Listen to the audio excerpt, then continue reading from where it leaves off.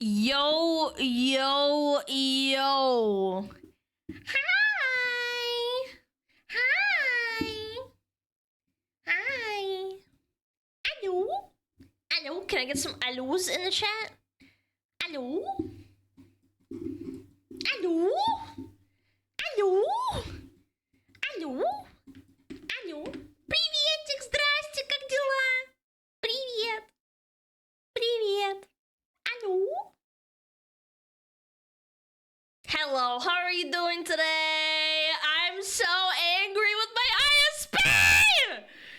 It seems to be fine, but we'll see. I literally ran a test for 4 hours after stream and I only had one blip and it was right at the start. Yeah. Surely Aboba with no lag. La? La? NA internet? No, man. I don't know. I've had really bad ISP with New Zealand and in Europe, man. It's like horrible. Hitting on the ISP again. Surprised? First time chatter. I'm surprised. Solar flare yesterday? Bros, it's the solar flare. I disagree. Hello? Chat tech support here. Don't mind me. Just checking the lag on stream. There's no lag, silly Billy. Attention shoppers, please evacuate now. I repeat, fucking Ruyuan. Why? What did I do? What am I, at Walmart? You wanna shoot me up? What's wrong with you? East Europe internet doesn't count. Yeah, I didn't live in Eastern Europe. I lived in an... I lived in a very privileged country, actually, with really good internet. Is Pippa here? No. No, Pippa's not here. She's going to turn into one of those astrology girls, blaming her problems on the stars. Yeah, it was a solar flare, bro. Chat, it's with great pleasure to announce that today is Crash Out Tuesday. Oh yeah, Tuesday. it is Tuesday, isn't it? Fuck, man. All of you to assume Pippa's awake? Yeah, I know! Good point. No, I think she is. I don't know, actually. I'm not... I used to kind of know her scheduled based on her tweets, but not anymore. Because I'm not a avid, like, 24/7 watcher. Yo, Regent! Thank you for the 25! Thank you! Thank you so much! I really appreciate it. Thank you. Guys, if you go to gift us a, please say thank you. Hello, senpai. How's it going? Hello. Oh my goodness. Rigged! T-Rocks. Thank you so much for the tier 2 for 2 months. Alana. Thank you. I appreciate it. Regid? What? I didn't say Regid. I said Regent. Did I not? Am I cooked? Chad, I'm running on 5 hours of sleep. I didn't sleep very well. It's okay. It's okay.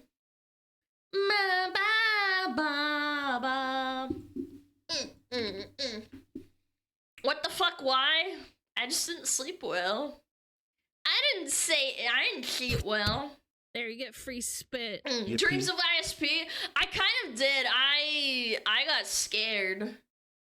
I got scared of like streaming, and then I would start lagging, and I didn't want to deal with it. Yap. My Fav Fox girl is back on. Thank Smiling you. face with hearts Thank you emoji. so much. Ridiculous. Thank you for the 5 months. I appreciate it.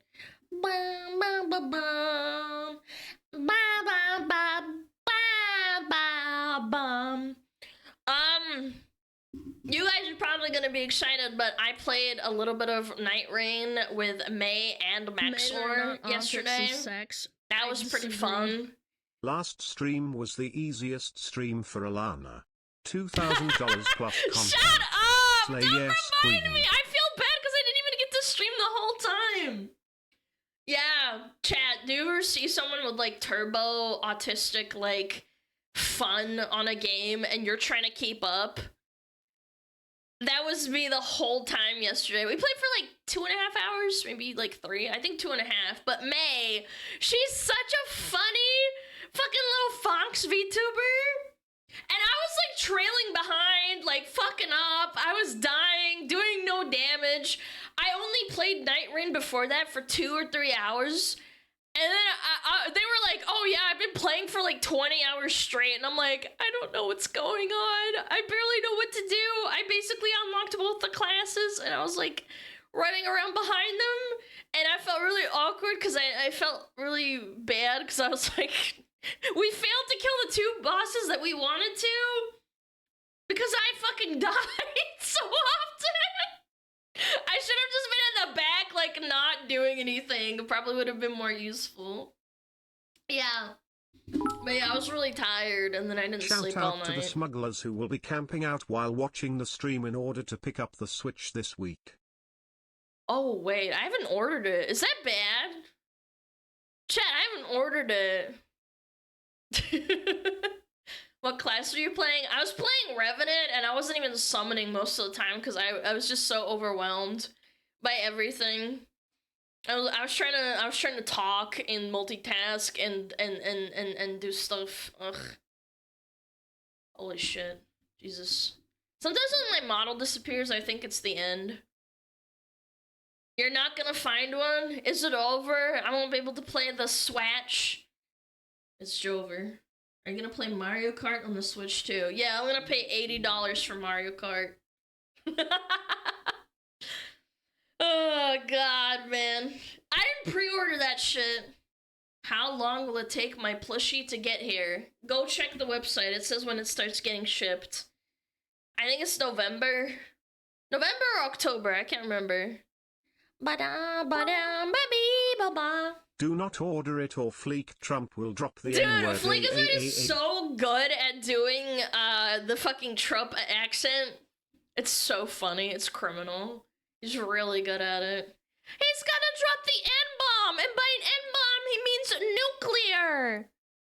Ba ba ba ba ba ba ba. I'm looking forward to SmugAlana Gamersub's doormat. Please don't use it as a doormat. I'll be very sad to see that if I ever walk along a street and then I see a fucking SmugAlana doormat. Ba-ba-ba. Yay, time for $90 physical games where you don't even own the game, just a license to download it. Yeah! Aren't you just happy to be a little consumer? Aren't you glad you're alive? Yay! Alana Shu admitted she watches you. We know this. I'd like to think we are acquaintances now at this point. Yeah, I think we know. I think I know. Smug fox woman. Ugh. Yo, Emperor, thank you 6 months in advance. Hopefully I don't get canceled in 6 months so you don't have to cry about getting a refund.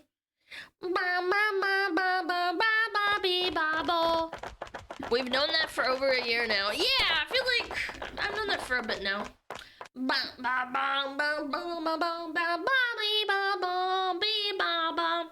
What is the good thing with living in EU? Nintendo can go to hell with that shit. Yeah, but then you can't consume slop, man. No consuming fucking slop. What game will you buy for the Switch 2? Bro, I'm not buying the Switch 2, man. Massive piss. I'm okay. I'll probably cave like later, but not now. Fire. Yo, Ubernate, thank you so much for the 4 months.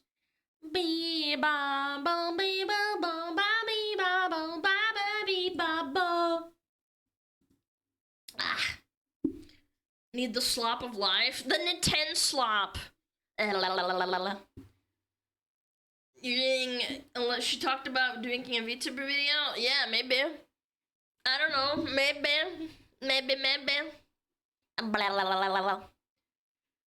I know I'll cave when the next Animal Crossing comes out, and you know damn well that it's going to suck fucking ass. Na na na na. I never had a dream come true. Rest in pepperoni for the scalpers who will sell the Switch 2 way past its normal price.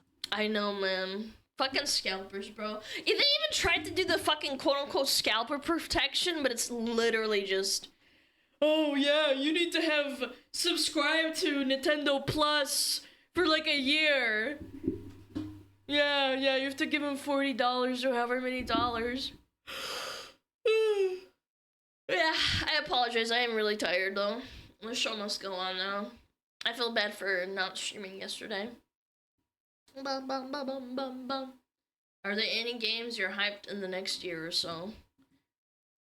Yeah, I would say Witcher, but then I saw the gameplay and it reminded me of God of War, where you're just like walking around and it's really irritating and it's not like free world exploring.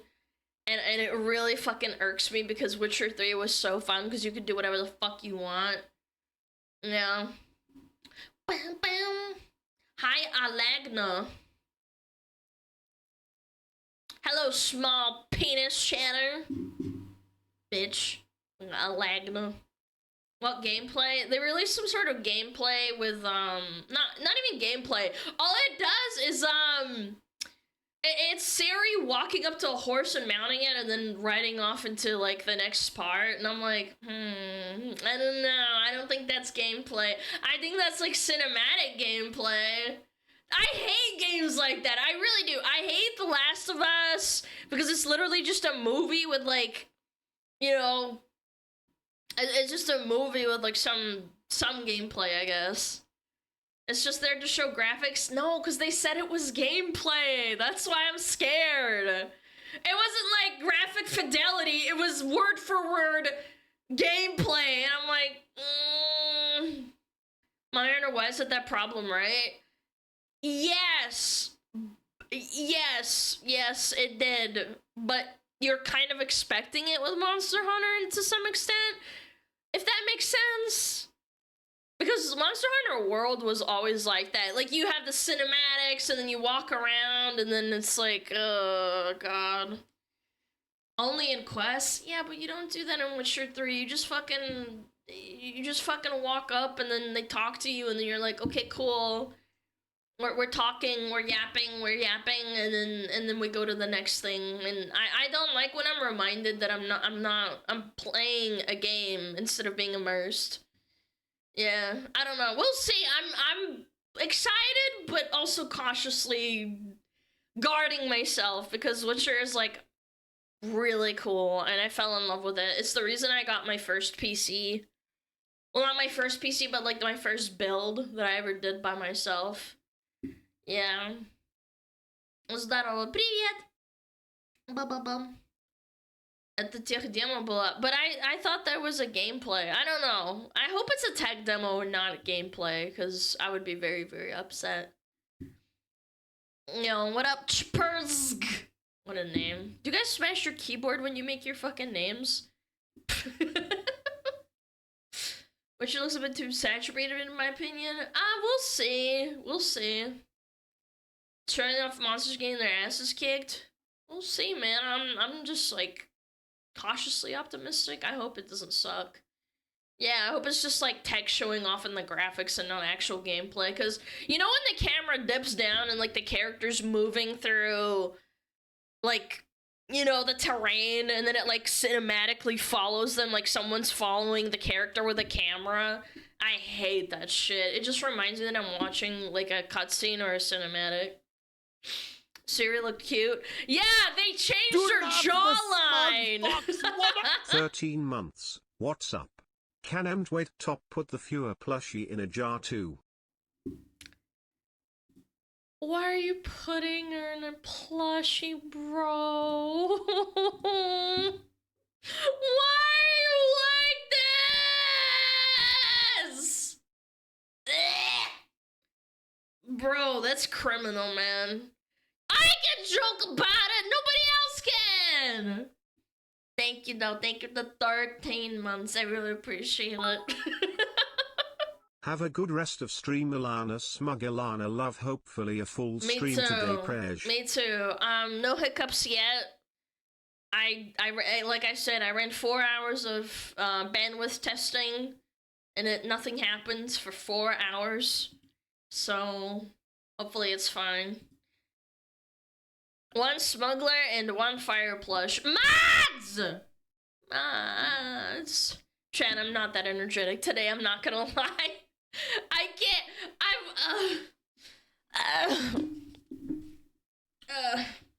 I'm feeling cooked today. PlayStation ran 4 hours with the call BS. Yeah, I ran it for like 3 or 4 hours. I can't remember. Men are not objects Chef, of stop sex. getting stuck on the details! Sadly, I think most of the lead developers from Witcher 3 left after the project. Yeah. Rule of thumb, follow developers not studios. I'm telling you, man, I don't have high hopes, Are but women maybe cringe? it's Yes. any better. Being on the woman makes you gagey. Do you recommend any fan merch? I need a new mousepad, but I don't need a titty mousepad. Well, we had a non-titty mouse pad, but you missed out. I'm sorry. We had it up probably like a month ago now. Yeah. There will be another merch drop in the future if you're willing to. Men are not objects of sex. I disagree. Shushing face emoji.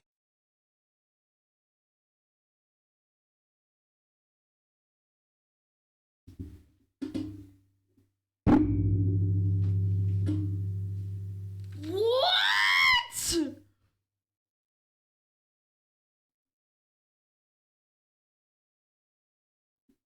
Bro, he's back. Bro paid you 500 to tell her to shut up.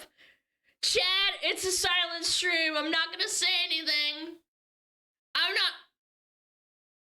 They said shushing face. I have to oblige. I disagree. Easy stream, easy life. Bro. Dude, imagine. Dude, what if he's the ISP? Dude, thank you so much. I don't even know what to say, man. After yesterday! Buh. Buh. What is wrong with you? You're way too kind. What the frick, man? What do you do for work? Watch VTubers.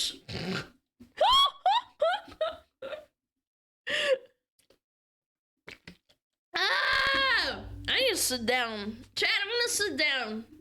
Oh my god. Ah!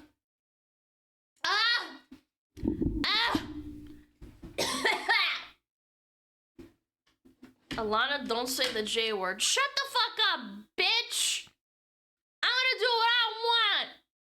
J? Jork? Jerkin? Job? Jizz? I don't even know what to say anymore. Ah! All the Big Macs. Yeah, I should start buying Big Macs for everyone in chat. That'll be fun. For $500? Michael Jordan! She's not sitting, she's just that short. Shut up! Shut up, shut up, shut up. I'm standing. Oh. Chat, why does this happen? I don't know why. Well, I just joined and I'm already deaf. Okay, I get a ticket and wait in line. I'm gonna be like the veteran committee where they like don't tell you that you can get insurance. I disagree. I don't work.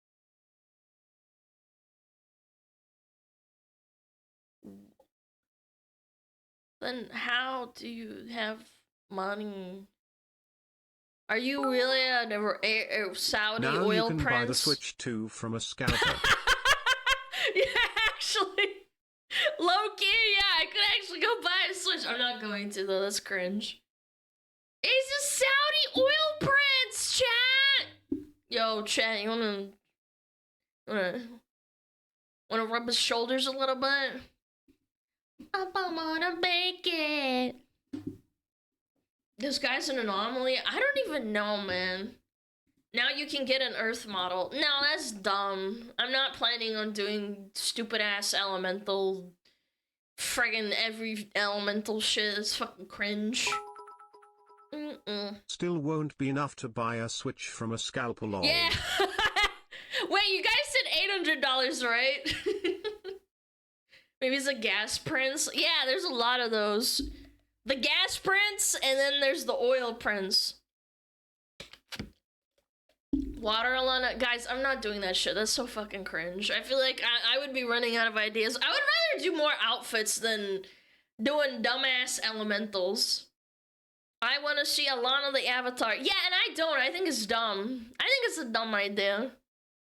Avatar Fox!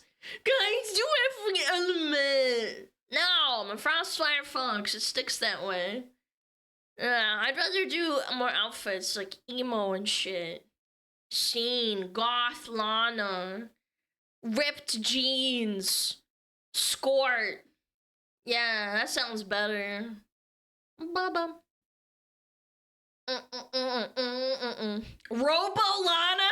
Men are not objects of sex. I disagree. I used to work. Buddy, you know TTS is $1, not 100! Oh my god, I'm gonna puke. Oh, I'm gonna be sick! You caught me on a really bad day. I'm like really sleep deprived. You used to work? Yeah, I bet. I hope you have that money. She raised TTS to 100? Dude, that would actually be so cruel.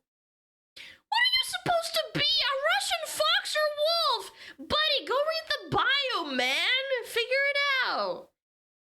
Oh my god. Men are not objects of sex. I disagree. San Antonio woman model when? Yeah, that's when I do a fucking reveal.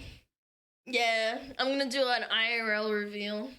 Mom, bada baby, Akuna Matata. A fucking Fortune 500 CEO? Probably! Some people do that. There's people who just lurk in streams and they have loads of money and they don't care and they're just like, boom, here you go, bitch. Did I hear Applebee's? I haven't been to an Applebee's in years. I think I went to a Chili's like a year ago.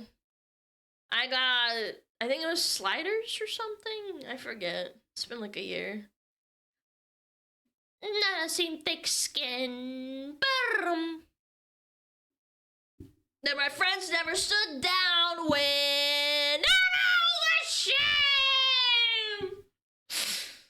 Is the pig on your head frozen? Yes.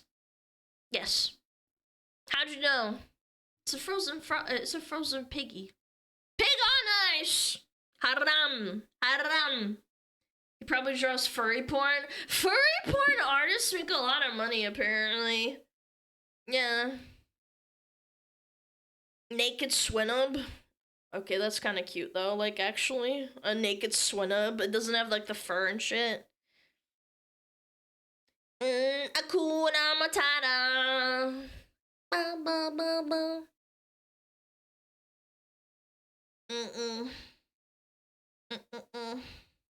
Akuna Matata. Sorry, I'm not super energetic today. Boom. Bam bam bam bam bam bam bam bam bam bam bam bam bam bam. If you weren't a streamer, what would you want to be? A streamer. What is all these 21 questions from this guy? Boom, boom, boom, da, boom.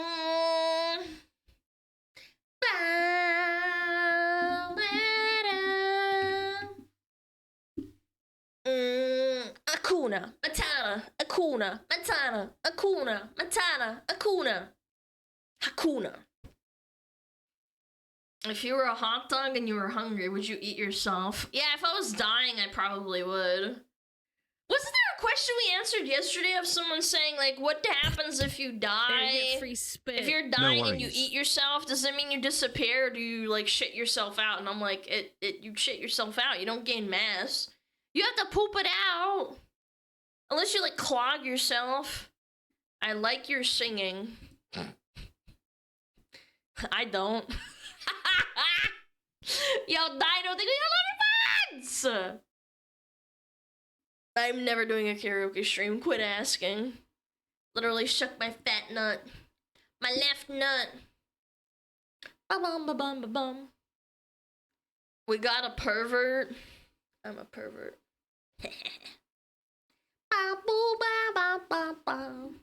What's next on the list of bullshit? I'm just glad I'm not lagging today. God damn it. Made me so pissed. Yeah, your radio stream was fun. Alana Spot lost your connection 5 minutes after you. Probably sit on our cable too. Yeah, I rolled over Spite's connection and made her disconnect. Bam boom bam boom bam boom bam boom bam boom bam boom bam. Baby girl, bum bum bum bum bum bum. Shan accepts all types of kinks here. No one is shunned away, except feet people. Feet people and armpit people get shamed. Hey Alana, did you ever play Warframe? No, I never found it super interesting. I played Guild Wars 2, Tree of Savior, I played a little bit of RuneScape, OSRS. I played Lost Ark, I played private servers of WoW before Classic WoW was out. I played Lord of the Rings Online a lot. What else did I play? There's a lot of MMOs. I played a little bit of WildStar, but I wasn't super into For your it. food. But you just... This guy gave 600 clams and then he just says, $50 for your food, man. SmugAlana fire dance, Thank SmugAlana you! fire dance, SmugAlana fire I don't know dance, what to SmugAlana say. fire dance. I really appreciate it. Oh yeah, I played BDO a lot. I have like 6,000 hours on that dog shit game. There's a couple of other ones. I forget. I'm so spaced out, I'm sorry. I'm really cooked. $50 with the Big Macs! What is that, like one Big Mac? Did you play Terra? No, I had friends that played a lot of Terra, but I didn't have a computer good enough to run that shit. Yeah, I didn't have a computer good enough to run Terra. I was very envious because all my friends were having fun on it.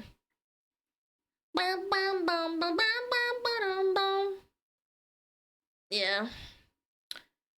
Yeah, I have 6,000 hours on BDO, but most of it's AFK because you have to leave your PC on overnight to like min-max shit. That was fucking insane.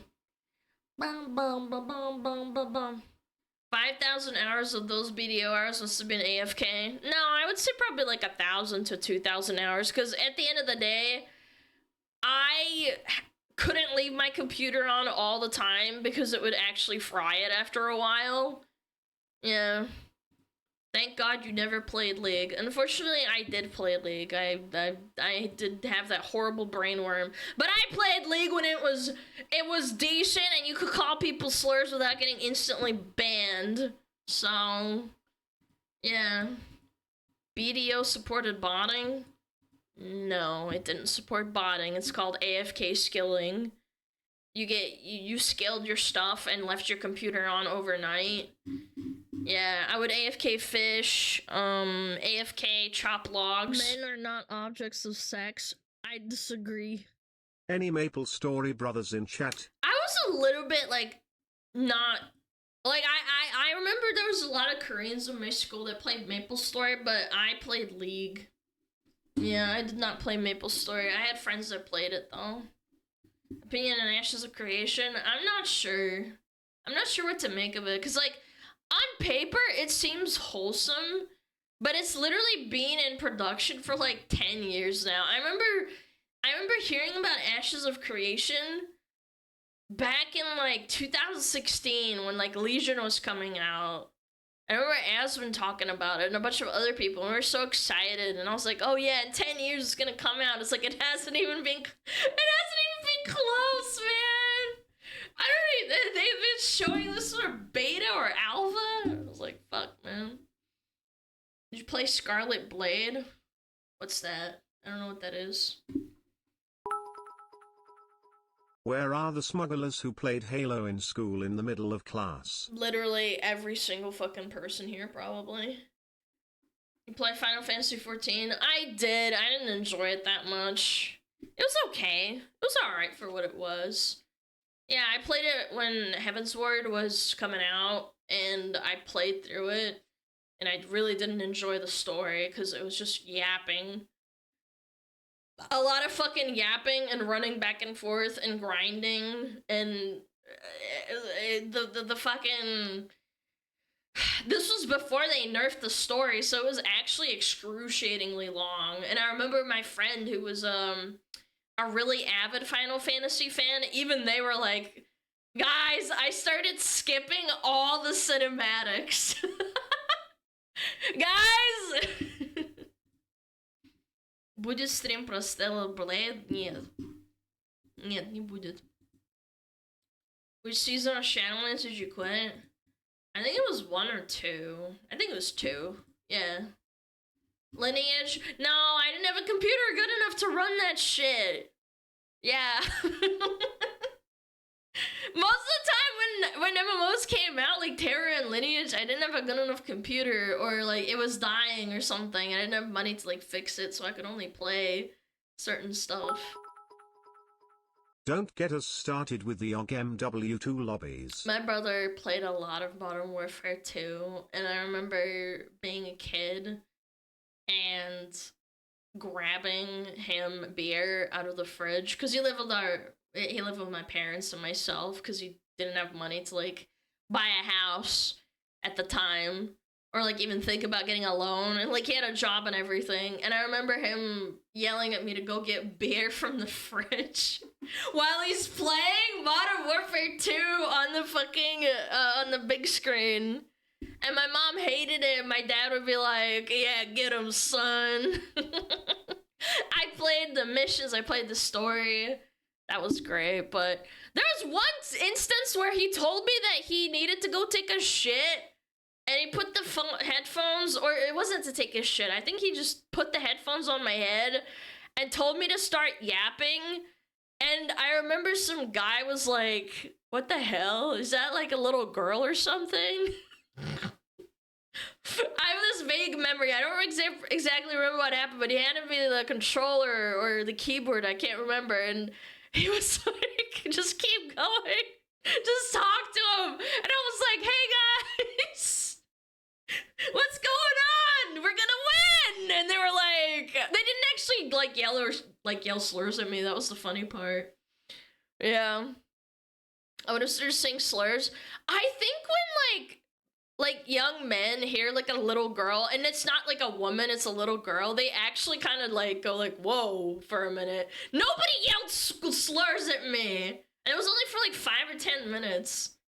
I don't remember much like at all, but I do remember it wasn't weird or silly. It's just like, hey, what's up? What are you doing? Where's your dad? And I'm like, yeah, it's just my brother playing. Yeah. We're like, what the fuck for them than seething? I think so, but it was on my core memories with my brother when he was playing Modern Warfare in like 2012 or 11 or 10. I can't remember. Sup, fellas? I used to play Counter-Strike. I remember the boys at my school. Alana, I heard you love Blast from the past. You lost the game.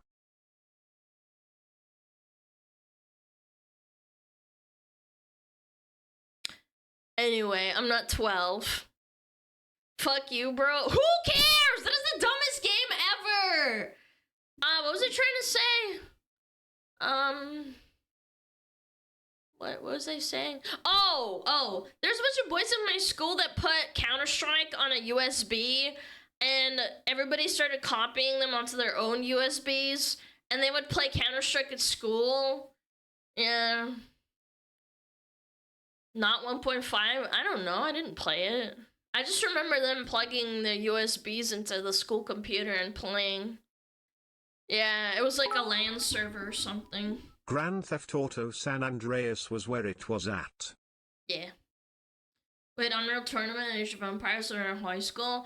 One of my core memories is that when I was a kid, my brother had a Toyota. Can't remember what fucking model it was, but he had one. I remember driving to a LAN cafe, and playing Unreal Tournament. And I was so happy, and I would beg him to go again, and he was like 20 something. And he's like, Alana, I'm not made of money. That shit's expensive. Because I would pay him after the first time. After the first time, I was like, that was awesome. Can we keep going? And he's like, Alana, I'm not made of money. I'm like, I have a job and shit. And I was like, but it was so cool. Please, can we do it again? So I started going to a LAN cafe, and that's how I found out about Left 4 Dead. That was awesome. Yeah.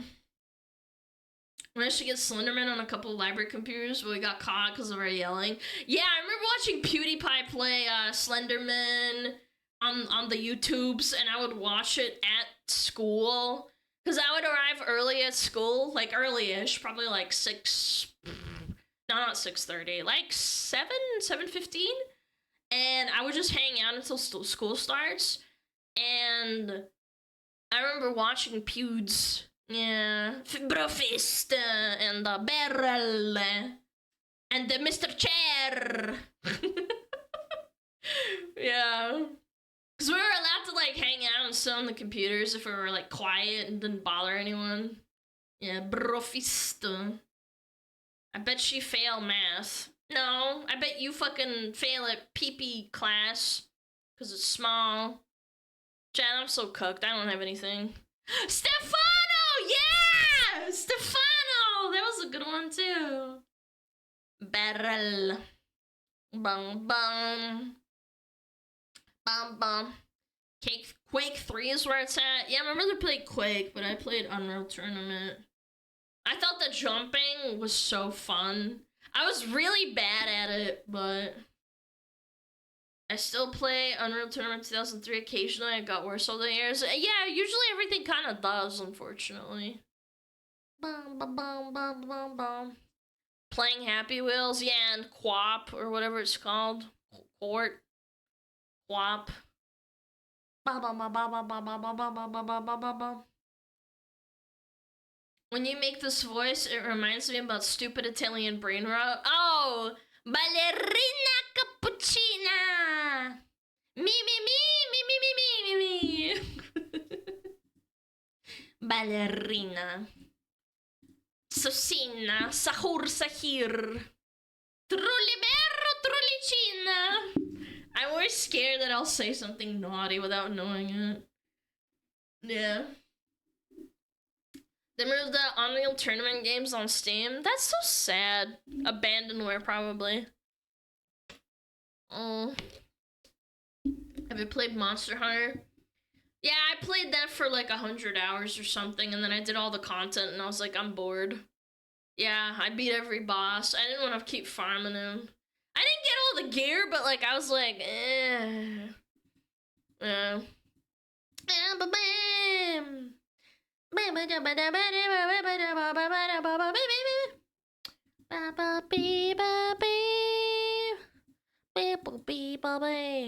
Oh, Michael Jackson.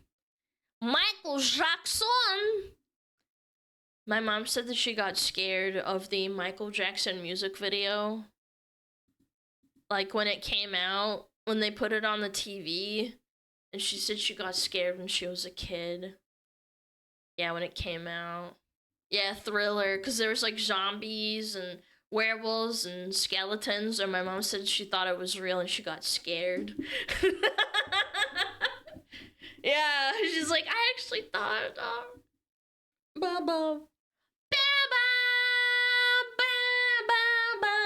yeah, skeleton pops out, they start dancing and shit. Alana, this is a new shoe video. I'm well aware. 500 other people have told me. I know. You're gonna be fine. We're gonna react to it at some point. Ba-dum bum bum bum bum. Mom and Alana both scaredy cats? Yeah, a little bit. I would say so. So I started playing Monster Hunter games because at some point you should end up collecting things, so what's the point now?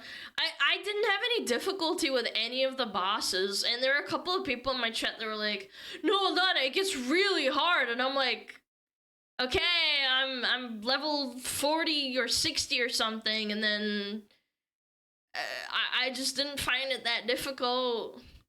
I soloed the fucking the black draggy, and he was really fun, but It only took me like 2-3 tries. I remember getting stuck on certain bosses in the older games for like fucking days, and I know I haven't improved since then.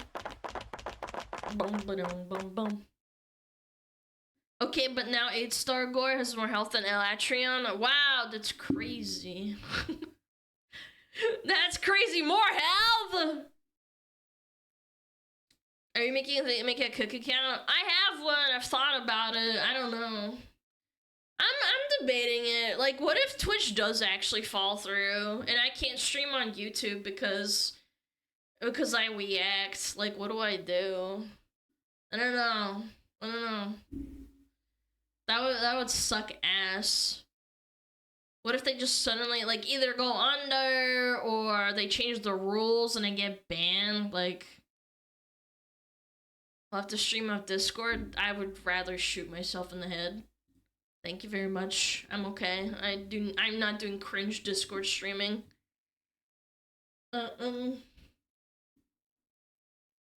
Have one so nobody can steal the name. Yeah, I literally just said I have an account. And besides, even if they do steal it, I could probably contact them and ask them nicely and be like, can you have it back? Yeah. There already is? Yes, it's mine! I just said! God damn it! It literally says smoke check real Alana count. Yeah, it's all me. It's mine. Don't worry, we're chilling.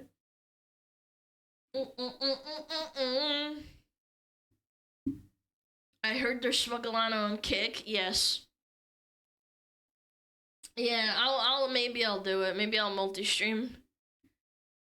I've been really on the fence about it because, like, I really don't like the idea of having more mods and stuff, but, Facebook gaming! No, thank you. I'm okay.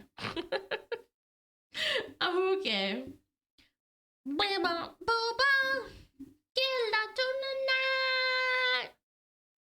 Tectone watches stuff on YouTube and he isn't complaining. That's awesome. I'm not Tectone. There is always Rumble LMAO. I would... Rumble, no. I'm okay. Rumble's cooked. Yeah. If you know Tectone, he said he was willing to help any streamer with multi-streaming. I've heard that many times from other people. I'll figure it out. If I have issues, I'll probably just figure it out myself. I don't like relying on other people. Bum, bum, bum, bum, bum, bum, bum. Kirishite multi-streams on YouTube and she reacts. Chat, I genuinely don't know how many times I have to tell you this. I literally listened to Asmongold yesterday explaining that he can't do YouTube as well because of copyright. It's not how it works. She doesn't react on YouTube. She looks at specific videos on Twitter that she can still probably get struck on. I'm also not Kirshe, and Kirshe's not me. Please stop comparing me to her directly. It's not nice. Okay? I love when we have these Starlink conversations and streaming service conversations. It's true, I know. Everyone's an expert.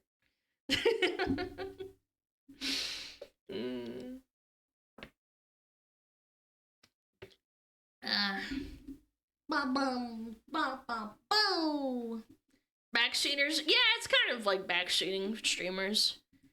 Yeah. YouTube is full of crazy elephants. I would probably have to, like, split days where I do, like, reacting on Reddit, on, like, Kick or something. And then stream on Twitch, like, normally, and do, like, reacts. If I had to guess. I don't know, it's just, like, just a thought. What's the game plan today? Just the usual commentary react. Yeah, nothing real, nothing too bad. Twitch is cringe. YouTube is cringe too. I've been suppressed for 3 months now. Hey Stinky, good to see you running in double-digit FPS. How are you doing today? I don't know yet. I hope that it stays that way. I think someone was saying it's a solar flare. What do you mean content? Just yapping? Yeah, bro. It's just yapping, bros.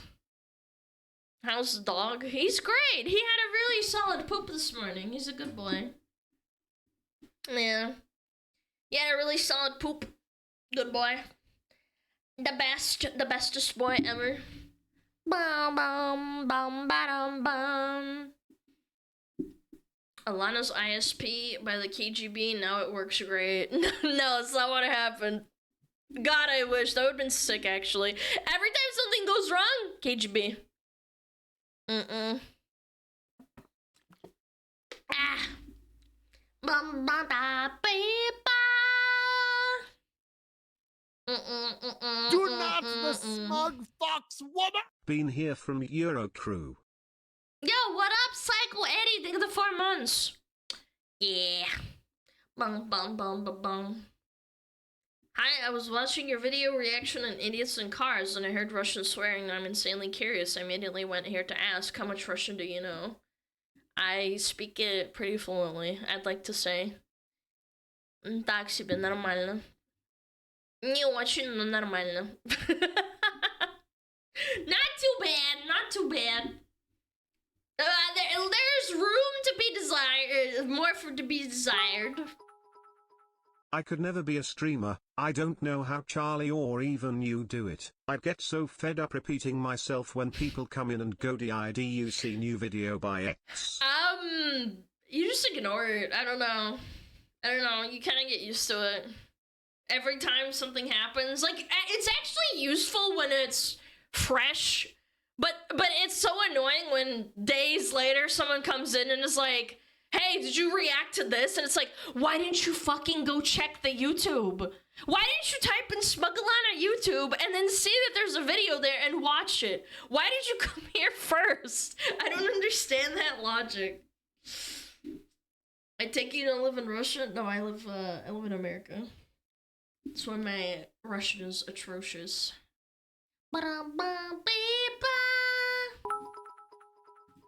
Twitch is getting sued apparently. They've been like talking about getting fucking sued for days. Twitch is finally getting sued. Is it Techdown? Yappin? Where's the suing?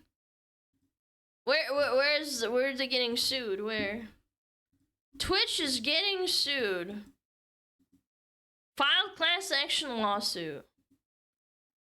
Filed class action lawsuit against Twitch Interactive that claims that they unfairly restrict user speech, just criticizing the platform, and seeks to declare them invalid while requesting damages for California users since 2020.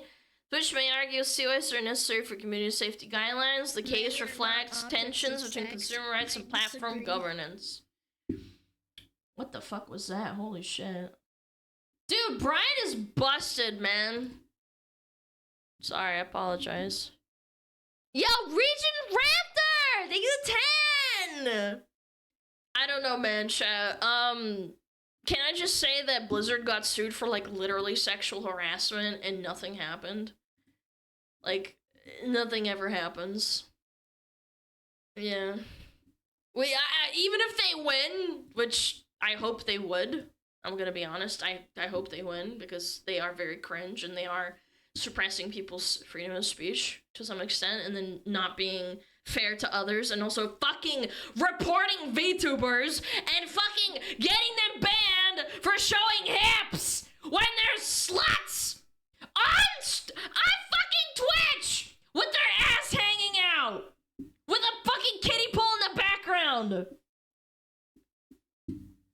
I want to be a slut too and fucking show off my hips, but I'd get banned. Look, if you want to be a slut, that's fine. If I want to be a slut, it's not fine, okay? Like, come on. Come the fuck on. That's like my biggest gripe, is that the moderation is uneven. Okay, like, someone fucked up and they said something fucking retarded. Okay, they got banned. I get it. Fine. Whatever. But this is a double standard! Yeah. VTubers are kind of cringe. Yeah, and showing your ass off in hot pools and hot tub section is also cringe. We're all cringe. Just let us be cringe. Let every woman be cringe. Let them be free. Yeah. But like I said, I don't know. I don't know. I hope they win with, let's be real, best of ends in a settlement. Yeah, nothing's really gonna change. Maybe like a policy changes or something? Showing Alana's 400-pound cellulite mountains on stream would be a crime against No, humanity. you just know some guy would beat their schmeat to that. That'd be so hot. Oh my god. Blown up Alana with Big Mac sauce all over her. That's so hot. Ban all women equally. Honestly strong. I'll take that. Bum bum bum. Beep beep beep.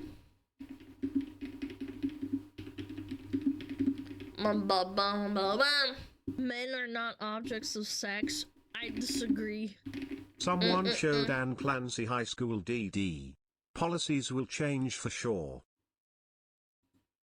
High school DD is not even that bad. I don't know. I feel like. Sorry, I'm trying to look something up. About the, what is it called? Them being sued? I don't know, people have been talking about them being women sued for cringe? like, Yes. for like months Being now. with a woman makes you gagey.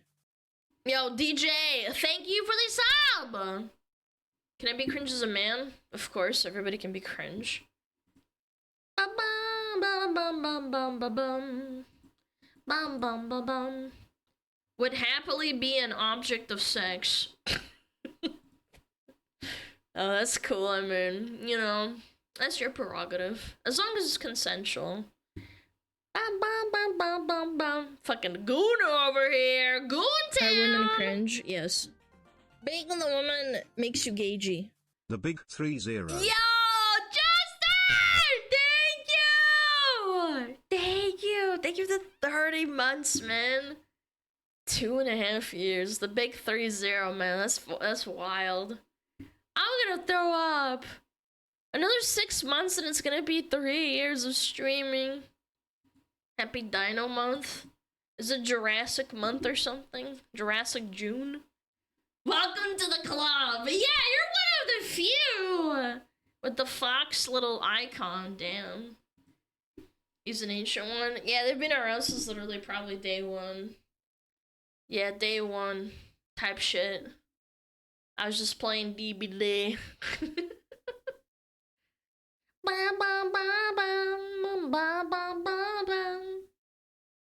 Type shit, yeah, that's right.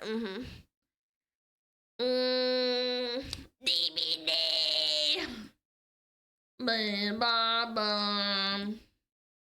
Where's the med kit? Is it here?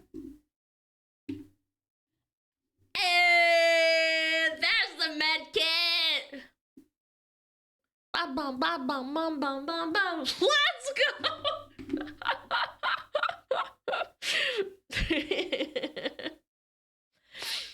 Alana, do you have a hidden talent? I used to be able to do a pretty good donkey impression. Wait. No, it's not good anymore.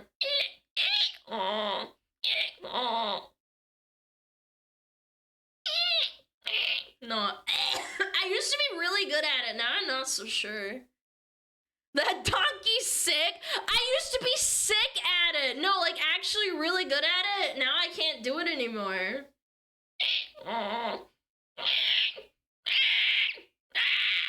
Maybe like a velociraptor? Wait.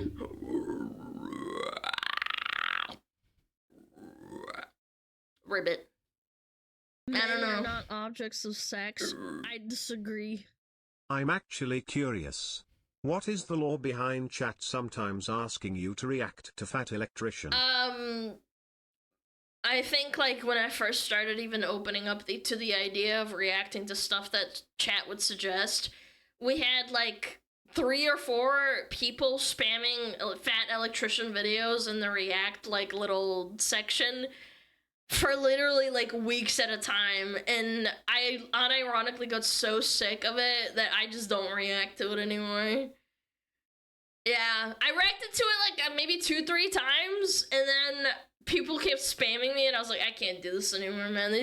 It's just the same shit all over and over again. And the videos are really long usually too. And they're like, please, Alana. They'd email me too. They're like, please react to Fat Electrician. I'm like, oh my god, man.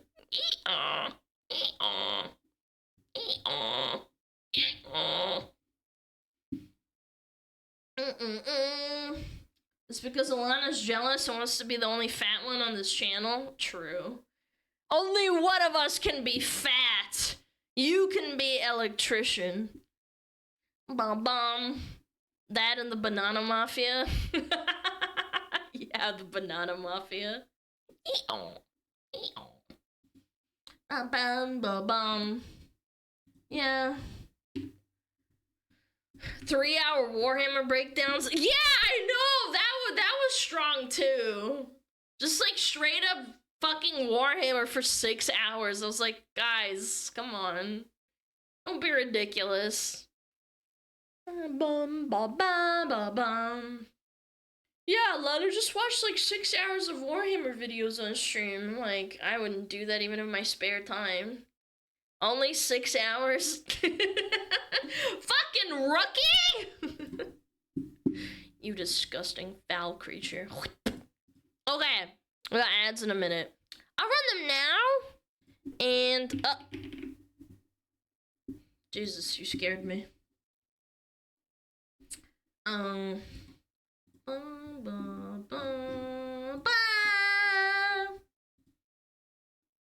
Let me turn on Metapod. Metapod used Harden. One whole stream for one video. Yeah, I'm good. I don't have that attention span, bro. I've actually watched 6-hour like breakdowns of like certain things I like, but at the same time, I feel like I have a distraction problem and I need to take breaks in between doing other stuff to like enjoy it. Or I can put it on if I'm cleaning or something. Yeah, like if I'm cleaning and I'm busy and I'm doing something, then I can watch like all in one go. But like sitting on in my chair on YouTube and just watching it, I just can't do it. I'll fucking die. I will explode. Okay, we got ads. So I'm gonna leave you guys unsupervised. Don't do anything I would do. I'll be right back.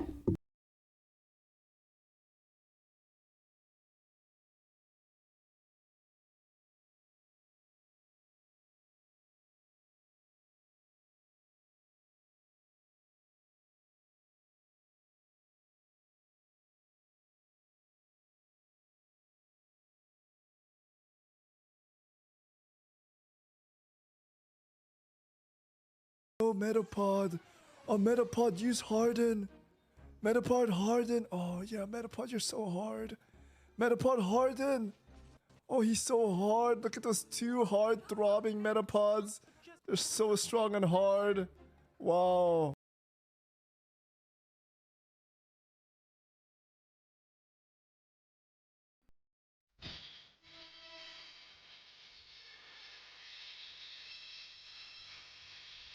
Thiên上太阳风风空空哎，心中的太阳是毛泽东哎，他领导我们的解放哎，人民翻身当家做主人，哎呀自由哎呀呀自由啊，人民翻身当家做主人。Why are you so good at this? It's my language, man. What are you doing?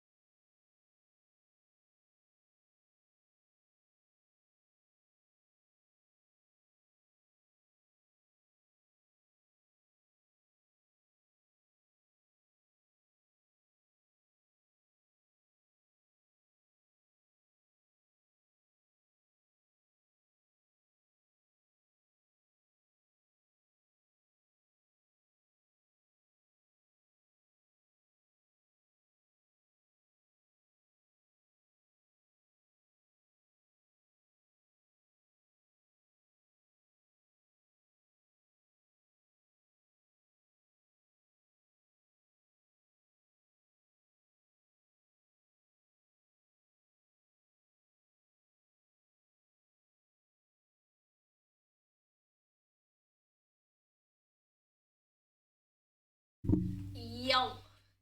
Yo. Yo. Yo. What's up?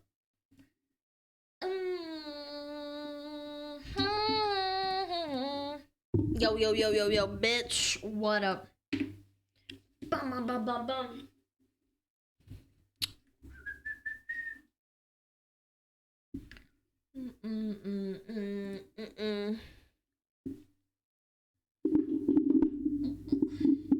Rozpugała всех, да.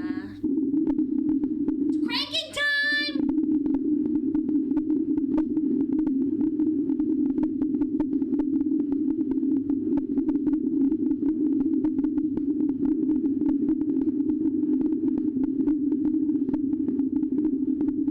Can I do it without fucking it up?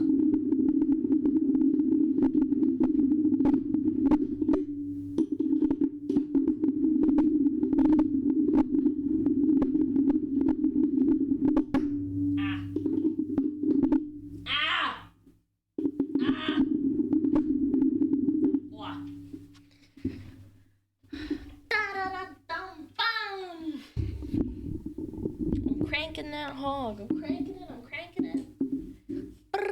Bow. I'm lost. What's the cranking for? Your hog. Your meat. Your meat. Chat. Your meat.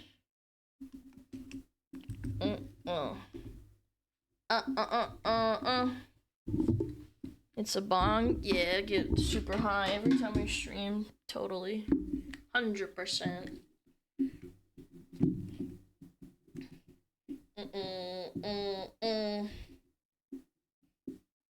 That's the sound for jorking it. Yeah. Yeah. That's me. Now all I do is dance. I didn't know this song was about Afghanistan. Gorilla's Clint Eastwood, right? No.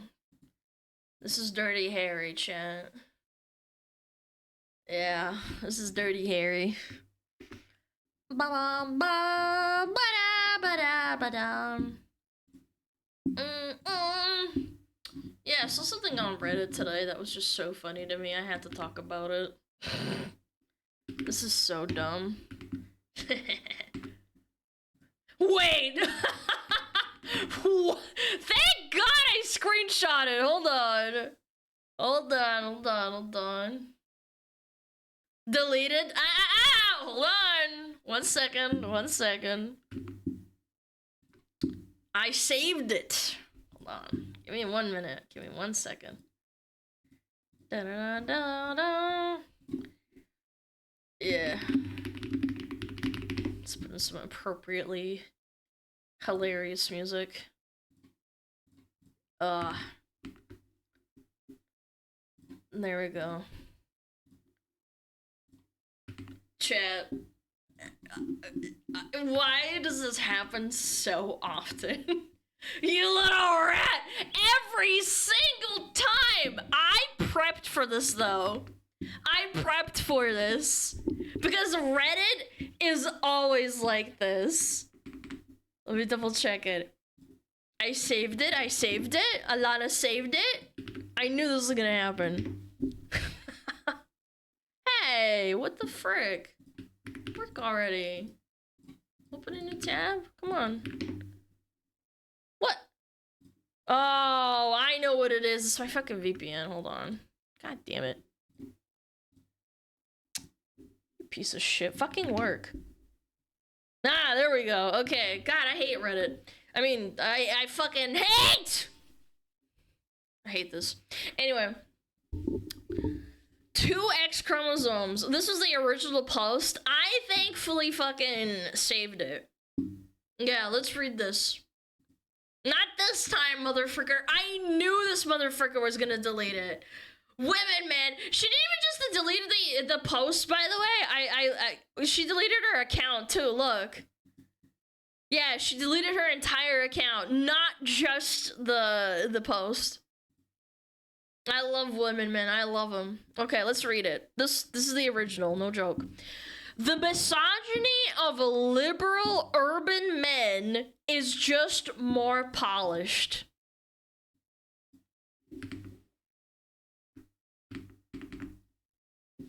you mean by that? What do you mean by that? There's this weird superiority complex among many urban educated men in my country. They love to pretend they're more progressive than rural or traditional men. But when conversations about patriarchy, equal pay, or gender roles comes up, their mindset really shows. Some will say straight up, women don't deserve equal pay because they take more leave or don't work as hard. This can't be real. This cannot be real. What are we smoking, man? Others act like the gender pay gap is a myth or argue that women have it easier these days. Oh my god. It's all performative. Fluent English liberal talk, but the same old sexism underneath. Anyone else notice this? There's literally no winning. Dude, this actually sounds so mentally ill to me. Chat, this is the mental illness of Karens. Do you see this? Even if you're a liberal dude, a liberal man, that's not good enough now for this schizo. It's not good enough! You need to literally be bowing in front of them, kissing their toes, kissing their feet. I take that back. Actually, some of you would enjoy that. But regardless, it blows my mind that Karens like this can't even come to terms that it's okay to have a difference of opinion. It's like, they don't want a husband. They want a yes man that agrees with every single one of their, like, fleeting emotional opinions. It's so sad. This thought process will basically assure that you become a lonely, sexless cat lady who's permanently, unhappy. Cringe, yes. Being the woman makes you gagey. Oopsies. Sorry. Yo, Operator Grable, thank you for that. Prime! Yes, ma'am. Of course, ma'am. Anything you say, ma'am. You disagree with me? You're dead to me. Thank God I saved this post. Yeah. There's a female supremacist subreddit. You should see what's going on in there. I don't know, man. I don't even want to look at it. It's probably just rage bait at this point. This is, like, actually genuine, though. And it's funny because when they get called out on their stupidity, they usually just delete their account or delete the post. Alana, they're probably a raging lesbian. I disagree. I've met a lot of women in the past that have this kind of sentiment. Maybe not, like, to this extent. Maybe not this extreme where they start getting into arguments. There are a lot of straight women that think like this, unironically. And I love this part. It's like, but when the conversations about patriarchy, equal pay, and gender roles comes up, their real mindset shows. And I'm like, yes, honey, the mindset of being grounded in fucking reality, man. What are we talking about? Oh, I didn't have music up. Oops. Now you guys can hear it. Oopsies. Dude, it's pathetic, man. It's pathetic. You live in the best time frame for women in the entire history of the world. You are insanely well off compared to 50 years ago, where people would basically drug women and beat them, and there was a lot of domestic violence. And you know, this is being written by a woman in the West somewhere, too. Like, I wouldn't be able to be a VTuber 50 years ago, even if VTubing was possible. Yeah. And yet you still can't even bring yourself to be, like, honest enough to admit that the patriarchy and gender pay gap is literally a lie. It's just crazy to me. I don't know how these people live their life like this. Why is this woman talking? Women! Muted. Now that women just drug themselves, SSRIs and such. Yeah, no, like, actually, they used to do that, like, you know, if your woman's being a bitch, you should give her drugs, right? Like, that used to be a thing with doctors. In some countries, you're not even allowed to go outside without a male escort, like your brother, father, or, your husband or whatever. Yeah, I don't know, I feel pretty privileged that I can go outside and, live my life. And by the way, for those of you who don't know, I'll give a tiny quick explanation on the pay gap. These women think that there's a gender pay gap because if you are all working men and women in this country, men make more money. They think it's because men get paid more, but it's not. It's because women choose to be the nurses and waitresses and men choose to be the engineers and truck drivers and electricians. And the jobs men choose pay more. But if you compare men and women in any field working the same jobs, it's literally the same. They make the same. We've been over it like a million times at this point. I can name it off the top of my head. If employers could get away with paying women less for this job, they'd hire only women. It would make the most logical sense. The Corpo Borpo would be like, ah, yes, of course, I will take advantage of this. Yeah, this makes perfect sense. It's totally real, though, of course. And to top it off, chat, I remember when I worked a job where there was a lot of females in the, you know, in the space, right?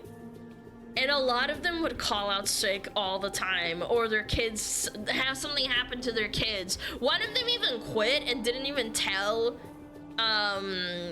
corporate that they quit. They just stopped showing up. Just unironically. I only ever heard that from one other person. It was a guy, and the other two people that did that were chicks. Again, anecdotal, of course, but I'm just saying, like, my personal experience, yeah. Generally speaking, women are the ones taking more off of work than men. Also, women don't deserve equal pay. Based, they don't. I'm kidding, chat. I'm kidding. I'm kidding. But really, it's entirely, like, profession-based. Does a woman who works slower and is less strong than a man deserves to make some money in construction and then get the job done in less amount of time? Like, do they really deserve the same amount of pay? I would probably take into account, just based on not male versus women, just on a productivity level, I would say, yeah, the person who does more work and is stronger and works longer hours deserves more pay.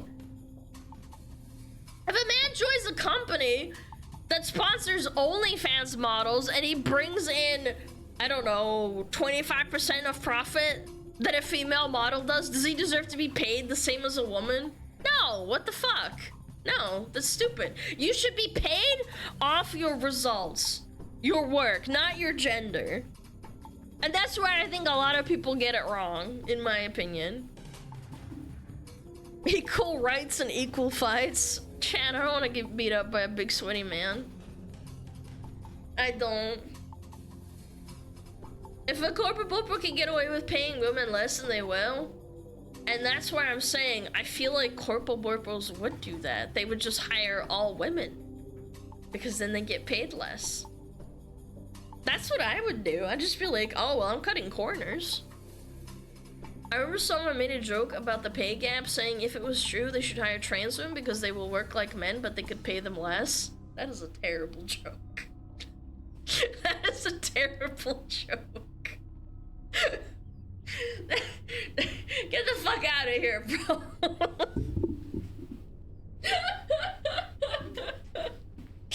No, for real though, jokes aside, I genuinely, it's just like, I would do that if I was a Corpo Borpo and I wanted to squeeze profit. I would just hire everyone to be a woman and then just pay them less if that was true.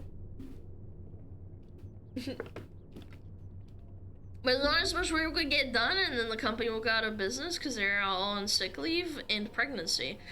That's another thing. I don't know how it works in other countries, but it's kind of complicated with how, like, in some countries you get a lot more pregnancy leave, but you don't get paid. Some do get paid. In America, I don't fucking know how it works. Like, I just don't know. I know that America has one of the worst pregnancy leave times out of the entire, like, Western civilization. You know, if they get away paying minimum wage and give you a 10-cent yearly raise, they would get on board for hiring women. Well, we see that in the video game industry, but only the video game industry. Like, imagine, what if you hire all female doctors? Or, like, all female nurses, not a single man? Why would you ever hire a man if they're just gonna get paid more? Like, you'd be losing money as a corpa borpa. Surely the comments will educate this woman and we'll all come to understanding that men aren't out to get her. Let's see, actually. I was gonna say, we should take a look at the comments. Okay, top comment.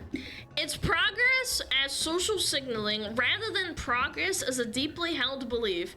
You may as well be asking them if they like band X or read book Y. They really don't care. Who the... So every man is virtue signaling when they say they unironically love women? Yes, some people do virtue signal just to get women. Yes, of course, but not every man is like this. They're broad stroke brushing it. That's why it sucks. People will say things that they're supposed to say as part of their in-group. These people usually don't put much effort into hiding that they don't care. After all, it's just pretense. They don't expect others to deeply care about these things either. Usually they'll reveal their lack of care pretty quickly. But you can identify them by pressing a bit, not by testing their knowledge, because they'll take that as a threat, but by simply getting them to talk about what they think liberalism or feminism has gone wrong. So... having an opinion on what feminism and liberalism has done wrong means that you're not actually a liberal or a feminist? Yeah. I don't understand. Yeah, you have to agree with everything. Like, I think feminism has come a long way because I have the ability to be a VTuber and I'm allowed to go outside without a male supervising me, because that's what feminism did. That's... I'm allowed to vote. I'm allowed to drive a car. Yeah. Absolutely liberal misogynist. Liberal... What? Whoa! Liberal misogynist! Like to think they're progressive, then they do the same as slut-shaming, mansplaining, oh my god, microaggressions, there's that word, and whiny entitlement to sex. Chad, if you ask for sex from your girlfriend, you're entitled. Chad, if you're one of those people that ask for sex from your beautiful girlfriend, you're a piece of shit. That's all I'm saying. And the girlfriend wife as right-wingers only, it has a more obnoxious veneer to it.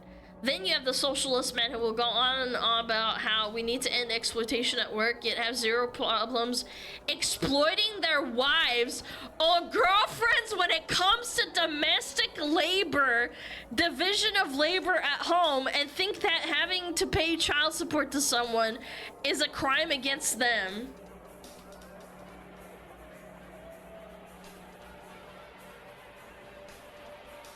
Look, all I'm saying is that I feel like the proportion of women that pay child support is significantly lower than the men that pay child support to women. Proportionally, like, what? Take it from a leftist old hag! Whoa! I should have finished reading, whoa! Whoa! Whoa, are you a VTuber perhaps? Oh my god. Some of your biggest red flags are men who call themselves feminists and those who make a really big show out of, aw shucks, I'm just a cis-het white guy with a desk job, instead of actually using their privilege in a meaningful way. They're seeing brownie points from women instead of holding other men accountable, not backing up women in situations where it matters. Bro, these hypotheticals are fucking killing me. Alana, did you write this? No, I did not write this. I did not write this at all. Alana Alt, bro, I love men and women. I'm not a hater of men and women. It's just funny seeing these mentally ill freaks, man. But it says hag. She didn't say she was 400 pounds. Yeah, that's an important thing that she left out. It's definitely not me. Oh my god, and they keep replying to this. It sounds like you and I are from the same country, part of the world. I work in a non-profit sector. I would have expected men in this field to be more socially aware of the world they live in. One colleague literally made jokes about urban women who march for their rights, saying all they do with their lives is chill at home and go shopping. Sir, you are literally working on a project that's supposed to uplift women. You have 2 children that your wife looks after, and then your team leader, me, is a working woman. Really? I'm actually gonna freak out. What the fuck? Oh my fucking god! The audacity! Sir, do you see what the hell is going on in the world? The women are fucking exhausted and fed up. Yeah, they'd probably be chilling at home and shopping instead of protesting for their goddamn bodily autonomy, not to be turned into a living dead incubator like what's happening in Georgia. I bet it's gonna be you few months or until a year before this guy's just moping on his wife left him over nothing, since he's probably giving her a massive mental load with that mental attitude. I don't... Chat, I genuinely feel like a lot of these girls have so many problems that I feel like they just think they have, but they really don't. A lot of this sounds very personal. Well, it's Reddit. Of course it's gonna get personal. Like, the whole this guy's gonna get divorced is like crazy to me. I've noticed this, and the thing with liberal men is I think a lot of them genuinely think they've learned it all about feminism and are therefore not open to hearing and learning more. They seem to think that not abusing women themselves is the bar when that's the minimum. Chat, if you abuse me in chat, if you abuse me in chat, you're a hater of women. You hear that? That's the bare minimum. You should not be abusing me. I can't, man. You want a family, you must mean you want a female sex slave? Yes, this very top one, where is it? Yes, when it comes to domestic labor division of labor at home and thinking you have to pay child support is some crime against them. Yes, because there's many stories of men getting screwed over. It's literally countless at this point. In the last 30 years, the divorce rates have shot through the roof. And people crying about labor division at home somehow. You do things out of the love of your spouse or your girlfriend or your partner, or whatever the fuck you want to call it. Why is it like this? Why do you have to say division of labor at home? Like, just do some chores. It doesn't have to be divvied up like a fucking calendar year. It's just crazy. I'm gonna read one more. My fave is women have it so easy from men who think they are progressive. Shows to me they look down on women, actively think women have some secret upper hand they don't, and resent women because of some hidden perceived slight. Women 50 years ago used to get beaten for not having the dinner ready at the table or not disciplining the kids to be quiet when the husbands come home. I feel like people memory hole like actual domestic violence that used to happen on the regular basis. I don't know why anyone thinks this is be easier than the other, unless some trust fund baby you don't have shit easier. No, I agree, absolutely. I think both sides have it hard, but like saying that women don't have it easier or saying that they have it easy. It's like, yes, actually, you do have it easy compared to 50 years ago or even 100 years ago. You have it a lot easier. It's undisputable or indisputable. I see traditional family as an extremely torturous prison. Yeah. Yeah. Or compared to some countries now. Yes! Yes! Like I brought it up in Afghanistan or some other country in the Middle East, you're not allowed to... You're literally not allowed to drive without, like, supervision or something. There's a lot worse things in life than being a woman in a Western setting. Easier compared to men is the argument she's referencing? I would still say it's a lot easier because the expectation now for women in today's day and age is that you sit at home still and you're taking care of it. The women that want to build careers are the ones that want to go and do that. I would rather stay home and take care of children or something. I don't want to go outside. I don't want to fucking talk to people. I fucking hate that shit. I really truly do. I hate talking to people. Some people fail to understand that a 9 to 5 is actually really fucking boring and stupid and draining.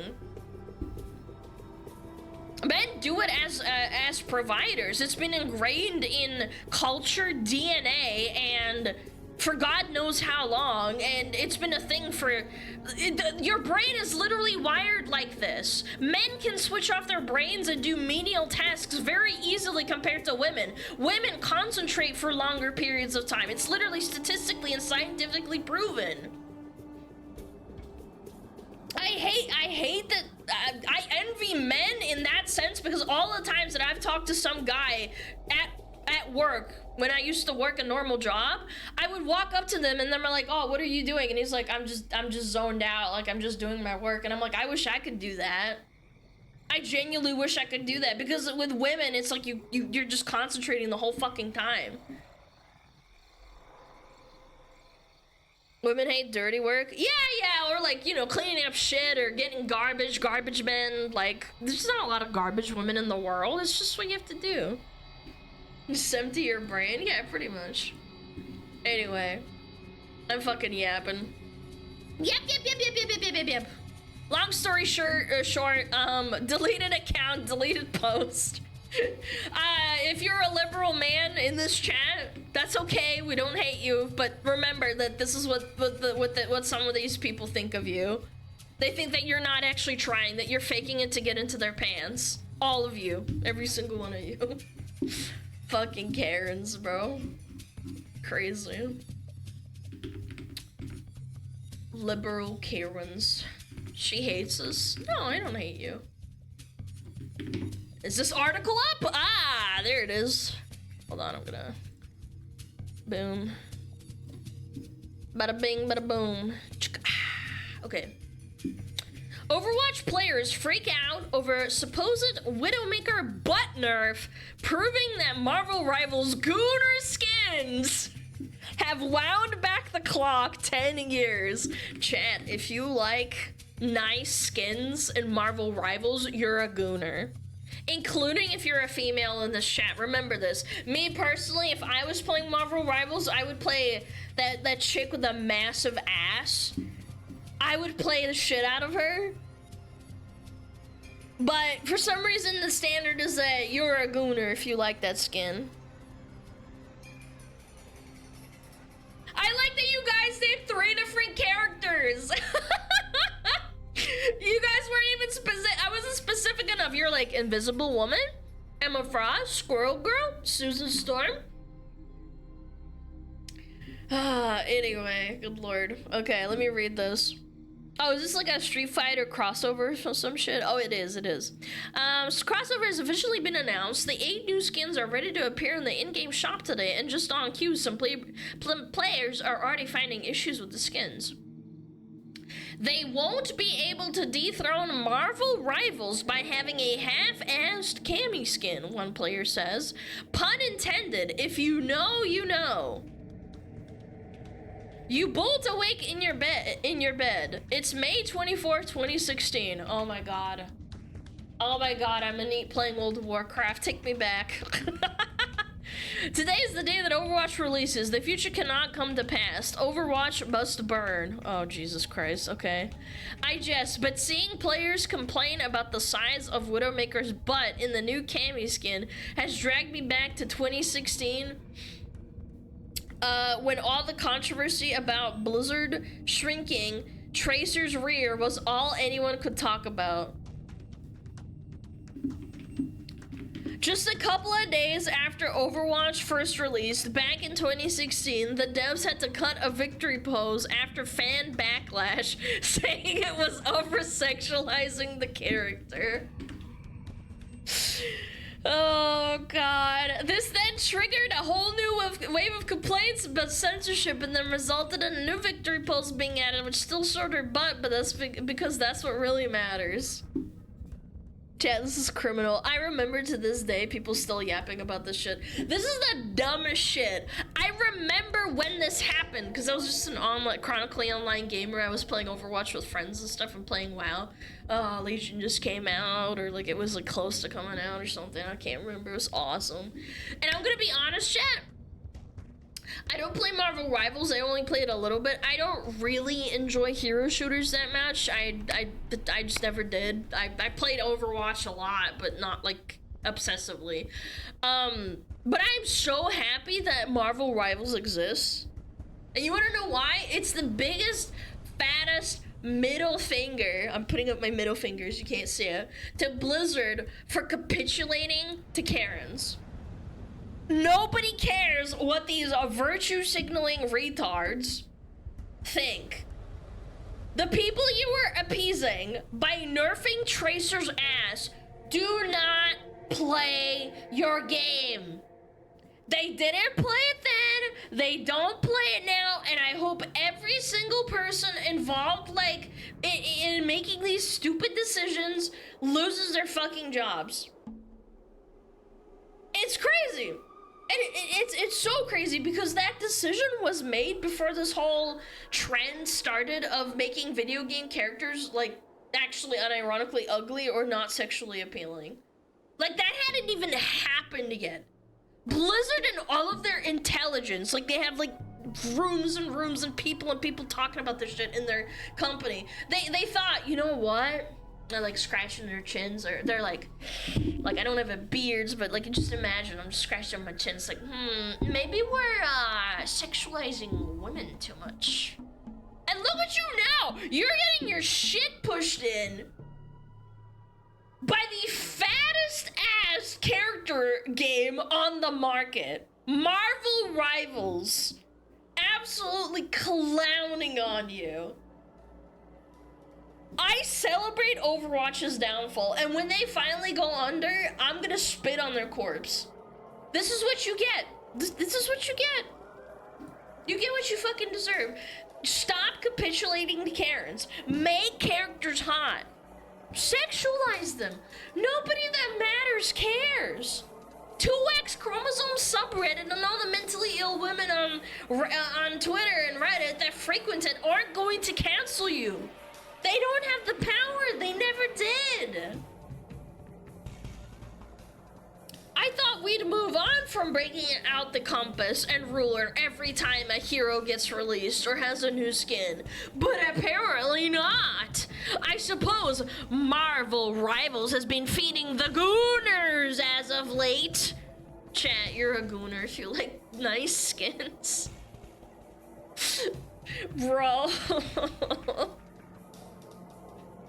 The Rocket Raccoonussi. No, chat, not the Raccoonussi, the women that are hot.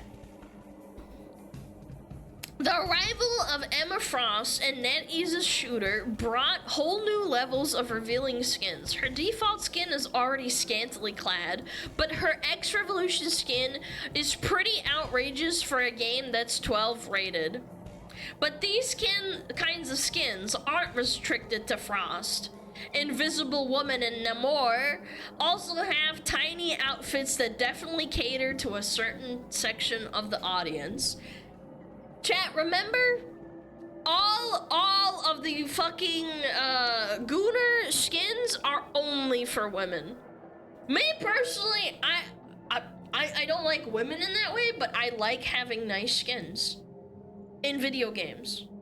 I dress up, I transmog my WoW characters and make them look hot. It's just how it is.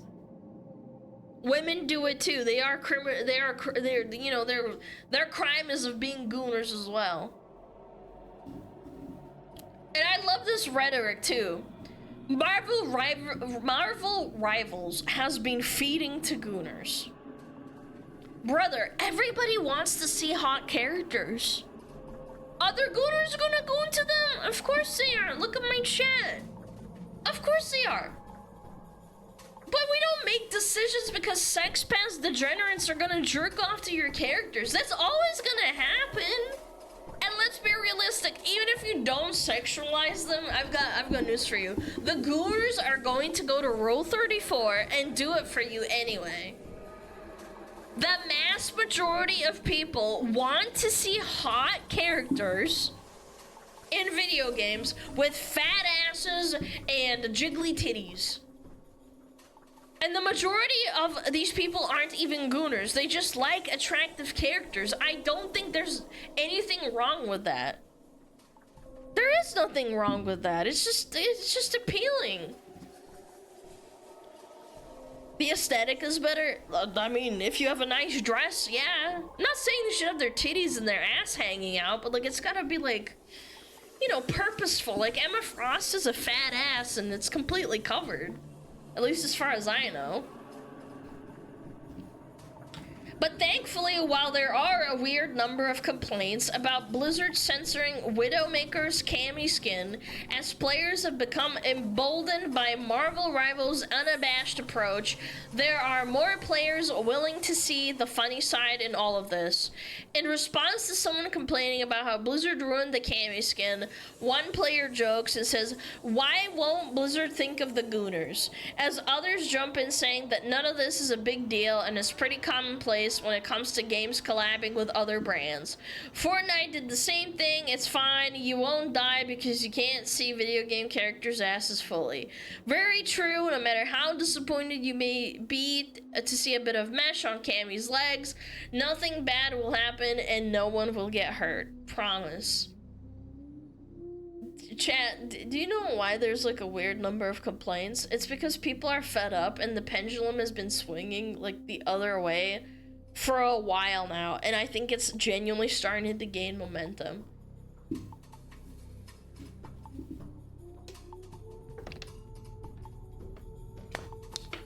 The whiplash effect, yeah. You're gonna look all fit and toned fighting crime all the time, they're just normal bodies. I mean, just make the characters hot, I don't know. People are being sick of, like they're being pushed and they're so sick of being told that they're misogynist and they hate women and that they're gooners because they prefer to see attractive characters on the screen. Every time somebody says it, another person agrees and we're just gonna keep going. And guess what? And guess what, chat? Now that Marvel Rivals exists and there's actually competition for Overwatch, you're gonna start to see some changes. Because people are really good at voting with their wallets, and more people are going to keep swapping over to Marvel Rivals, and eventually, just like DEI, Blizzard will drop all the bullshit was trying to appease these retards that don't even play their game. It's probably already too late at this point, but I feel like the ship has already sailed, chat, because Marvel Rivals is here to stay, and if anything, Overwatch has been dying slowly. They've just been hemorrhaging. Like, only time will tell, but I'm just saying, there's a reason why this is happening.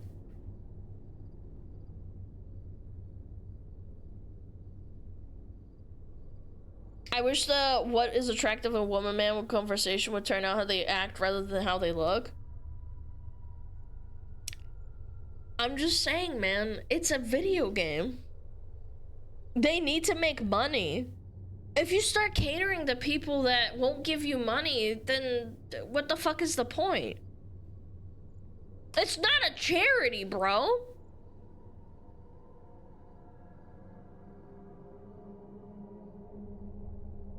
Overwatch 3 will fix everything. Yeah. Meanwhile, twerking Venom. That's a good point. Gates of Olympus or Starlight Princess. I don't know what that is. You're virtue signaling to people who want to support you every single time, man.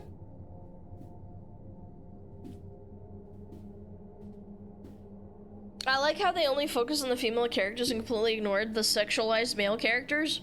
Yeah, Overwatch 2 doesn't have extremely sexualized male characters, but Marvel Rivals definitely has male characters that have their junk and like speedos and, you know, Venom twerking in a really like, you know, provocative manner.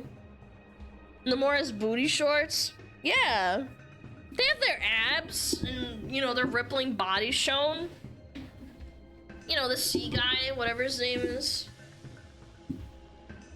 I would suck Winston, says Gray Sloth. Thank you for sharing with the class. You would do that? That's Namor? Okay, yeah, the sea guy. I don't know, man. I'm sick of it. Again, I don't really play Marvel Rivals, but I'm happy for them. Marvel Rivals doesn't discriminate. The male characters are fat asses too. Yeah. We saw a tweet about it actually when Emma Frost and that other chick came out, when they had the really revealing like high-thighed skin. People were like, "Oh my god, she's so highly sexualized," and then someone quote tweeted and was like, "Was this you?" And it's them thirsting over Namor. They were like crying and being like, "Oh my god, I love this Namor skin, like their junk is showing and it's so hot and he's got his like bare chest and he's hairy," and I'm like, but when women do that or whatever, it's fine. When men are objectified, it's fine, but when women are objectified and being like told like, "Oh yeah, you're so hot, I want to bang this character," it's a fucking video game character too, it's not a real person. Like, oh my god, get a grip on reality, brother. Equality at its finest. Give me both. If I get to see Geralt of Rivia half naked in a bathtub, and I get to see Yennefer's titties in the first 2 seconds of the video game, I'm happy. I'm happy. That makes me happy. Just give me both. Why not? The unicorn scene too? Yeah, why not? Remember that Korean game where you can shave the guy's beard and shit and hear any crying foul then? Yeah, no, Love in Deep Space is fine, but, you know, gooning over women in video games, no, that's disgusting.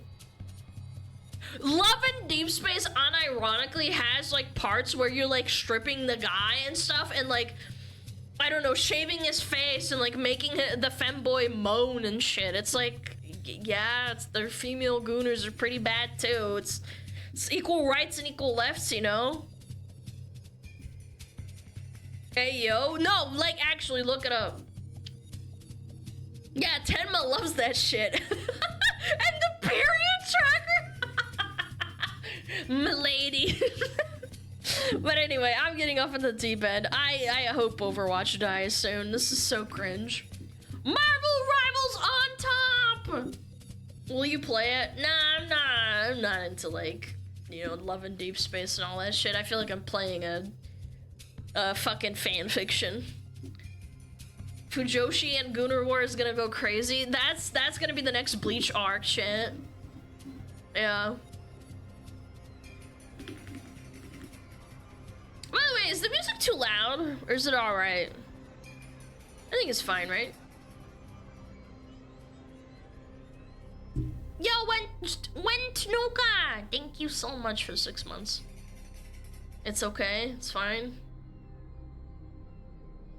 Alright.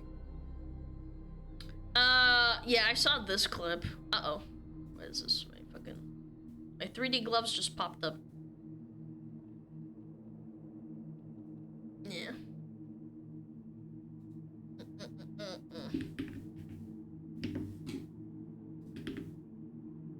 Yeah, this was really strong. I'm just gonna play the clip, chat. Yeah, this is very powerful. This is all they have ad hominem attacks. They're literally encouraging their fans directly to use the lowest form of argument to try and smear people. Because they obviously suck and are losing the actual argument. Okay, let's hear it. They have to be on the defense. You want to get back at Asmongold? Don't argue with him about Palestine. Call him a cockroach. Post a cockroach video. Post a video about him not taking a shower. Post a video of him catching his mom on fire with cigarettes.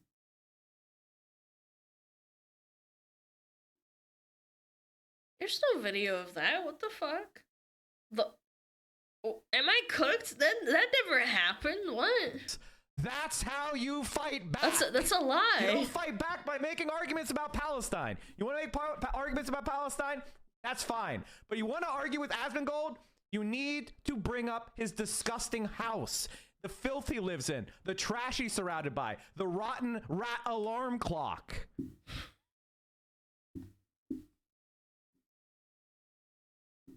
That's how you deal with these people. Tectone, you bring up his rapist father. You bring up all the sexual charges that are against him. You fight these people on the ground they live on. You don't try to engage with them in lofty arguments. They don't care.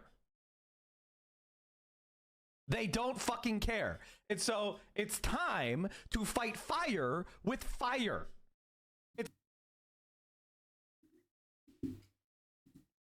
Sorry, I gotta absorb that. That was so retarded, I actually don't know what to say.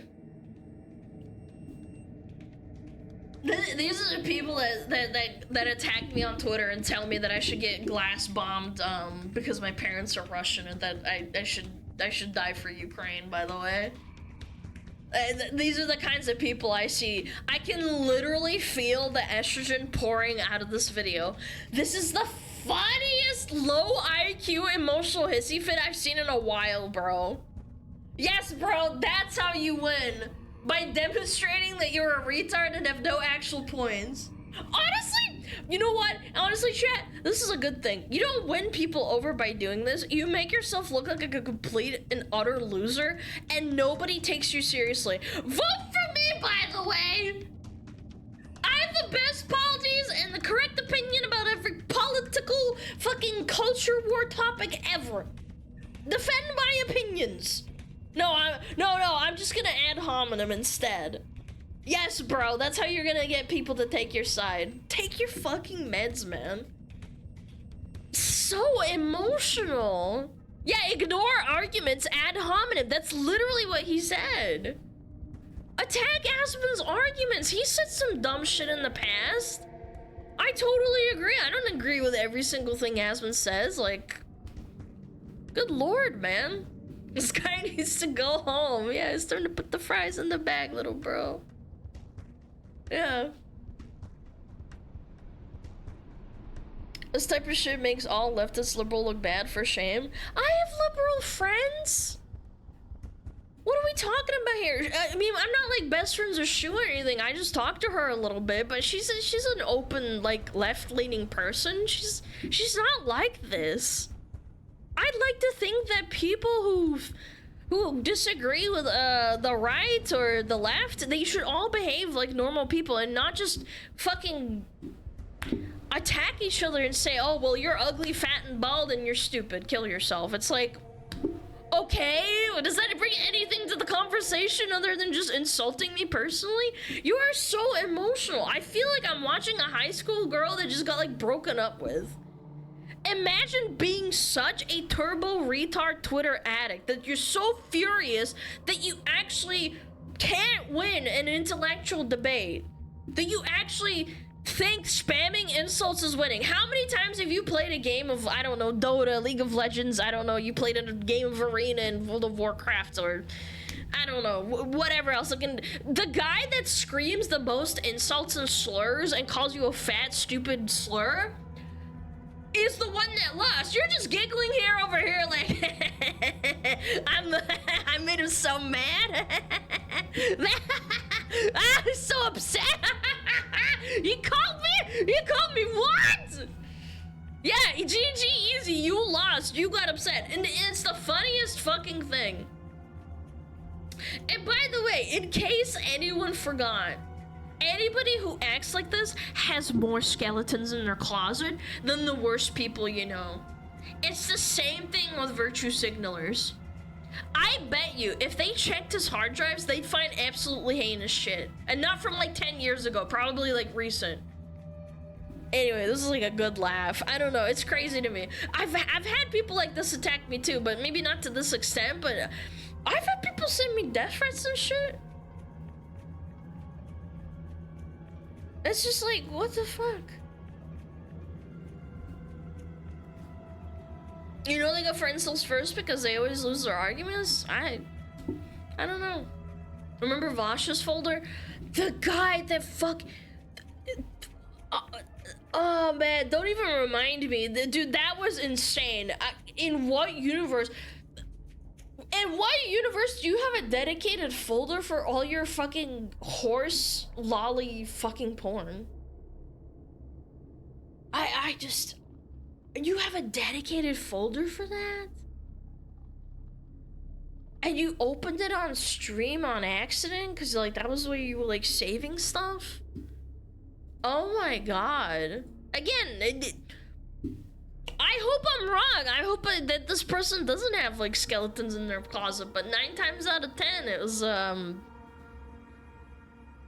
no, it was worse. He had multiple folders that he sorted them into. Ah, yes, the lolly porn, and then the horse porn, and then there's the combo, the combo folder.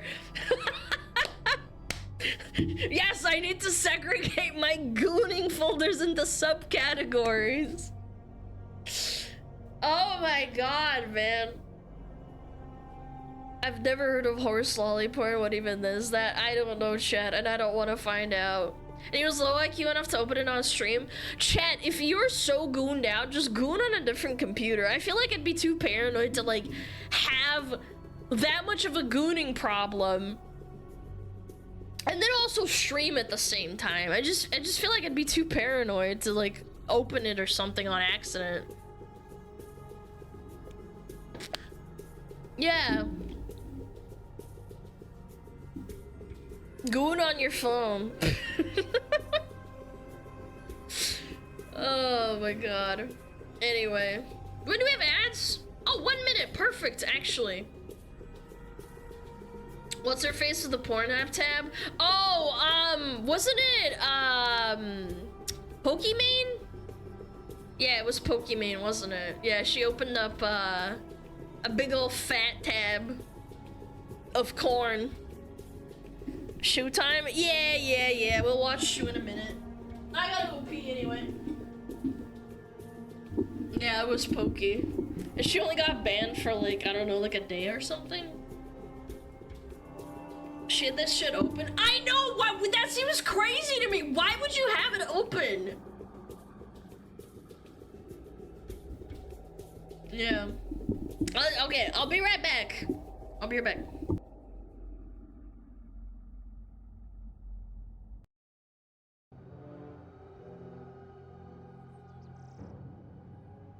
Oh, Metapod. Oh, Metapod, use Harden. Metapod, Harden. Oh, yeah, Metapod, you're so hard. Metapod, Harden. Oh, he's so hard. Look at those 2 hard throbbing Metapods. They're so strong and hard. Wow.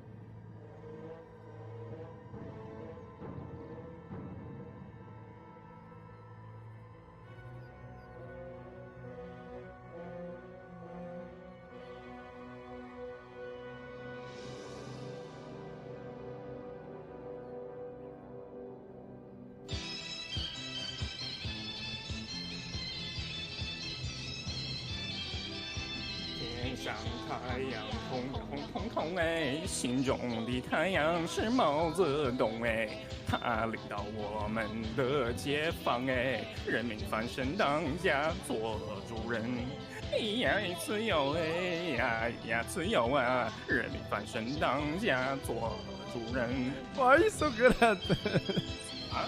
It's my language, man. What's up with me?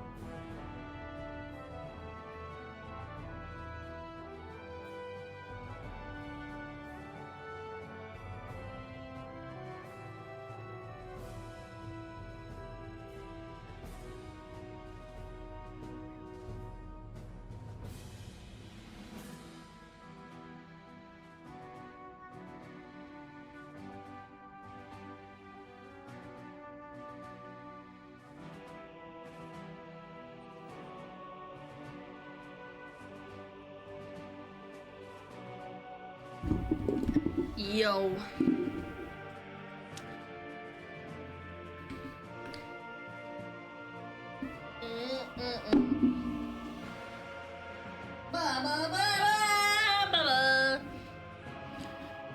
What happened? Why is she not moving or saying anything? I just got here. Can someone explain?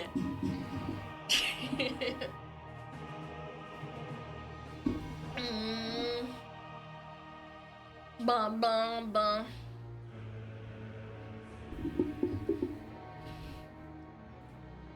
Da da da.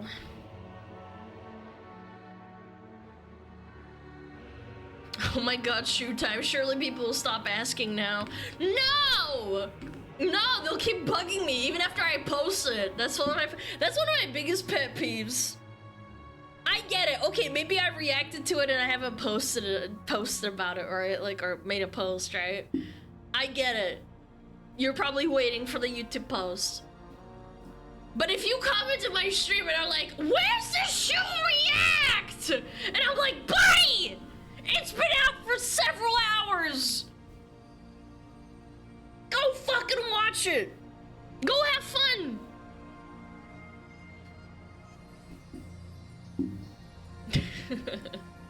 Alana, have you heard of Shu's new video? Have you? Chat, change of plans. We're playing Warcraft 3 instead of reacting to Shu. Dude. People be like, "Oh my god, Alana, no." Let's fucking go. You guys are so fucking cooked. It wouldn't be fun. Okay.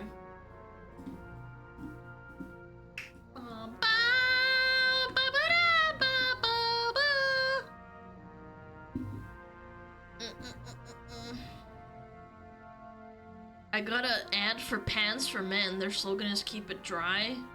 Wait, what? Pads for men? For what? What, you piss yourself? Diapers for men? How old are you? What does the algorithm think, you shit your pants? Huh? Chat's like, huh? That's new. Yeah, I don't know. Jesus, dude. Okay. Is this the average male fantasy? We love Shu over here. This is gonna be awesome, I bet. I know exactly, just from the thumbnail itself, I know exactly what this is about. Okay, 3, 2, 1, boom. Men. What do they want? Money? Sex. Status? Fast, expensive cars? What is the ultimate male fantasy? Is it fame? Fortune? Women. 3 hot chicks at once? Oh, yeah. And they have to wear anime dresses. Hell yeah, And brother. bunny No, ears. according to men on the internet, it's something a little more simple. Ah! Wow! How wholesome! Yay! This is literally just a fetish.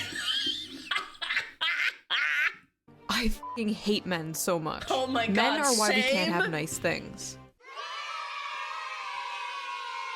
Yep, every time. As I was working on an upcoming video, I made the terrible mistake of logging onto Twitter, Biz. where I saw this post.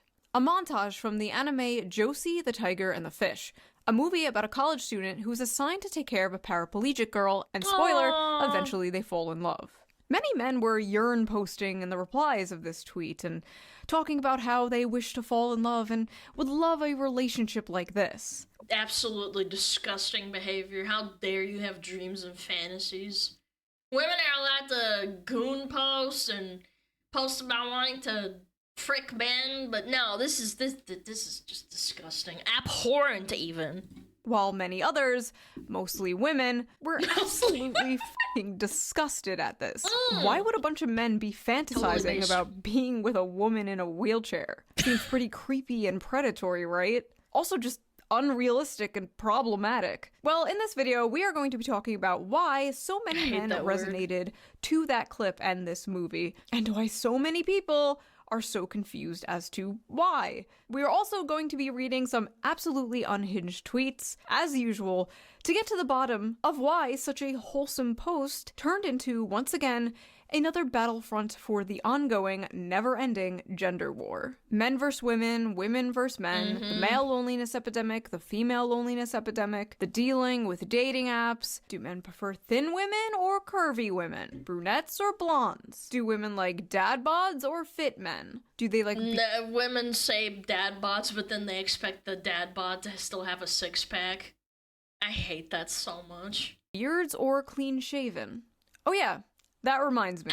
Let's quickly get into today's sponsor, Henson Shaving. Nice! Do you ever just accept that some products are just garbage? Like, for years, I thought ripping your tights on the first wear was just a part of being a human woman. We just accepted that. That's just how it is, sweetie. True. But that shouldn't be how it is. It's a bad design. And that's why I like Henson Shaving.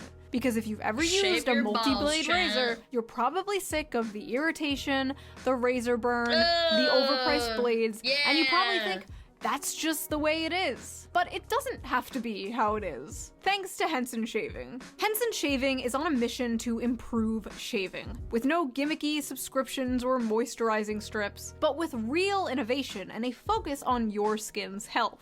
What really sets Henson apart is their engineering, with their Henson AL13 safety razor being manufactured in an aerospace machine shop that built parts for the International Space Station. What? It's an This precision razor? allows the blade to extend just 1/1000th of an inch beyond the shave plane, less than the thickness of a Just wax. Waxing is not fun, and you know it.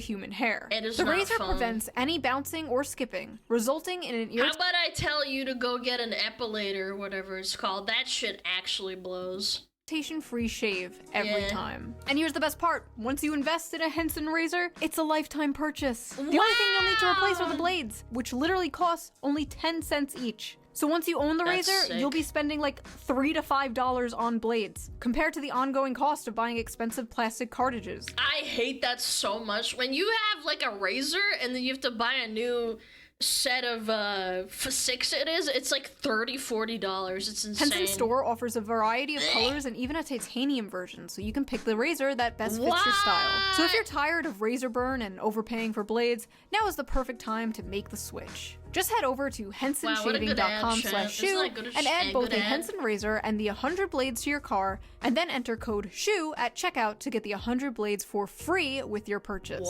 Your skin, your wallet, and your environment will thank you. Big thanks to Henson Razor for sponsoring this video, and thank you, the viewer, for not skipping the ad. You didn't skip the ad, right? Never! Now let's get back to the video. Now, I am not an anime connoisseur. In fact, I will change that, milady. I basically know nothing about anime. I am probably the most tourist of all the tourists. Yeah, hi.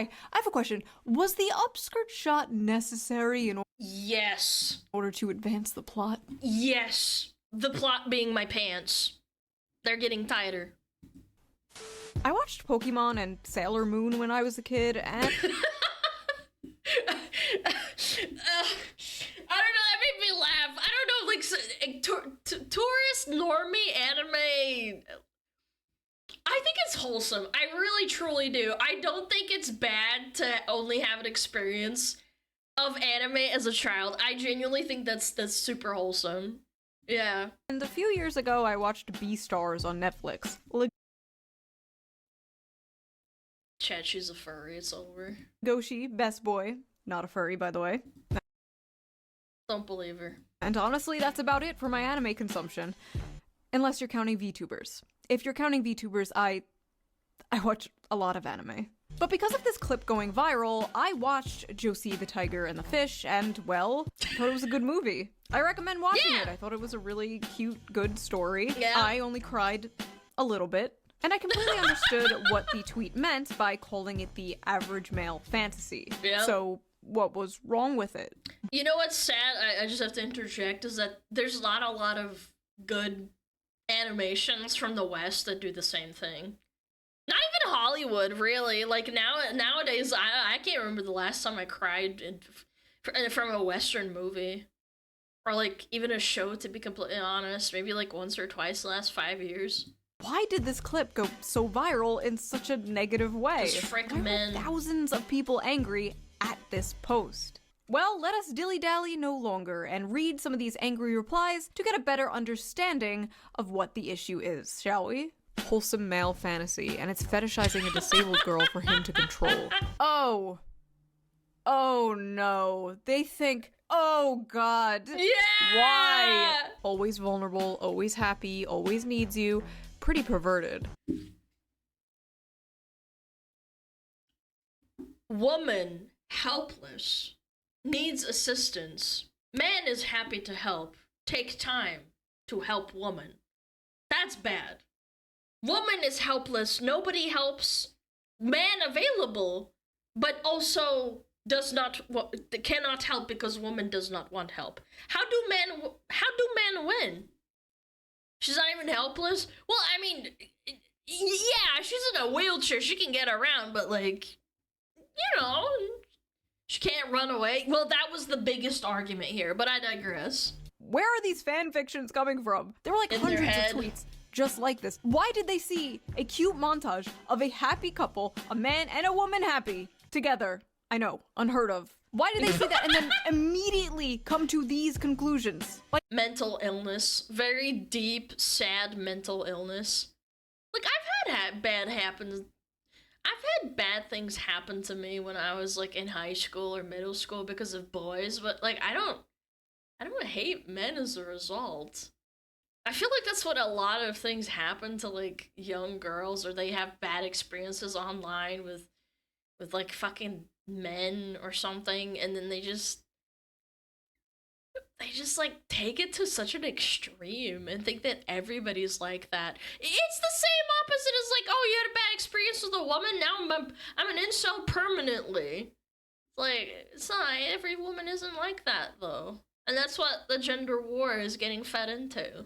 Like, as someone who actually watched the movie, Josie is not always happy. And she's absolutely not portrayed as some, like, vulnerable, ooh-woo, sex doll waifu. She's boisterous, she kind of has a foul mouth, she's very sassy and headstrong. She, like, straight up calls him her servant. Based. She was also very depressed. She basically never left her house. She was basically a girl like failure. Me. As a former girl failure, I love to see representation in media. Yeah! But they actually show her disability, like, not in a good way. Like, they don't romanticize it, they don't sugarcoat it. And I noticed, unlike a lot of movies, unlike a lot of romance movies, at least like the Hallmark kind, where it's like the stuffy male lead learning to live life from the quirky, cute female lead, he's already got his shit together. And she learns to live life from him. He encourages her to live her dreams. And in return, he learns to live life in a completely different way. And I thought that was really cool and sweet. Also, the animation was really good. Is anime good? Man, I have so many movies I need to recommend to her if I ever get the chance. Oh my god. I bet you she would like Redline and that other really famous fucking movie. Show FRICKEN. Yeah, no, Chad, don't go into like the deep stuff. You have to surface level normie think. No, not High School DxD. No, not Demon Slayer. You gotta ease her in at first, chat. Have I been sleeping on anime this entire time? Yes! His fantasy is that she becomes permanently— God, it's the only reason I haven't blown myself up, man! Disabled and helplessly dependent on him, but can still make him a sandwich. Sounds about right. Oh my God. After watching the movie, these tweets are even more insane. But even putting the movie aside, just seeing that like cute montage out of context, where the fuck are they getting this? These are very clearly just two happy people. But because the caption was the average male fantasy, their mind immediately goes to the darkest, worst faith interpretation of this. The problem is these people can't see any humanity in men. They can't see any humanity in humanity in general. Average— Yeah, there's a mental illness crisis going on in the world, and I think if we turned off Twitter and probably a couple other social media sites forever, I think that This probably very likely would resolve itself. Also, ban SSRIs and stuff. Except for, like, I don't know, probably, like, if you need an asylum or something. That's probably where I would have people taken and stuff. I can't handle it anymore. There's so many people who are like, you know what these people do? This is another thing. They romanticize and or say that men are fetishizing women in anime and in popular culture. But then there's same people who like romanticize people cutting themselves and hurting themselves and like taking medication. It's so cringe. Male fantasy equals girlfriend with no agency who's completely physically dependent on you and forced into blanket subservience and compliance. Sounds about right. You males are weird for fetishizing physically disabled women. Average male fantasy is having a physically disabled girl that they can abuse however they want. Got it.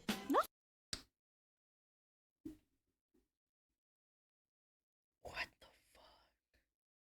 Who? They didn't watch the movie. They never watch anything. They never be that do. guy.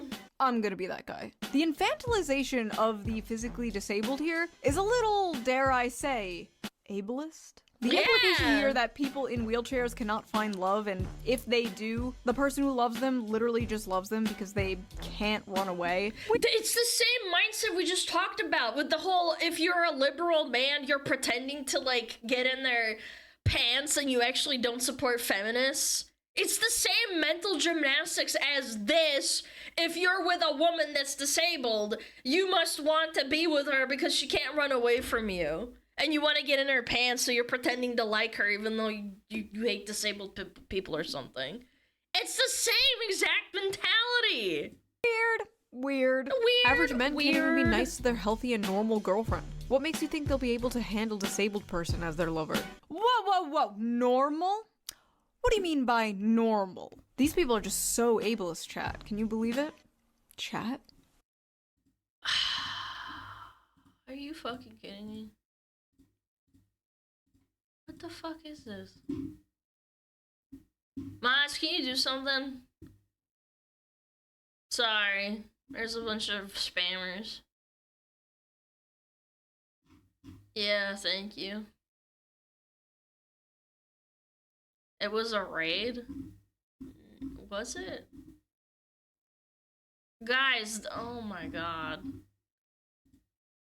Boki, I'm sorry, no, don't spam, please. I see that it's a raid, but don't fucking do that. But I don't regret anything from you? No, you're getting banned too. They're begging for subs.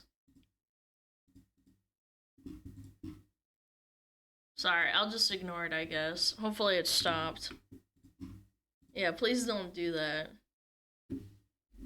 Thank you very much. Alright, sorry, I need to like go back a bit. Normal? What do you mean by normal? These people are just so ableist, chat. Can you believe it? Chat? She's learning how to be a streamer! Chat? I don't even live stream. Who's chat? I'm disabled, blind, so I showed this to my boyfriend. Wait! Has she been watching too many streamers? She has, but she must be watching streamers! Chat? This is so funny, dude. I actually do have the rot, too. He says, I love you because you're you, and you make my days happier. So what if I have to drive you places or help you with cooking and cleaning? I would have done that anyway. Disability has nothing to do with it. I love you. Ma'am, I don't know how to tell you this, but, your boyfriend is a rapist. Sorry. Chat. If you want to marry a woman and put a ring on her, you're a rapist. Plain and simple. Sorry you had to find out this way. You show this as fantasy because it's not true for the majority of men who participate in abuse of disabled people. No, the fantasy is the woman appreciates his efforts to make her happy. Stop lying and abusing women and the disabled. Oh my god, Karens on Twitter need to fucking...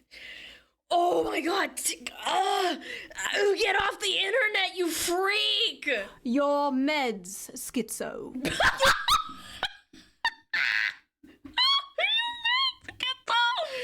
Oh god, I love that meme with the penguin. I don't even know that fucking guy. What do you mean stop abusing women and the disabled? Bitch, who are you? Also, the majority of men participate in abuse of disabled people. Are you okay? The majority of men are not abusers. That is a very, very small minority of men. The majority of men are men that just wake up, take a shit, get out of bed, take a shower, go to work, come home, and wait for GTA 6 to come out. And it's never gonna come out. No, absolutely agree. It's so cringe, man. Why are you so unhappy? This is what I mean, is that if you are extremely unhappy and you have, like, extreme emotions floating around in your head, this is the result. You will go on Twitter and argue literal shadows. You're shadow boxing with, like, nothing. Nothing's in front of you. You're fighting nothing. No one cares. And you're doing it, and your mental health is degrading as you're doing it. I get home to jerk after work. Yeah, you don't go on Twitter and type really nasty replies and tell and you broad stroke men and say that all men are disgusting human beings for wanting to be happy. That is the majority of men. Men commit 95% of all rape, but okay.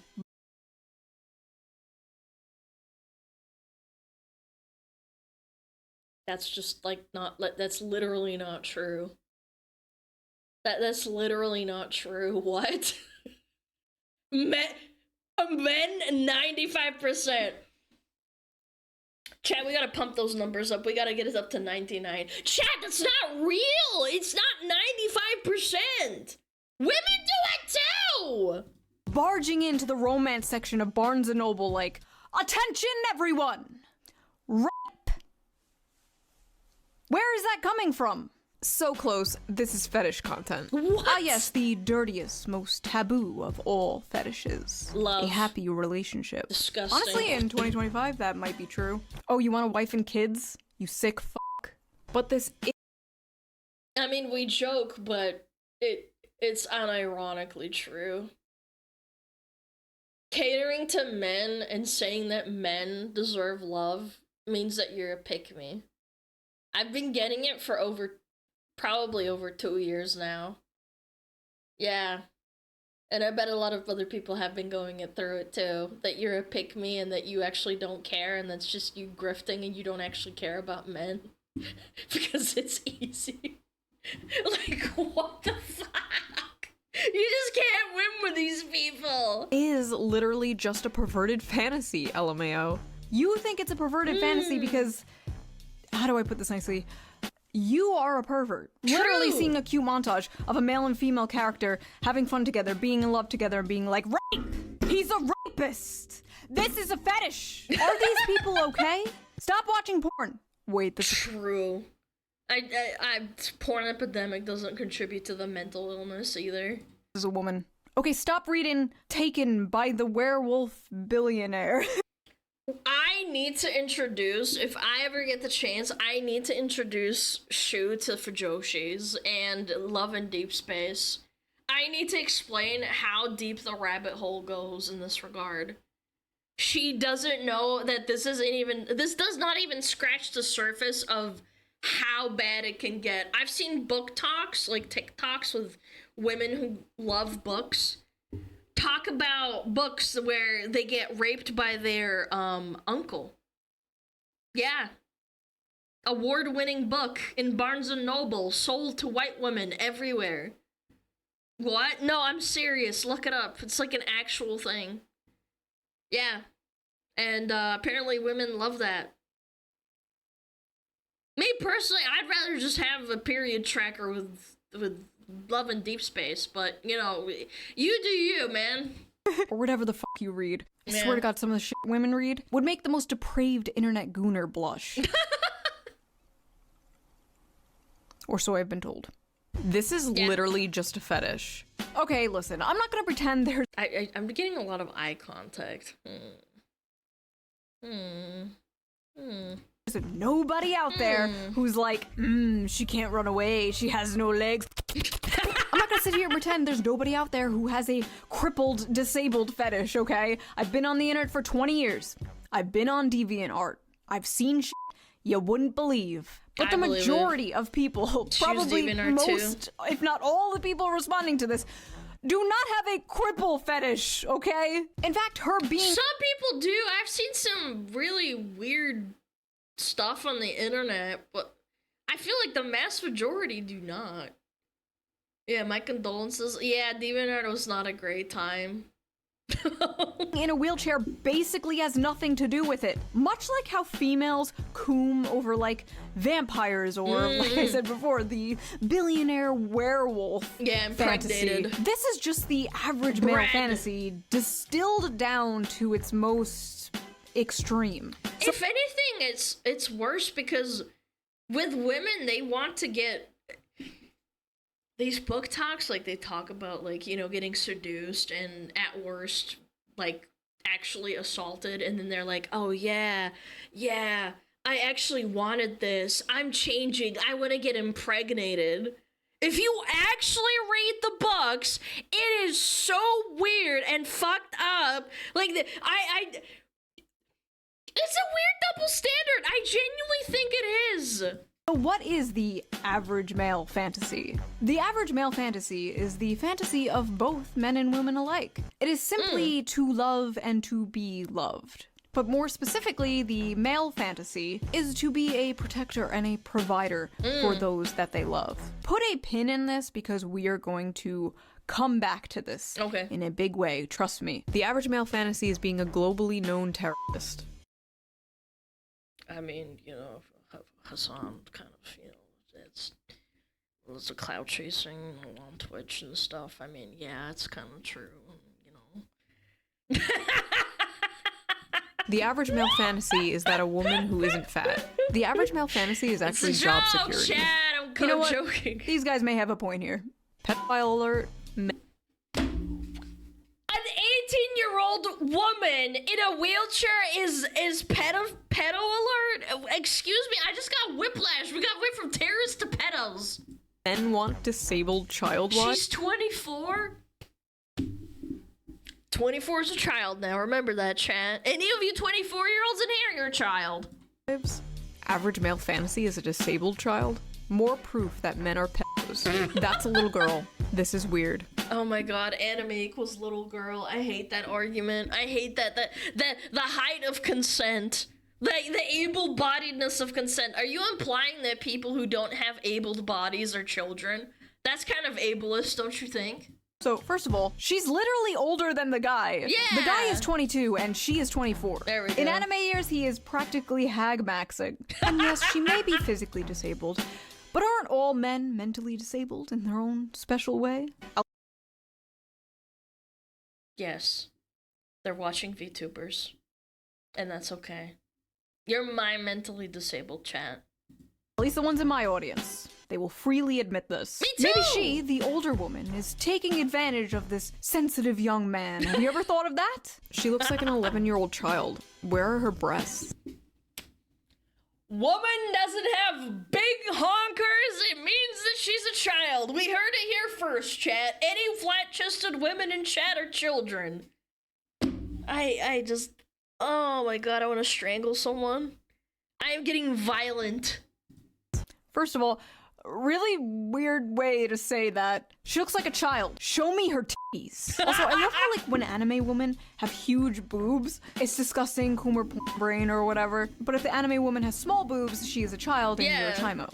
Can't fucking win. Yep. Also, if she had big boobs, they'd absolutely be like, wow, look at this sexualization of the disabled. Also, thank you. Oh my god, I get it from my model all the time. They're like, Alana, you have a very pretty model, and like you show your boobies and your curves off, and I'm like, yeah, cause I'm a woman.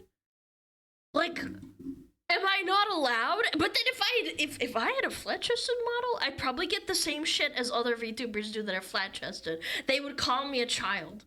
Or that I'm pretending about my age. Or something like that.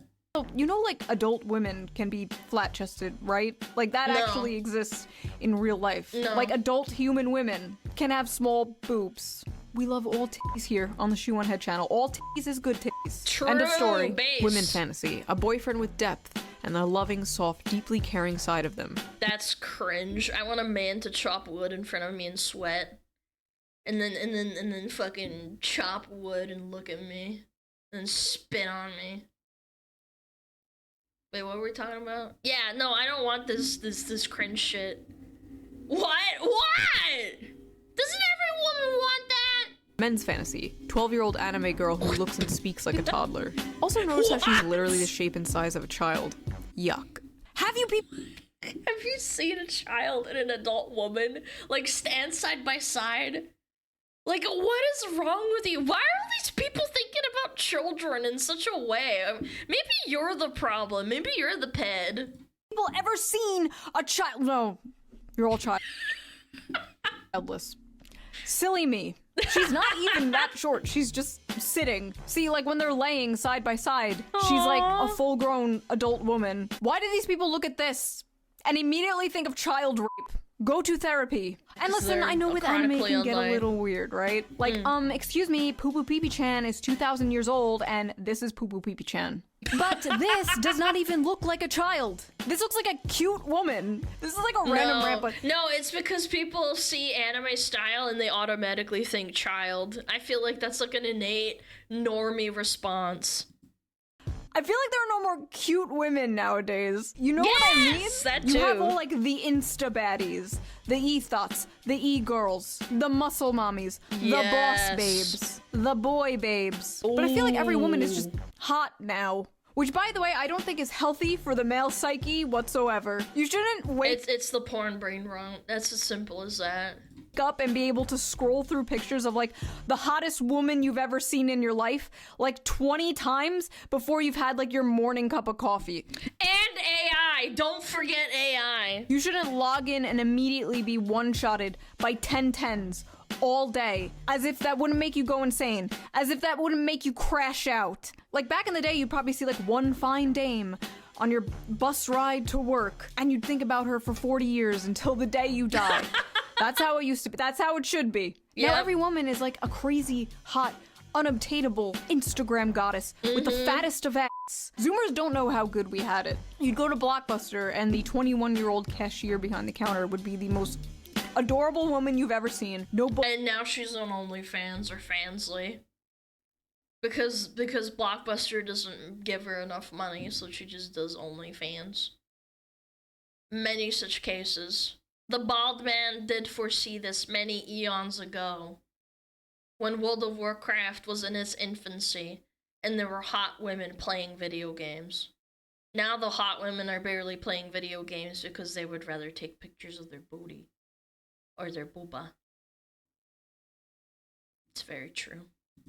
Botox, no lip filler, just a pure soul, full of joy and whimsy. And now women are full of hate and SSRIs, but they're hot. Thank you. They're hotter than they've ever been. They're hotter and more depressed than they've ever been in history. Sad. What were we talking about? Oh yeah, anime. I didn't take my Vyvanse today, could you tell? Men's. God damn, maybe I should take some. Bro! Is this a... Maybe I should try some. Fantasy. A big titty woman with the face of a 16-year-old that is useful for cooking, cleaning, and sex. Women's fantasy. Gets treated like a queen and a man who keeps tracks of our periods so he can take care of us. This is a Fujoshi. This is literally what I was talking about it. She's a Fujoshi, this person! Oh my god. I think I speak for a lot of women here when I say our fantasies do not, in fact, include men tracking our periods. Yeah, personally, if my husband was like, honey, just a reminder, you're in your luteal phase, I'm taking the kids. To be fair, the luteal phase... Wait, which one is that? Is that the good one or the bad one? Hold on, let me look it up. Luteal phase? Is it the bad one? Ah, yes, the luteal phase is the bad one where you get cranky, chat. Men like to pretend they want this, and then they beat their wife when dinner isn't ready, or their son when he's misbehaving. First of all, I'm sorry that happened to you. But there are in fact good men out there. I've seen them. Some may be in this very audience. Sorry. Man, she's fucking mean. Keep a straight face. This is the shoe on head audience. You're all gremlins. Male fantasy equals a woman that can't run away from him. A woman that's dependent on him. Interesting. When men are involved, it's basic survival instinct to assume the worst. Men are guilty until they prove themselves innocent. You know what? If you applied this logic and said all women are whores until proven not whores, you would have the most insane, like, you would get death threats. People would try and dox you. You'd probably get sent a skull in the mail. Like, fucking, what is going on? How is it okay to say that but not this? Take my opinions back on free speech. I changed my mind. No more free speech. Based. No more free speech until you bitches learn to behave. True. A woman's fantasy is a man who won't rape her, and a man's fantasy is raping a woman. It's literally the fucking opposite. You can go on, you can find published books of women getting...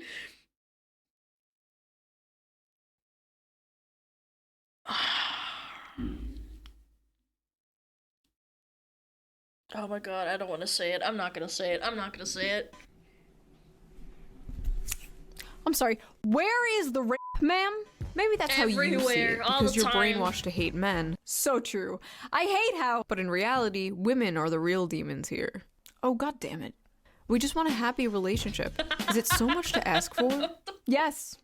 Yes, it is. Oh look, more misogynistic gooner fantasy slop written by misogynistic gooner men. This is why 70% of anime is garbage.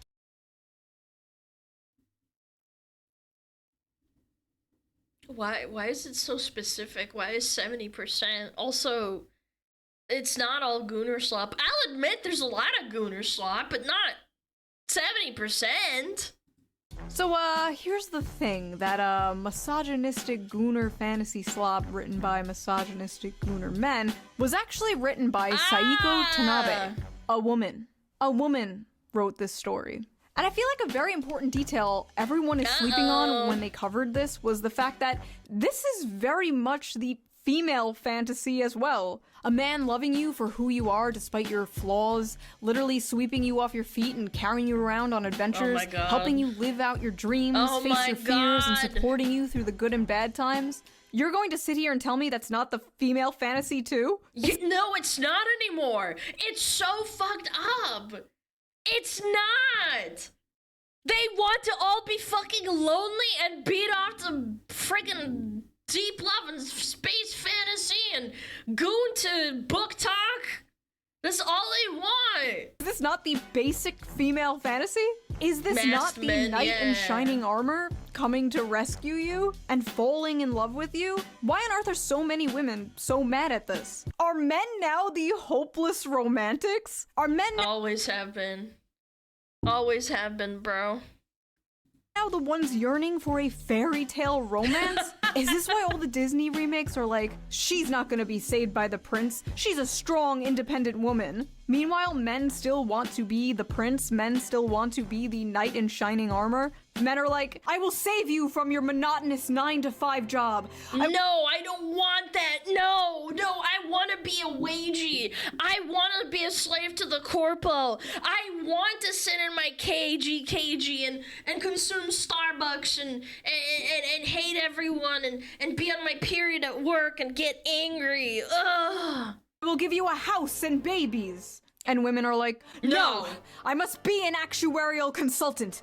Be gone, vile misogynist. Is that what is occurring here? Also, yes, absolutely. So that aside, there literally is a gender-swapped version of this story. Oh my god, that's awesome! It's called Perfect World. It is a manga. Mango? Manga? It doesn't matter. Tomato. Oh, no. Do not come for me, weebs. Men will statistically leave their wives and partners the moment they find out they're disabled or have a life-threatening condition. You're right. It is a fantasy. Please tell me she brings up the woman that had her husband die of cancer. Please bring that up. Please, I beg of you. She must have looked up examples. That's like the top one. Actually, that study was debunked by the authors themselves, who admitted they did the math wrong. It's actually not much higher, but then again, even if it was, and it happens, I've seen it happen to people, it's terrible. Marriage should be through sickness and through health. But that's not really the point here. And the fact that so many people are focusing on the wheelchair part of this just proves that they just don't get it. The ones of pure mind and pure soul get it. But these fucking semen demons out here, Semen demons. they don't get it. But not all semen demons. The amount of people in comments who just don't get that men want a cute, loving girlfriend is beyond me. They call them creeps for wanting actual love and not a girl boss who only wants your money. Ah, thank you, a sane person. Hopefully the replies aren't full of people calling her a pick-me. Pick-me alert. Fucking there it is. There it is. If you like men, you're a pick-me. If you think men and women should be happy together and progress the future, you're a pick-me.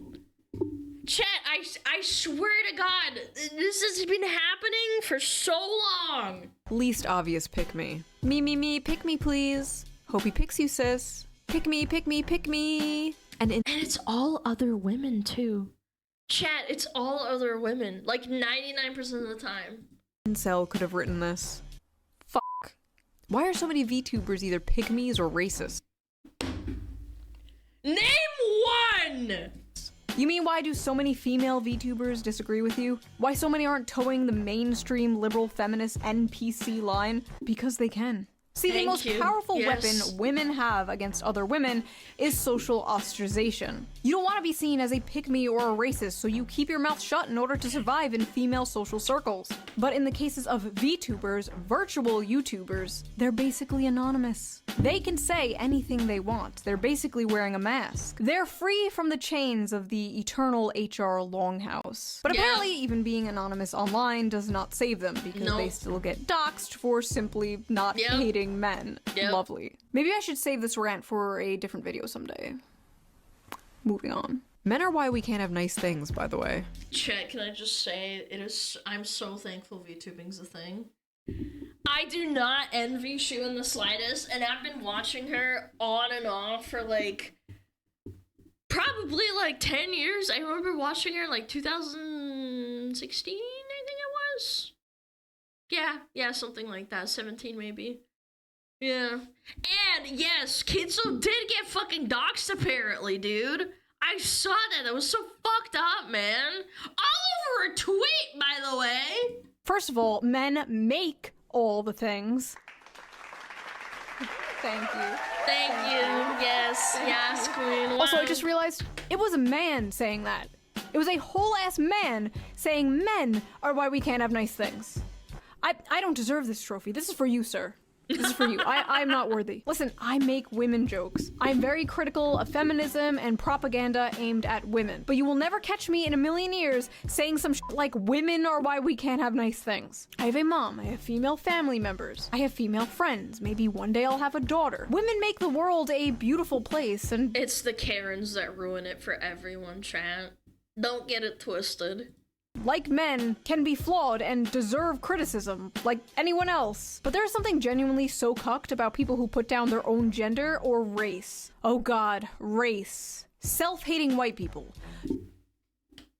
Karens. Again, it's just the fucking Karens. Don't get me started on self-hating white people.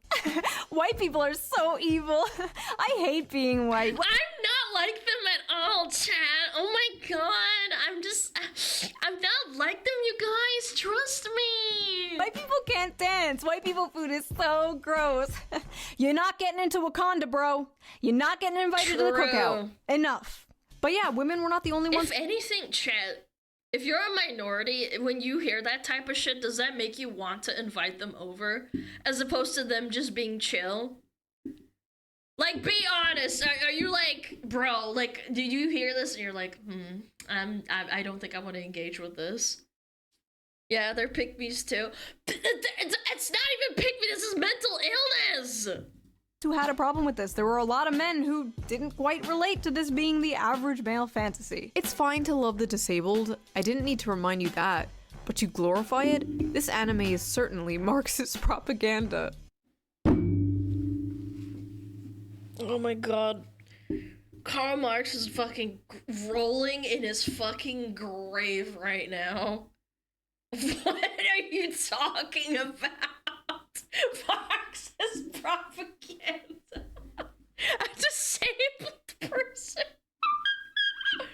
The movie is about him taking a job as her caretaker, and when he learns of her dreams, he makes it his mission to help her dreams come true. So it is Marxist propaganda to help a disabled person pursue their dreams? Yeah, it's woven in. Empathy is the target of propaganda. Movies, books with feeling is propaganda. You heard it here first. Having a traditional family is communism. Yeah, the thing that's been around since before communism. Every other ideology has been a thing, a family. For thousands of years and millennia, we have lived on this planet. Before those things even came up, before philosophy even was considered like a topic, like a thing that was talked about. Yeah, it's yeah, cavemen were Marxists. What? Marxism is when girl in wheelchair. I love this. Yeah. Empathy is the target of propaganda. Every piece of media that makes you feel empathy is communism. Yep. Political brain rot. True. If you're at the point where you see this and you're thinking of communism, you need to log off. You are unwell. I'm sorry, but when I reproduce, I don't want a high probability of my offspring being mentally or physically retarded. What if she got into a car accident, you fucking retard? What? That I didn't watch it, but I'm assuming that she got into a car accident or something. Yeah, not all, disabilities are like that. They're not like genetic. It's too late for that. You raising a child has a 100% chance of that. Physically retarded? I don't think that's how it works. We need a better class of incels whose bar is higher than the retarded. She's not retarded, she has a spinal injury that's not genetic. Also, what is this LARP? I love how everyone is just kind of having like a normal conversation about this clip, and this guy just comes out of nowhere like, I would never put my pure white seed in such a vile creature. Oh my god, dude. I am actually speechless. I didn't scroll through like all the comments, but these are actually gold. The semen demons need to not impregnate the woman with disabilities because he's scared of producing a child with a freaking spinal injury somehow. Oh my god.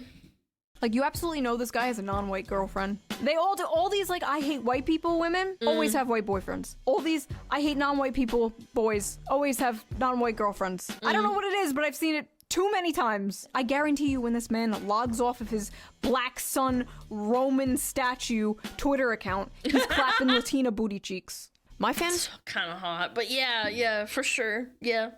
No, guys, I'm not one of them. I clap Latina booty cheeks. It's different.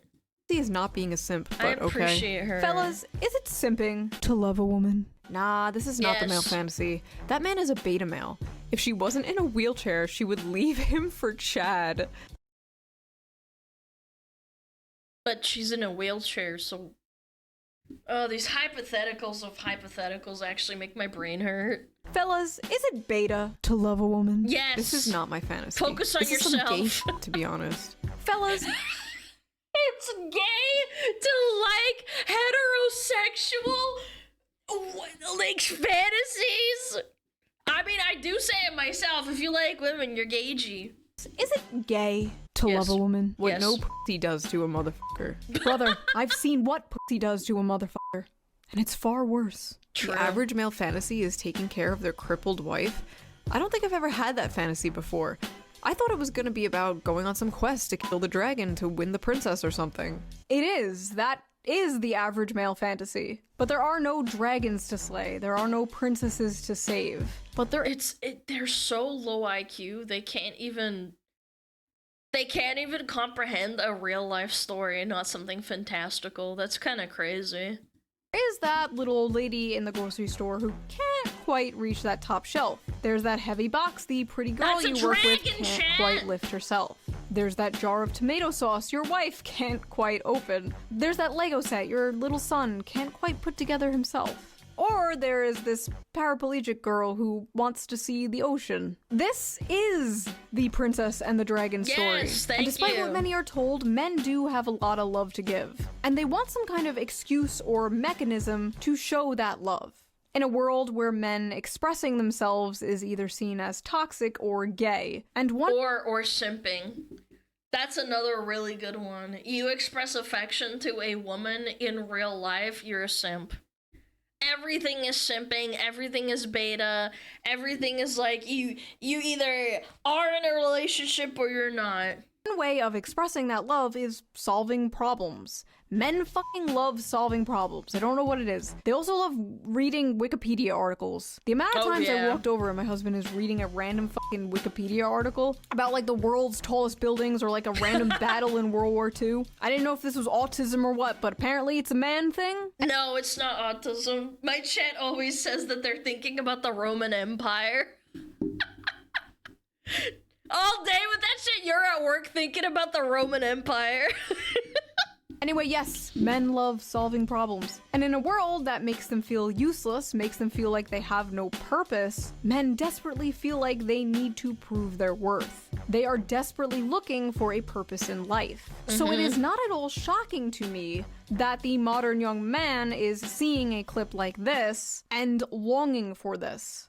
Because they don't have that anymore. There's such a large demographic, man.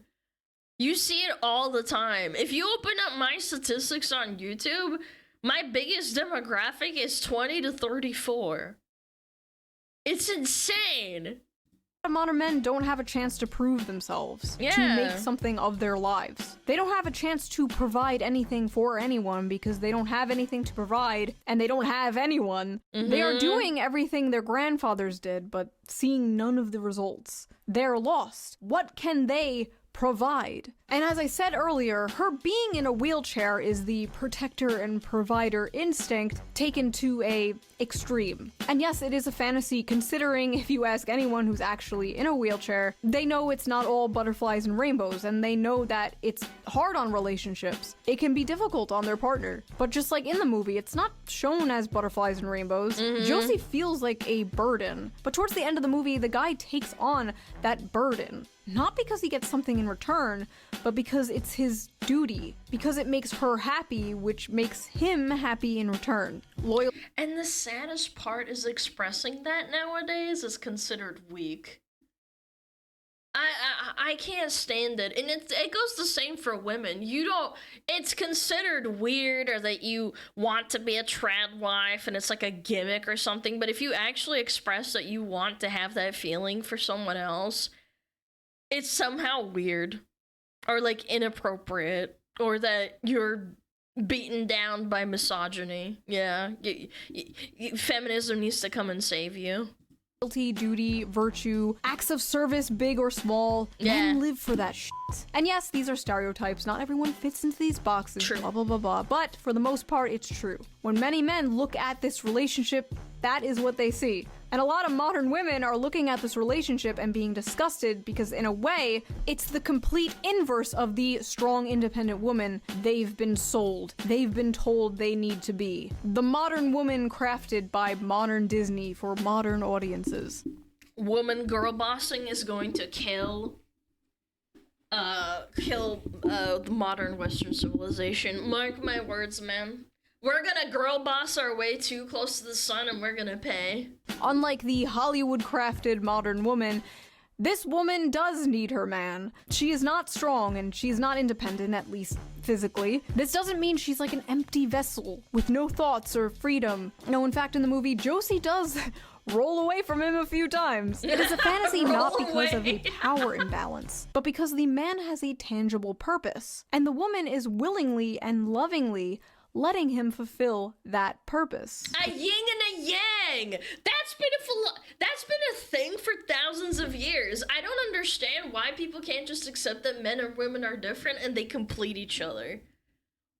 Like, it's not that deep, man. Just use your brain. I can depend on you. I know that if I ever feel frightened, I can just reach out to you. Men simply want something good to die for, to make it beautiful to live. This manifests in a lot of ways, but the most common is having a loving partner and or a family. Something unobtainable to many people nowadays. So yes, literally one of the most normal things ever is becoming a fantasy. That's sad. so sad. Also, men will deny this, but they absolutely have a biological clock. It may not.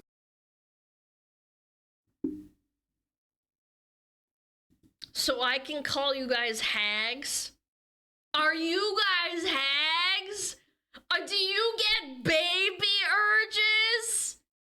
No, you can't. I don't believe you. I think that men do have clocks.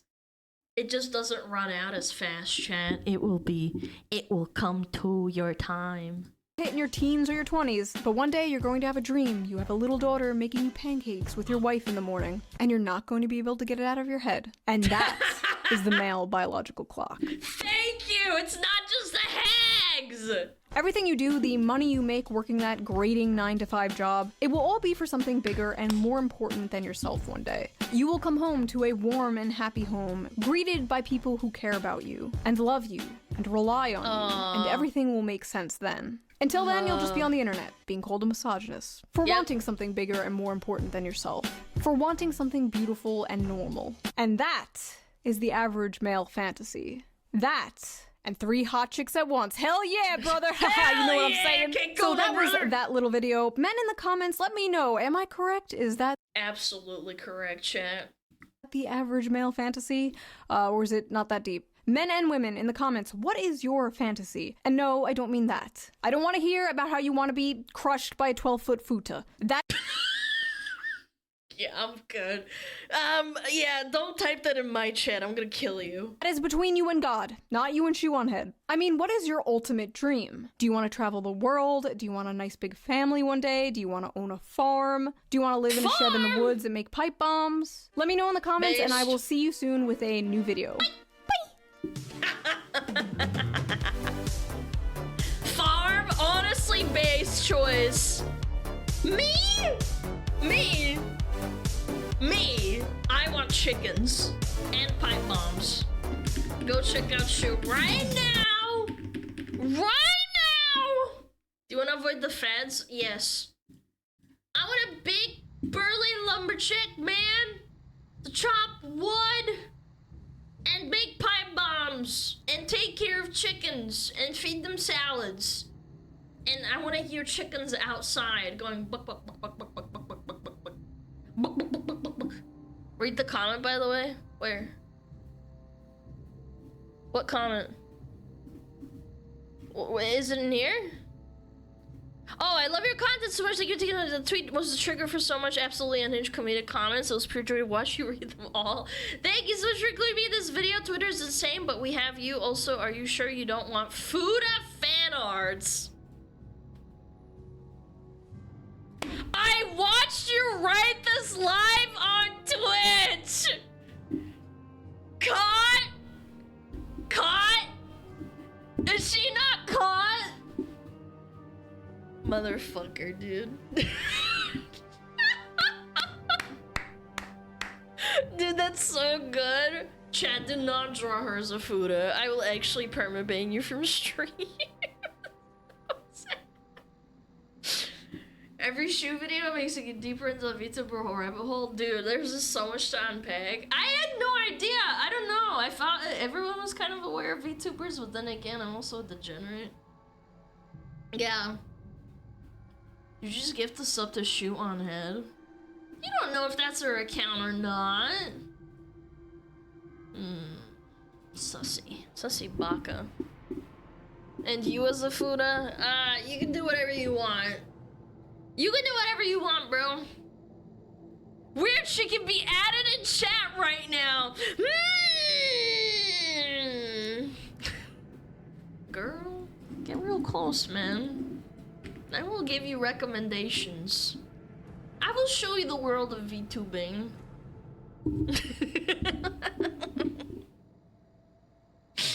No, that was really good. I really enjoyed that.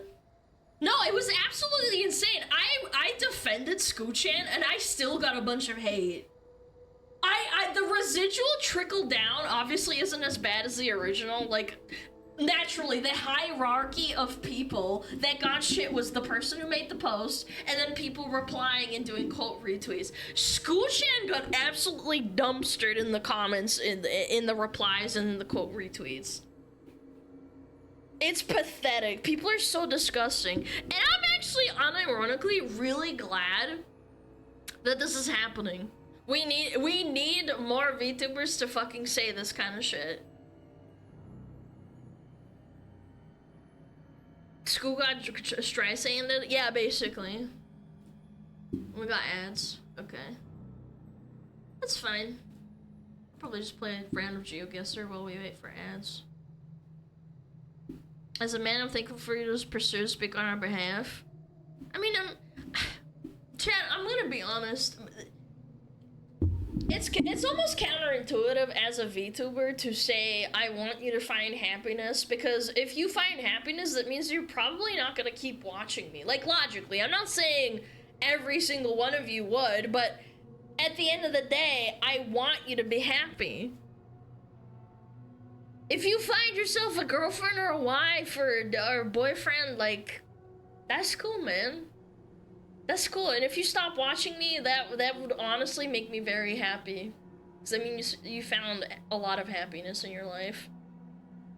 I watched you, and I have a fiance and a good job. I know, I'm not broad-stroking, I'm just saying, because some people play into the parasocialism of being a VTuber or being a woman online and talking about how much you want to make everyone happy and that you love streaming, and it's like, well, actually, it's counterintuitive to even say that you want men to find themselves a partner, because you're technically, quote-unquote, losing viewers and losing money. But I genuinely don't care. I just want what's happiest for the world. If I woke up tomorrow and Twitter didn't exist, I would be happy, because that means there would be probably less people bitching and screaming at each other online and maybe going outside and touching grass. It's a double-edged sword. What if I marry one of the smugglers? You can try. You can try. I'm sure you can find someone. Yeah. We need insane asylums again. Ronald Reagan has done irreversible damage to the mental health of America. Prove me wrong. Twitter is the result of that.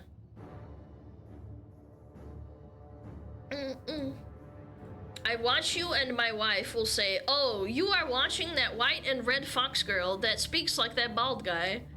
That is a very nice thing to say, because I am not as articulate as the bald guy. I appreciate that you think that, or that she thinks that. Oh, God. Chat, how about running GeoGuessr while we wait for ads? I'm gonna run them now. Sorry! Womp womp. Smug bolt time? Yeah, let's do GeoGuessr and then a round of WoW. WoW GeoGuessr. Ba-bum. Yeah, that was a really good video though. Always a good time when we watch some shmoo. Some shmoo on head. Oh yeah.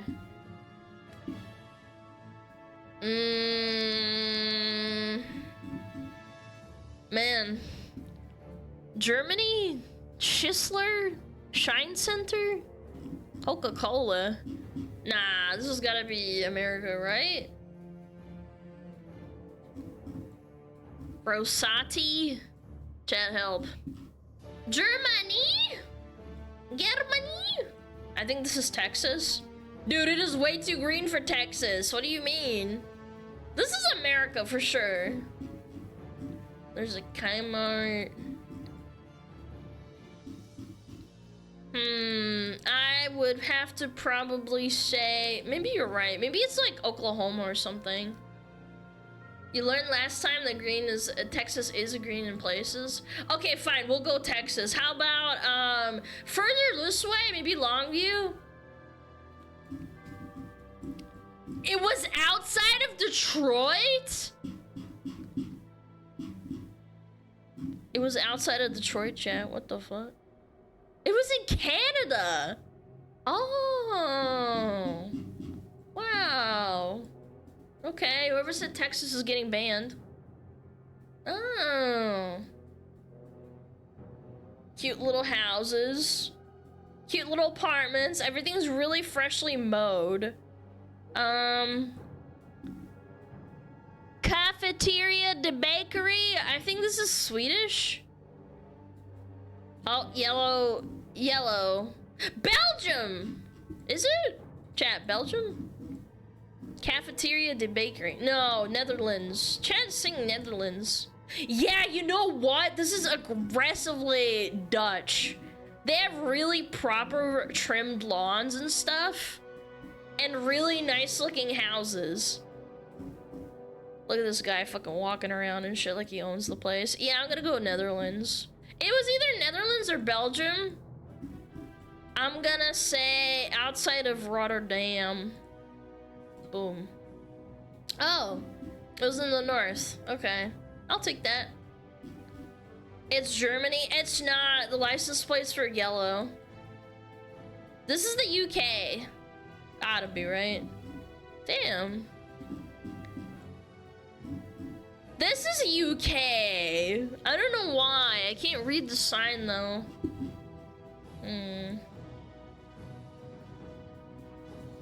I can't see the sun in the sky. There's no sun.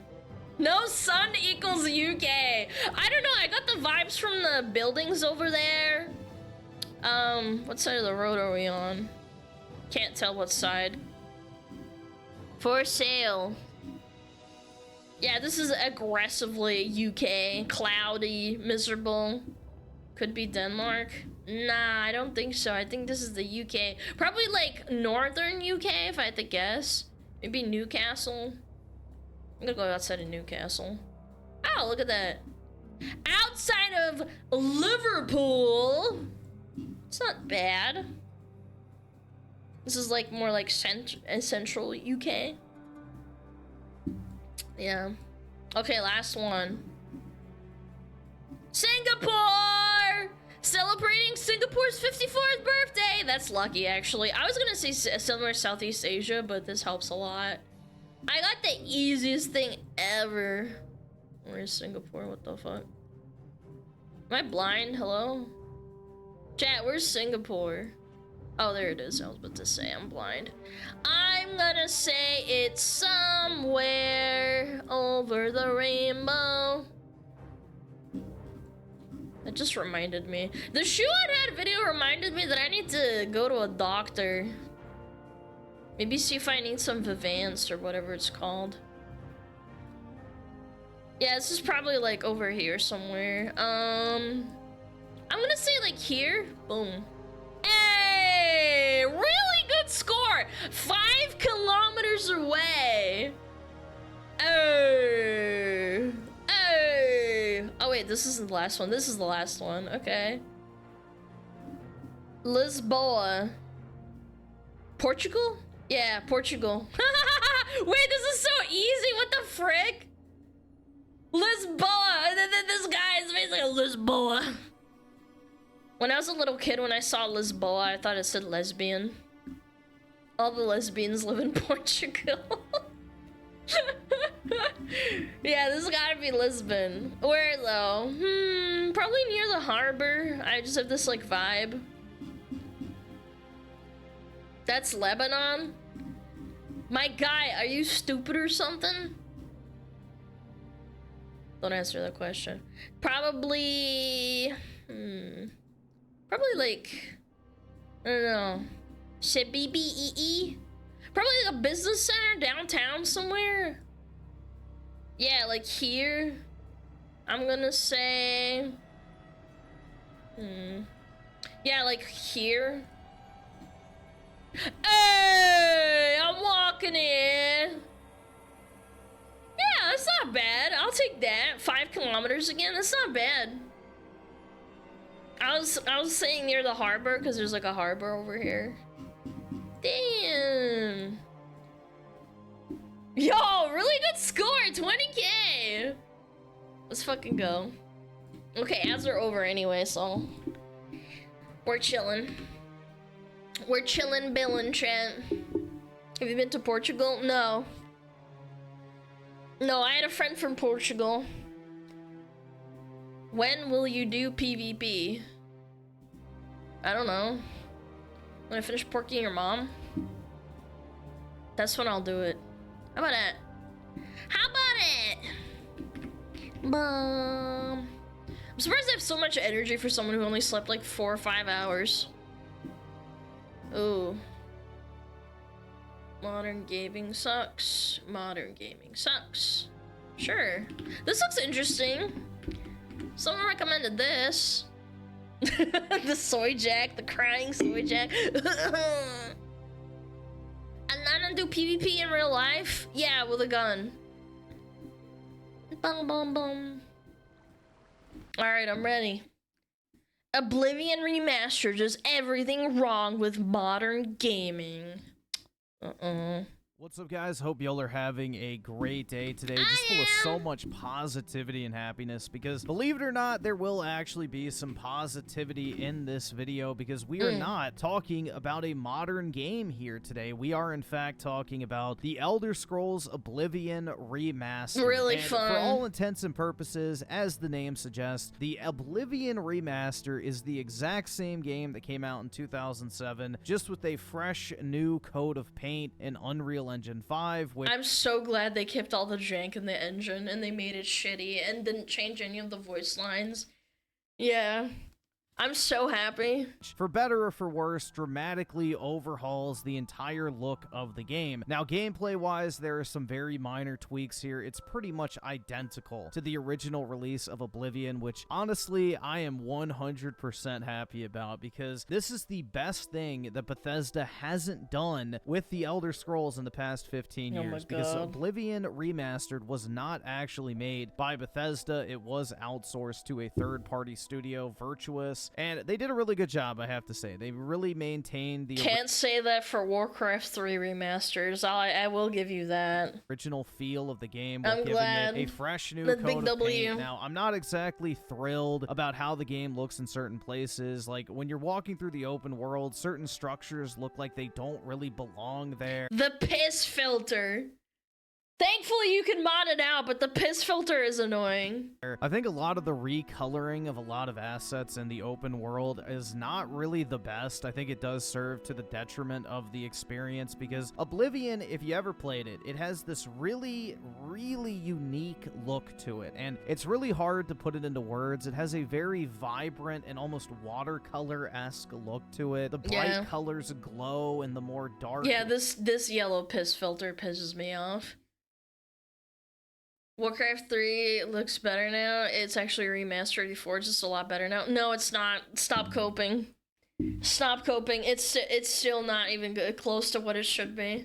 And dim backgrounds, and there's just a certain fantasy feel to it. It almost feels like a dream sequence at times when you walk up to like the very crisp white ruins in the backdrop of the open world, and it just glows almost and radiates out from the green and brown of the surrounding environment. It's really hard for me to describe, but if you played the original Oblivion, you probably know what I'm talking about. So some of that was sacrificed in order to bring this to Unreal Engine 5, but I think for the most part the game looks fine. It just looks a little off in certain places, almost like AI is the thing that actually upscaled the visuals, and some They probably did to cut corners, but I wouldn't dismiss it entirely as AI. I do think that it's just Bethesda's style now to have, you know, the piss filter, the classic.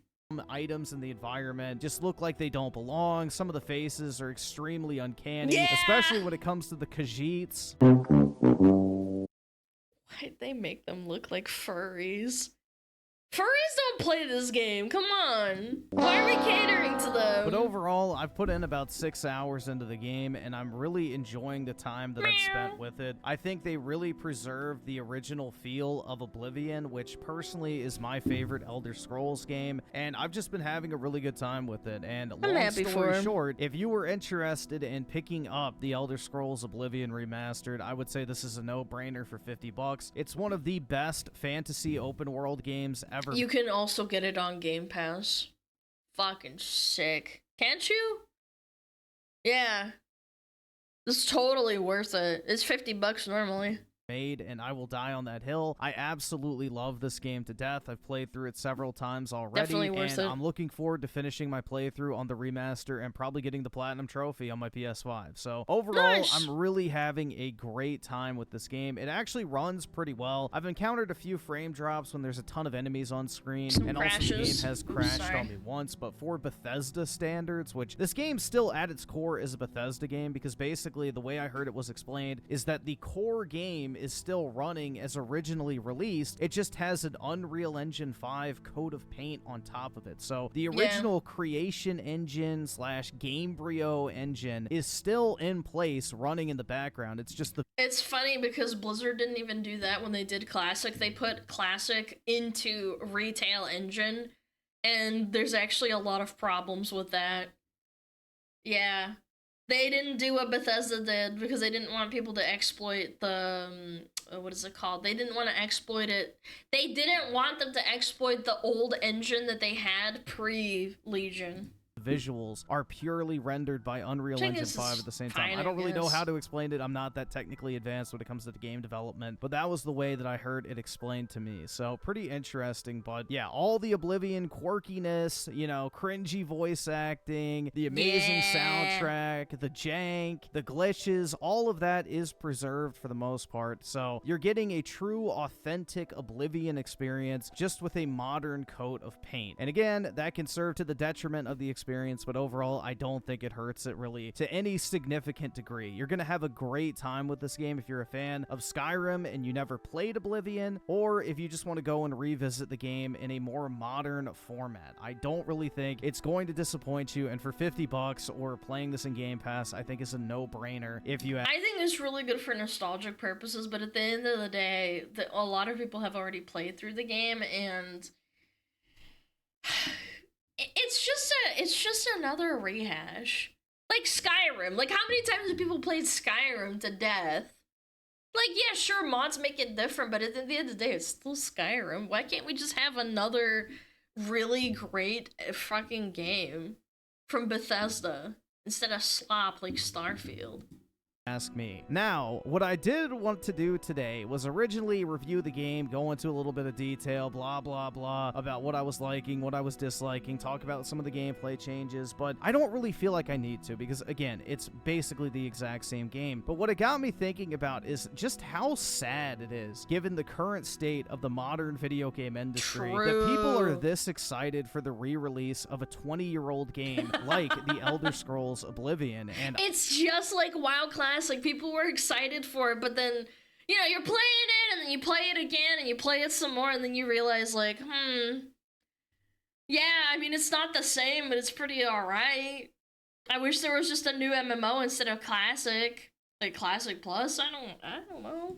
I'm in the exact same boat, man. Within the first 2 hours, I already had more fun playing this than I did playing Starfield, than I did playing any modern video game in this particular genre, especially compared to the most recently released game similar to this, Avowed.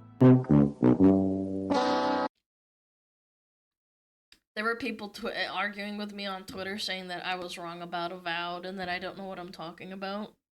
Modern RPG gaming, by the way.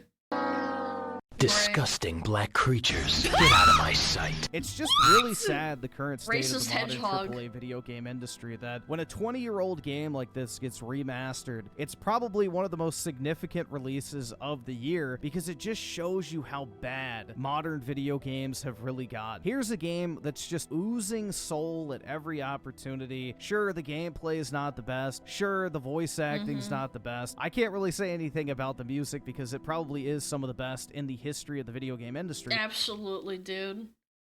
That composer, whatever his name is, Jeremy Soule, he's one of the best composers of video game, or like of any video games. Any video game music that he touches becomes amazing. No joke. But even that aspect is kind of blackpilling because Bethesda... Jeremy Soule was canceled. Yeah, unfortunately. Very cringe. Fired Jeremy Soule off of some fake Me Too allegations that And then he got vindicated and they didn't take him back. It's unironically so criminal.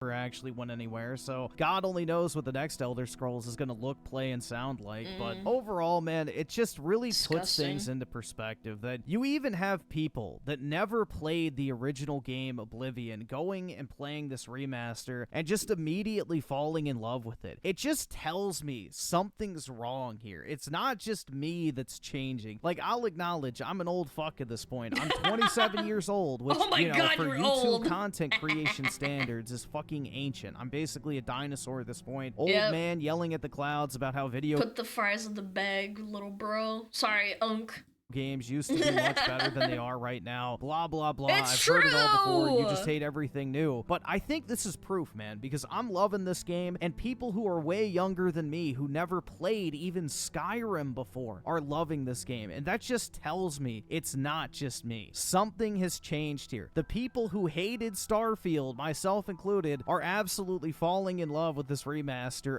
Because it's actually a good game and it wasn't made by a soulless corporate company, man. Immediately upon playing it, because it just has something that almost every other game in this genre and in the AAA video game industry in general, specifically on the Western side, is just lacking. And if you want to call that soul, if you want to call it fun factor, if you want to call it creativity, It's and whether you everything. just want to call it a sense of exploration, I don't know. It's hard for me to put into words, but when you feel it, man. And if I really hope that someone who wasn't even born when this game came out and they play this remaster, they take that ambition and they make their own game that I can play when I'm an old fucking bag of shit. It's gotta happen. Like, logically, right? Like, millions of people played this game. Surely in 20 years, we're gonna hear of some kid who's like, yeah, I loved Oblivion Remastered when it came out. It was awesome. for the longest time, it's just continuously rattled off in my head that going back and playing these old 360 games, there's just something so different about them. They're meant to be video games. They're not interactive movies. Yes, they tell great stories. Yes, they have amazing voice acting and cutscenes and cool cinematic scenes. And not even good voice acting. Some of the voice acting's terrible and it's hilarious, but it doesn't matter because they just put it in the game anyway, and it gives it soul. And set pieces and everything the like mistakes that. are But left at all in, of exactly. these games' cores, they're video games first. They're made by people who wanted to be making video games. They're not made by a bunch of DEI hires. They're not made by a bunch of people who are trying to infiltrate the industry because they hate men. They're not made by a bunch of wannabe film students who couldn't cut it in Hollywood. This is a real game. God, that would actually be not that bad. I'm gonna be honest. Experience. And even Bethesda's most Theater recent Kids wouldn't be games, so bad. Skyrim onward, I think, have really been lacking this particular feel, and you could just feel it not only in Bethesda but other companies' games as well too. It's just something about going back and playing these old games really just shines a light on how shitty the current AAA video game industry is. Whether it's the Sony movie game formula that's boring as shit, where gameplay feels like pure filler and you dread having to engage in the next combat section and wish you could just watch the cutscenes instead. I mean, shit, man, have you heard what they're doing with Death Stranding 2? You can literally skip all combat encounters in the game because So then you're not playing a game, you're watching a movie.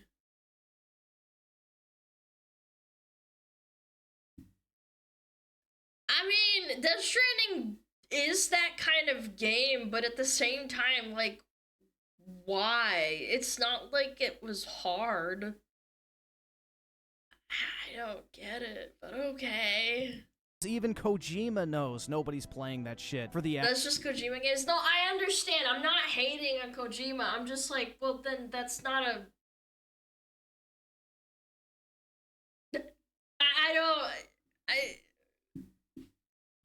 actual gameplay experience. They're watching the cutscenes, and that's all they fucking care about. So we have reached a point where video games have been gobbled up by the normie Netflix watching audience because movies and TV shows have degraded in quality dramatically over the past few decades, so people were looking for a new form of entertainment, and they flocked to video games. But at the same time, the gaming industry didn't realize that the thing that was driving those people to them was the fact that they weren't like movies. It was the fact fact they weren't like TV shows. It was the fact that they offered something unique, fun, cool, and different. And roleplay aspects. I feel like a lot of people dismiss that in every game. Even in games where you're not role-playing, you're playing Call of Duty or whatever, but this is kind of a tangent, but Call of Duty having the most sanitized, like, pussy-ass voice chat is so cringe to me. Everyone is so sanitized. Everyone is, like, tripping on their words. Everybody gets banned instantly, and it's like, that's not what that's just what Call of Duty is about anymore. Like, what? It feels dead now? Yes! It genuinely does. Everyone doesn't talk. Nobody talks anymore. There's so many people in my chat that have complained saying, like, yeah, like, I'll join a lobby and no one's talking. instead, they decided, like, oh, we need to cater to all these people, so let's make the very same thing that they decided to run away from in the first place. And it's completely idiotic. You see studios shutting down. You see budgets inflating, trying to chase photorealism and hiring celebrity voice acting casts and having more cutscenes than actual gameplay segments, where you have games like God of Snore Ragnarok, where God of Snore. Monster Hunter, please! Oh my god, there's so many unskippable cutscenes, and the cutscenes that were in the game, they weren't even good. Except for, like, when you get to fight the fucking dragon and then the little kid screams at you to not kill it, and you kill it anyway because you're a Giga Chad. But, like, that's not... I think that could have been cooler.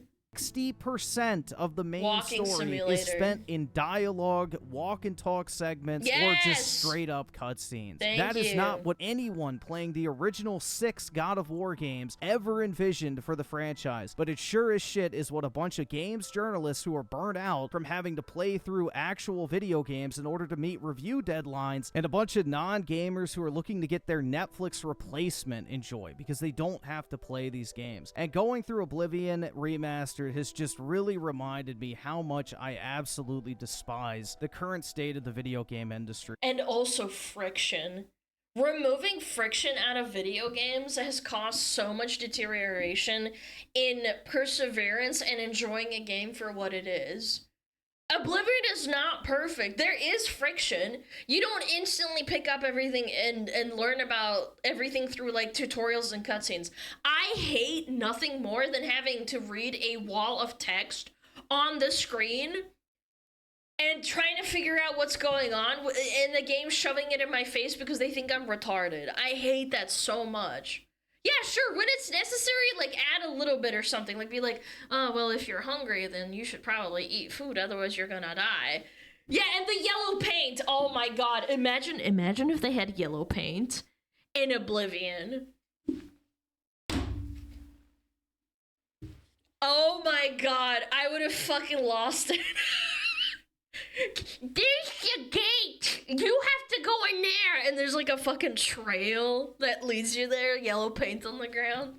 And it's crazy to me, dude. Like, you will have people out here, which, you know, let's bring the Switch 2 into this entire conversation. You have people out here claiming that they won't pay $80 for Mario Kart, which, whatever, you can argue $80 for a video game is a lot. I'm not... It's a lot! I'm tired of pretending it's not! Here to have that debate. But what I do find funny is people will look at a game like Mario Kart World and say that's not worth $80, but they'll look at a game like God of War Ragnarok, which is a $70 20-hour game where 60% of it is spent outside of actual gameplay. And then you'll have people complain that the Oblivion Remastered is $50 because it's a 20-year-old game. Well, fuck it, dude. I would gladly pay $50, $60, $70 to get a game on the level of Oblivion Remastered rather than these fucking boring ass walk and talk dialogue simulators where the actual gameplay is nothing more than filler content in between your next cutscene. So it's just really, it pisses me off, man. Like, clairvoyance was always a spell in Oblivion. Yes, but you have the option not to use it. That's what's so beautiful about it. You can't turn off the yellow paint in Resident Evil 4 Remastered. As much as I'm enjoying this game, and I'm not trying to be super That's negative my on it, but it gripe. genuinely pisses me off at the same time when I'm playing it, because it's like, bro, this game was made in like, what, 3 years? Compared to what, the 15 it's gonna take for the Elder Scrolls 6 to come out? There's no way it's gonna be this good. It's not going to be that good. You already know Oblivion is the best Elder Scrolls game ever made, and I will die on that hill. Fucking fight me. You can make a case for Morrowind and Skyrim. Those are great too, but I love Oblivion. But there's no way, after 15 years, after Fallout 4, after the catastrophic failure of Starfield, that it's even going to come close to the levels of games made in the 360 generation. We have no talent left in the video game industry, and it shows, man. People are more excited about these old games getting remastered than the new games from the exact same studios and the exact same franchises. I mean, if you're unlucky enough, those remastered games can be dog shit even from the 360 era. Wasn't it not Dead Island? Oh god. I was talking to Hina Bobina about it, and she said that what's the game with the zombies? With the guy that's a photographer? God, it always slips my fucking head. Dead Rising, yes, that remake sucked, and that game was from the 360 era. You're lucky if your remaster's actually good at this point. You better be thanking your lucky stars they didn't take a big fat dump all over it. GTA Trilogy was a good example. That was a disaster. Yeah, that too. Like, honestly, it's really sad. And honestly, that is probably that's the biggest black pill that I can actually think of when it comes to the modern video game industry. We are now in a state like modern Disney, where game studios exist to rehash the shit that you loved in the past because they have no creativity. Thank you. It's happening everywhere, man. I wouldn't be surprised if... have you guys noticed that there's a lot of remixes of old songs coming out nowadays?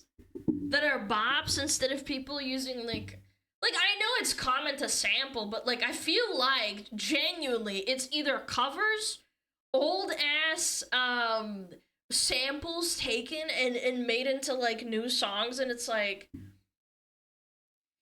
I feel like it's more commonplace, even in music. Yes, Anxiety. I hate that song. Oh my god, don't even fucking get me started. I hate that shit.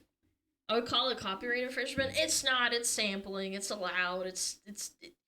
People have been doing it since like the 1980s and stuff. Michael Jackson did it. Everybody did it. But they had a lot of original good music is what I'm saying. It's happening in the music. I don't know about art, but I guess you could argue that video games are art and whatever, movies are art, but it's been happening for so long and it's been amplified. Have no talent. They don't know how to create, so instead, they'll just continue to rehash the same shit over and over and over again, and when they do decide to make something new, it ends up being a catastrophic failure, which forces their decision to go back and just keep redoing the same shit over and over and over again. Now, this is mostly just a Western video game phenomena. You know, for the most part, the Japanese studios are still doing their thing, but even companies like Capcom are leaning heavily into repackaging nostalgia. We have Square Enix is also extremely guilty of this. They're very stagnant at the moment. Lots and lots of people are doing it. I think we're reaching the point that they're catching up to movies.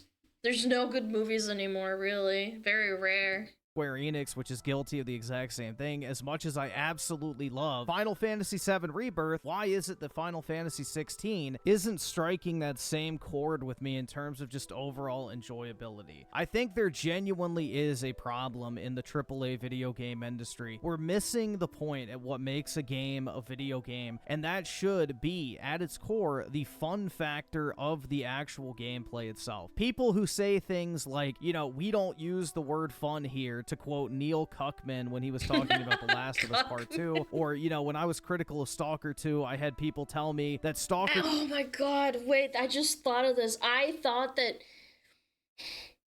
Horizon Zero Dawn is getting a remake, and it's not even like 10 years old at this point. I am floored. Yes, already, why? I'm telling you, it's happening. Go look it up. Horizon Zero Dawn remastered. Yes, it got a remaster. And I'm just sitting here like, it's $50. What the fuck is the point? It hasn't even been out. When was the original came out? It came out in 2017. It has been 8 years. Why does it need a remaster? Why did The Last of Us 2, or sorry, The Last of Us 1 even need a remaster? Why? Sony loves milking that made them some money. That's what I'm saying. It's just so gross and fake and just milking people's cocks for money. 2 wasn't supposed to be fun, and that if I was playing that game with the anticipation of having a good time, I was the one doing something wrong. That's what I always bitched about too. People were like, oh, Alana, you need to play Stalker 2, and I'm like, I'm gonna wait until they fucking fix the game, because they always release it in in a horrible state. I haven't played it yet. It's on my list. I have to play it, but like, Stalker gets so many, like that company that made Stalker, they get so many excuses for making bad games.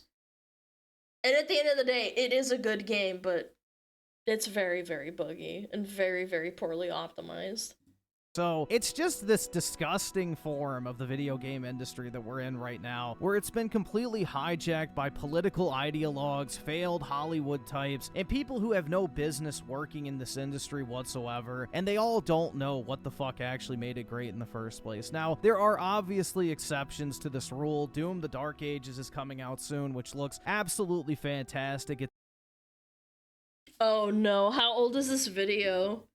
Oh no! He doesn't know. He doesn't know!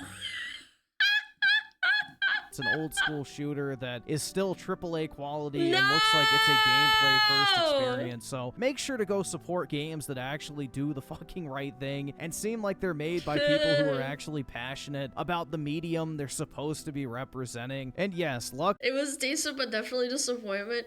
Again, Fleekasoid said it best. The game's amazing for $70 or $60 or for whatever it was. If you get it for free, it's great. If you paid $60-$70, it's pretty disappointing. It plays. You can play the game. Yeah, taking away glory kills is like actually criminal. It's like taking the WoW to World of Warcraft. Like, what's wrong with you? Luckily, indie games have also filled that void a little bit now. I'm not really one who likes to dig through a stack of 100 indie games to maybe find one that I enjoy, but there are some out there that have basically filled the gaps in an otherwise dead industry and have invented or brought to the table some new, fresh ideas, or even repackaged ideas that haven't been touched by the major video game studios in quite some time. So there are some, like, semblances of hope out there, but it just seems like an undeniable trend that the video game industry needs to crash, and this current video game industry we have right now is just rotten to the core, man, because a game like Oblivion Remastered, while great in its own right, is everything wrong with the modern video game industry. We're repackaging products that were already successful in the past because we can't sell anything new that people actually want to fucking play, that stands up to true classic gameplay first experiences that came generations before. But the problem is that people keep buying slop. That's the problem. I don't know. We have to keep supporting games like the studio that made Expedition 33 and stuff. We gotta keep supporting games like that. It's the only way we can fight this. Yeah, Hades. Except FromSoft, I don't know. FromSoft's been slipping up lately. I'm not 100% agreeing on that one. That's all I really wanted to say in this particular video. Let me know your thoughts on whatever the fuck this video turned out to be about. I originally planned on doing a review of Oblivion, like I mentioned, but yeah, I figured this would be more suiting. It's just what was on my mind, and I wanted to talk about it, so I guess that's the perks of having a YouTube channel. But anyway, guys, let me know your thoughts on Oblivion Remastered. Have you played it? Are you planning on checking it out? If you haven't, I would highly recommend you play it. It is one of the greatest video games of all time, whether you play the original or the remastered. I don't think you're going to be disappointed if you enjoy open world fantasy games. This is by far one of the best examples of that. So highly, highly, highly recommend anyone and everyone check this out. I don't think you're going to be disappointed. But yeah, let me know your thoughts in the comment section below. As always, I do appreciate everyone taking the time out of their day to check out this video and for all the recent support on the channel as well. You guys are the fucking best. And I really Dark do Ages was what appreciate I was it. So with that shit expecting. said, There it is. I will catch you guys next time. No, we gotta keep supporting indie games, chat. That's what we have to do to fight this disease. And it's been working! The reason why Expedition 33 is so good is because the people that used to make good games at Ubisoft finally were like, alright, I'm had enough. I'm making my own game. Chat. If I become a trillionaire, I'm gonna buy out Blizzard. I'm gonna save World of Warcraft. And I'm gonna hire big sweaty men to play the game and make the game. And close it. I could just destroy it. I remember Raven Software released a horror FPS game called Singularity. I really want a remake of that. I don't know what that is. Imagine being so bored at your corporate borpa, you make one of the best games of the year.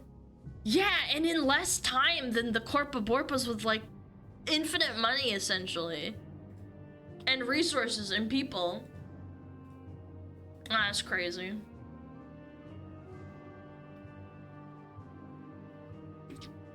Have you seen the tech demo? Yeah, I could watch the full thing. Why not? Witcher 4 tech demo. Yeah, sure, why not? I'll watch it. I'll skim through it. How about that? I won't watch all of it. I will not watch all of it.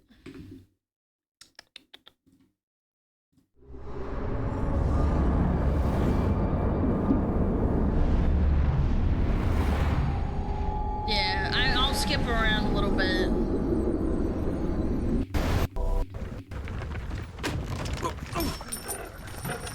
Sleep, is he? The ploughing plonker.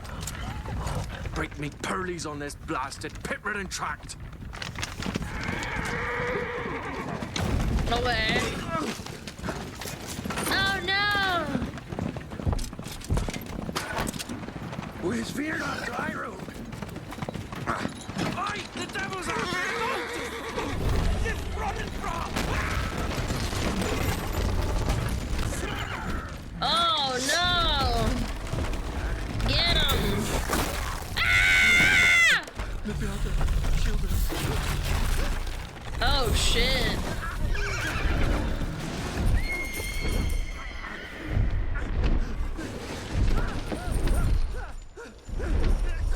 Oh my god, okay, cool.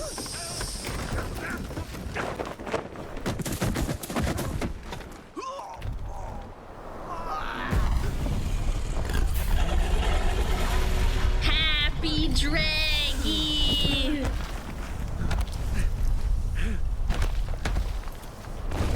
Happy Draggy. He's so happy, look at him, he's gonna get himself a meal.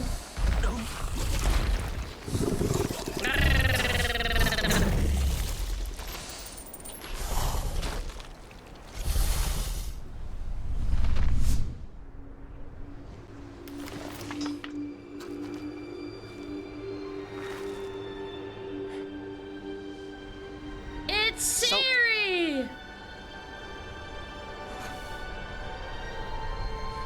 Almost had me fooled, Fruin.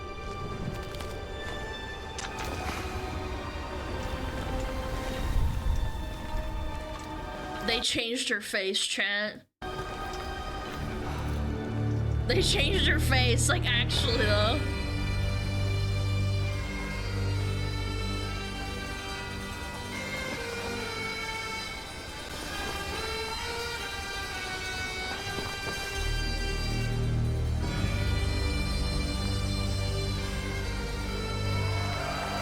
Okay. Let me skip around a little bit. This is a technological showcase set in the world of The Witcher 4. I hate this camera so much. I hate it! It just makes me feel like I'm not playing a game. Just so, it's like floaty and going shit. to see now. I hope it's just the technology. Yeah, exactly. It's running on a standard PlayStation 5 at 60 FPS with ray tracing. So in the game, you'll be playing It's as probably Ciri, just a demo, a professional surely. monster slayer, the Copium. Witcher. She explores the world and hunts down monsters for coin. The region we are in is called Kovir, and you'll get to explore it in a game. Gay tracing, says my mod. Chat! Gay tracing. Right now, LGBTQ Ciri is investigating the plus monster, and after tracing. gathering new clues, she is heading back to a nearby village.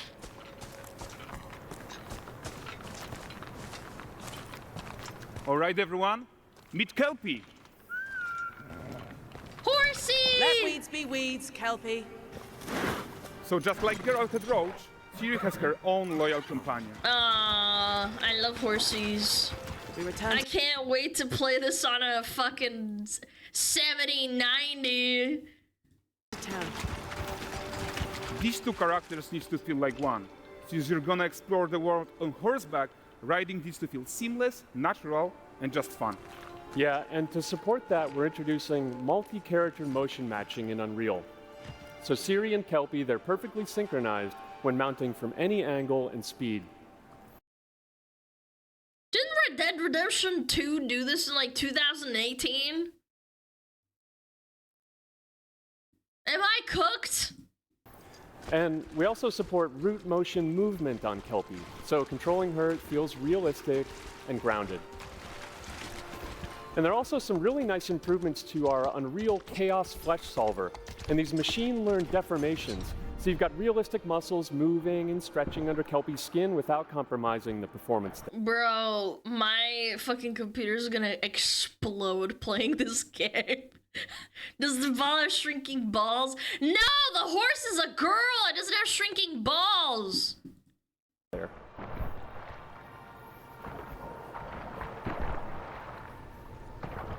Chat, I'm not gonna lie, this is cool, but like this is kind of unironically a who cares moment. I like it's cool, but like, come on. So let's leave Ciri behind for a second and talk about the world itself. So much of the Witcher world is natural, organic, especially Kovir with its dense forest and wild nature. Yeah, and wild nature is hard. And with nanite geometry, we've freed artists from so many of their old constraints. But we don't want to rest until everything we do in Unreal has that same spirit of freedom. There's always more work to do. And foliage is a huge piece of that puzzle. So we are excited to introduce nanite foliage. What the fuck is that? Hello? And in order to achieve gorgeous foliage density everywhere, while still being memory efficient, fast to render, we believe that a new idea was needed. So instead of the same card approach we've been using for the past 20 years. Okay, I'm gonna skip around a little bit. Alright, we're back to Ciri. Poggers. Welcome to Valdrest. So Valdrest is a port town, a hub for fishing, trade, and mining. It's one of those places where you can meet shady characters or overhear gossip from other lands. It's also where Ciri took on her current contract. Okay. High-tech, let's leave Kelpie here and explore the marketplace and food. Okay. And the missus? I'm so excited we can finally show you some of this stuff.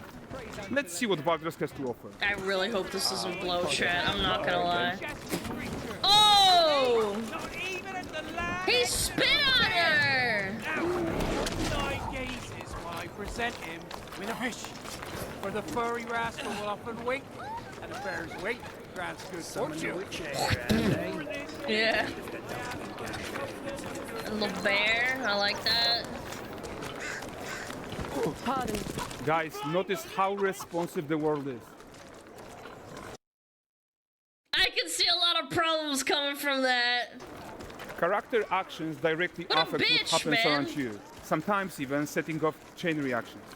Everything is working together. Chain reactions? I don't know, man. At least it's plugged in. Yeah, for now. You'll find only honest waiters here. Oh, look at this poor gentleman being taught how to fly by an angry innkeeper. Okay. That's what happens when you cheat at Gwent. Last of it, is it? I just want to see some gameplay. This is a tech demo, though. Unfortunate. Okay, so this is the guy who gave the quest his own. Like you probably suspect, he has his own agenda in all of this. You off your tits again, Wilfred. I mean, it looks nice. I can't deny that. A typical day's toil. Who in? Ah, with Churess. What news of my wagons? No eternity is taking that damn salt to arrive. I found them. And, well, suffice to say, they'll not reach you. As for the salt, I found not one speck. I presume this comes as no surprise to you. Now. Kavir's smuggling trade is of no concern to me. Shush, shush, shush. The manticore that flattened your cart and devoured your men, quite the opposite. Manticore? No, them winged Where's the audio hellspawn dwell in the reverb? ark It's of at the Crane. presentation in the theater, While that's why. Siri decides what to do about that merchant, let's take a look at the character technology that powers this marketplace. It's character technology, yeah. Why don't we listen in on these fishmongers? They're selling their wares, chatting up customers. Morning, catch this is. Won't find none fresher. Reckon you ladies after one of them. Get this cleaned and gutted for you. You mind, dearest? Into seeing something more. Got mackerel, cod, all Brexit's finest. And there is tons of tech to play here, even in this simple market stall. Metahuman tools, improved Unreal Smart Objects, Chaos Cloth, and more. Yeah, and all of this exists to make sure Chat, I'm not gonna lie, I played the shit out of Witcher 3, and I never once thought to myself, like, damn, this needs to be more realistic. Yeah, I don't care. that the gap in quality between Siri and NPCs is as small as possible. Yeah, and closing that gap, it's not just about fidelity, right, but also authenticity. They should react to changes in the world around them. But the prisoner in pillory isn't exciting enough for Valdrest. Let's grab everyone's attention with a circus. Alright. But the great performance deserves a huge crowd though. Let's crank it up.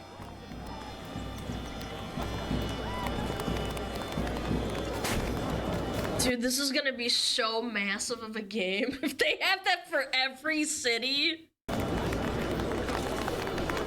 So you are seeing tons of 500 optimizations gigabytes? here to No, 1 terabyte. many of Unreal systems, including an entirely new Unreal animation framework, allowing us to fit easily in our 60 FPS budget, not just in rendering, but also with room to spare on the game thread.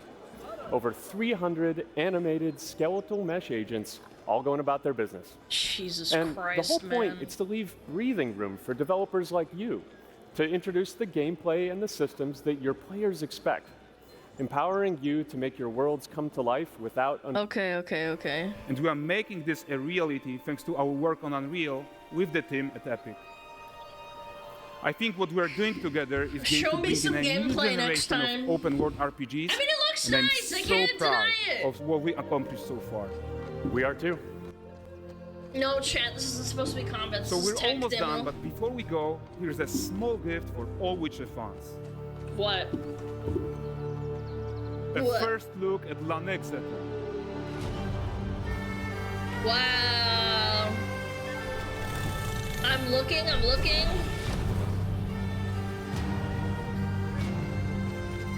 Let's go. With what? They made her hot. This is already a winner. She's hot, and that's already a big W in my eyes, I think, chat. Don't you agree? Yeah, like the interactive world is like whatever, as long as the series hot, like I don't give a shit. Like, realistically, do we really give a fuck? I don't think so. Remember the Cyberpunk 2077 trailer? That's what I'm saying. I'm getting the same type of vibes.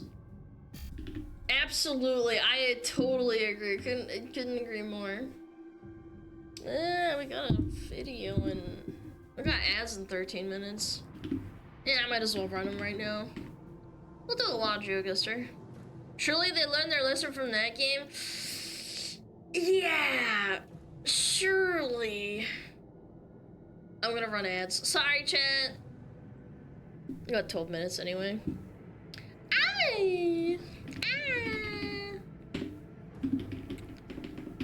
Let's play some Warcraft GeoGuessr. The classic.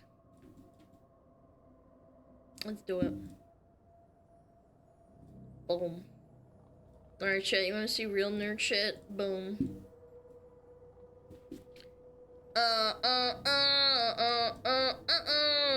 Grizzly House! Is it the keep over there? Is it the keep over here? You're in the south, that's north, south, east, north, south, east, so in the east. What's next to it? Oh, the burning thing. Yeah, it's not too far. I think you're on the road, maybe? No, you're like right here. Boom. Hey! Hey! Easy!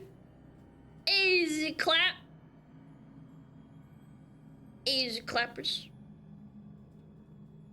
This is Draenor. This is next to the village. Easy clap. Easy clap. Is it this one?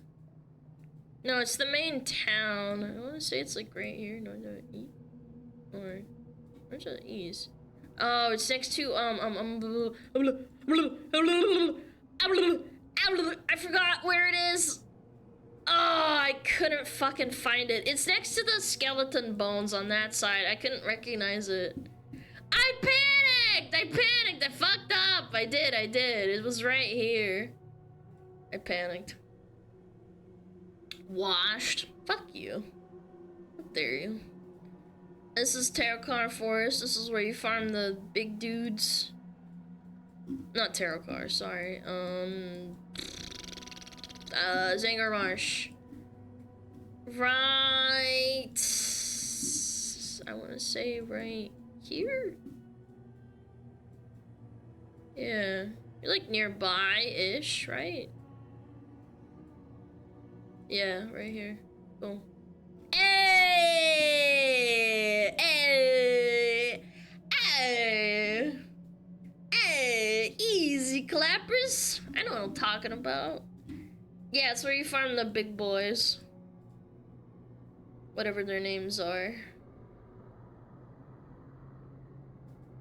This is Burning Steps, or whatever it's called. Right here. And this is towards the entrance of Blackrock Spire. It's probably leading up to it. There's like the first spire right there. At the first one. Yeah. There's a little mithril ore vein. It's like probably right here, if I had to guess. Boom. Hey, I'm walking there. Easy clappers, not too bad. I second guessed myself. I was gonna put it further back, but not even 5K. Buds! Ban him. All right, last one.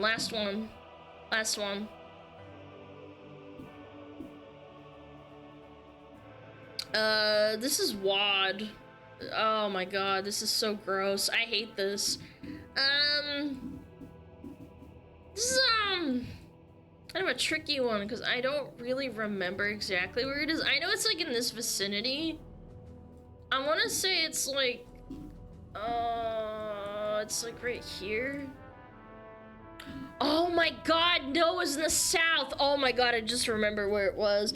I hate WOD! It was in the south! Fuck, I'm so washed. Yeah, it's where you farm the shards or whatever they're called.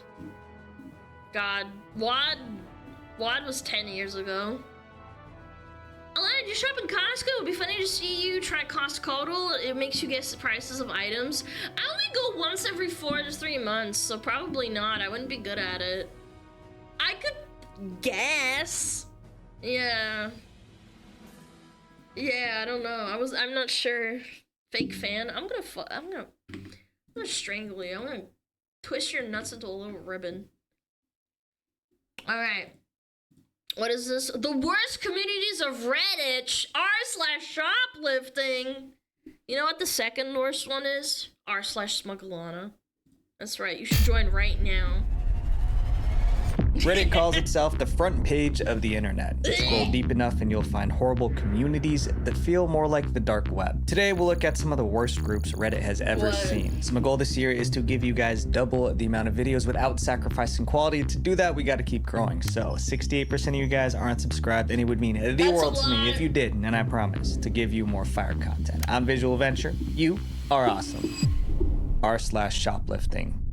Most people feel guilty when they steal, but this subreddit turns stealing into something to be proud of. Oh, you wanna know the worst part? There's probably people that don't even care about the money, shoplift just to get their Reddit gold on r/shoplifting. Subreddit was called Shoplifting. It was like a boot camp for thieves. There were posts showing what to wear so security wouldn't notice you stealing. Another post explained how to remove security tags. And one listed the stores that were easiest to shoplift from. They weren't just teaching you how to steal, they were encouraging it. But soon, things started getting messy. Since anyone could join, a few people showed up just to post warnings. They tried to talk sense into the group, explaining how shoplifting was wrong. But and of course, naturally, in classic Reddit fashion, they very likely told them to kick rocks and got down-duded. The others didn't want to hear it. They wanted to feel good about breaking the law. So the subreddit cracked down hard and made strict rules. The first rule was called moralizing. You cannot be serious. You're actually committing a crime. You're like, stop moral policing me. God, only Reddit would have a down dude system of like, no, we're gonna remove your post because you're moralizing the situation. Here's how they explained it. Stealing is bad. We get it. Nothing else needs to be said about it, and we are all right with the morality of our actions. They even called themselves a wonderful community of allegedly corrupt and soulless individuals. This meant no preaching, no guilt tripping, no criticizing shoplifters. If you broke that rule, your post got deleted, and you got banned. No second chances. But moralizing was just one rule out of 6. Dude, imagine being one of the mods and he's like, actually, this is moral grandstanding. I'm gonna delete this post. I'm gonna ban you from the subreddit. Please reconsider your actions. The rule was about pictures. Members posted pictures of the stuff they stole. Groceries, makeup, electronics, anything they could get their hands on. But the moderators wanted the pictures to be educational, so they made a rule called lack of information. It said all posts must now include a short description on how the items were lifted. Violation is removal of post. Then there was rule 6. It was about violence. Advocating violence is unacceptable. We might have criminal intent, but there is no desire to physically harm another person. What if you're stealing food? Aren't you technically physically harming another person by stealing their food? Yeah, that seems like a loophole right there. Reddit was like a support group for thieves, and members were genuinely happy. One even wrote, "This feels like a best friend group chat. I love you all so much." As messed up as that sounds, love another Redditor? That's like, that's puke worthy. The community kept growing. At its peak, it had over 77,000 members. But soon, people outside the group started hearing about it. Major vlogs and news sites picked up the story. Obviously, the general public wasn't okay with a community teaching 77,000 people how to shoplift. Reddit had to step in. In 2018, Reddit updated its content policy. They added a new rule that banned users from promoting stolen goods. The shoplifting subreddit clearly broke that rule. So in March 2018, Reddit shut it down permanently. The subreddit lasted 9 years before getting banned. And in that time, it probably helped thousands of people get into shoplifting.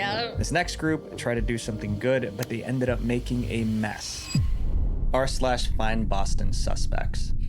For the sake of YouTube, we'll be calling the subreddit Find Boston Suspects, not the other word. In Yeah, April it'll 2013, get a flagged, tragedy hit America hard. It happened during the Boston Marathon. Thousands were running through the streets. Suddenly, explosions went off near the finish line. Dozens were injured and some didn't make it. The FBI launched an investigation to find out who was responsible. Make no mistake, we will get to the bottom of this. But while the feds worked the case, some people on Reddit thought they could solve it faster than the cops. So they created a subreddit called Find Boston Suspects. But instead of helping, they became the internet's worst detectives. The group started by analyzing photos from the event. Much of the activity on this page involved Redditors scanning over blurry and grainy images that were taken from the Boston Marathon in an attempt to find a suspect.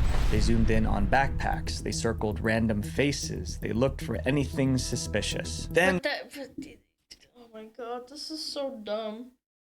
At least with the police work, it doesn't get leaked outside of, like, into the public. The problem is the public can't control themselves, and they're going to fucking kill and hurt these people for looking like a suspect.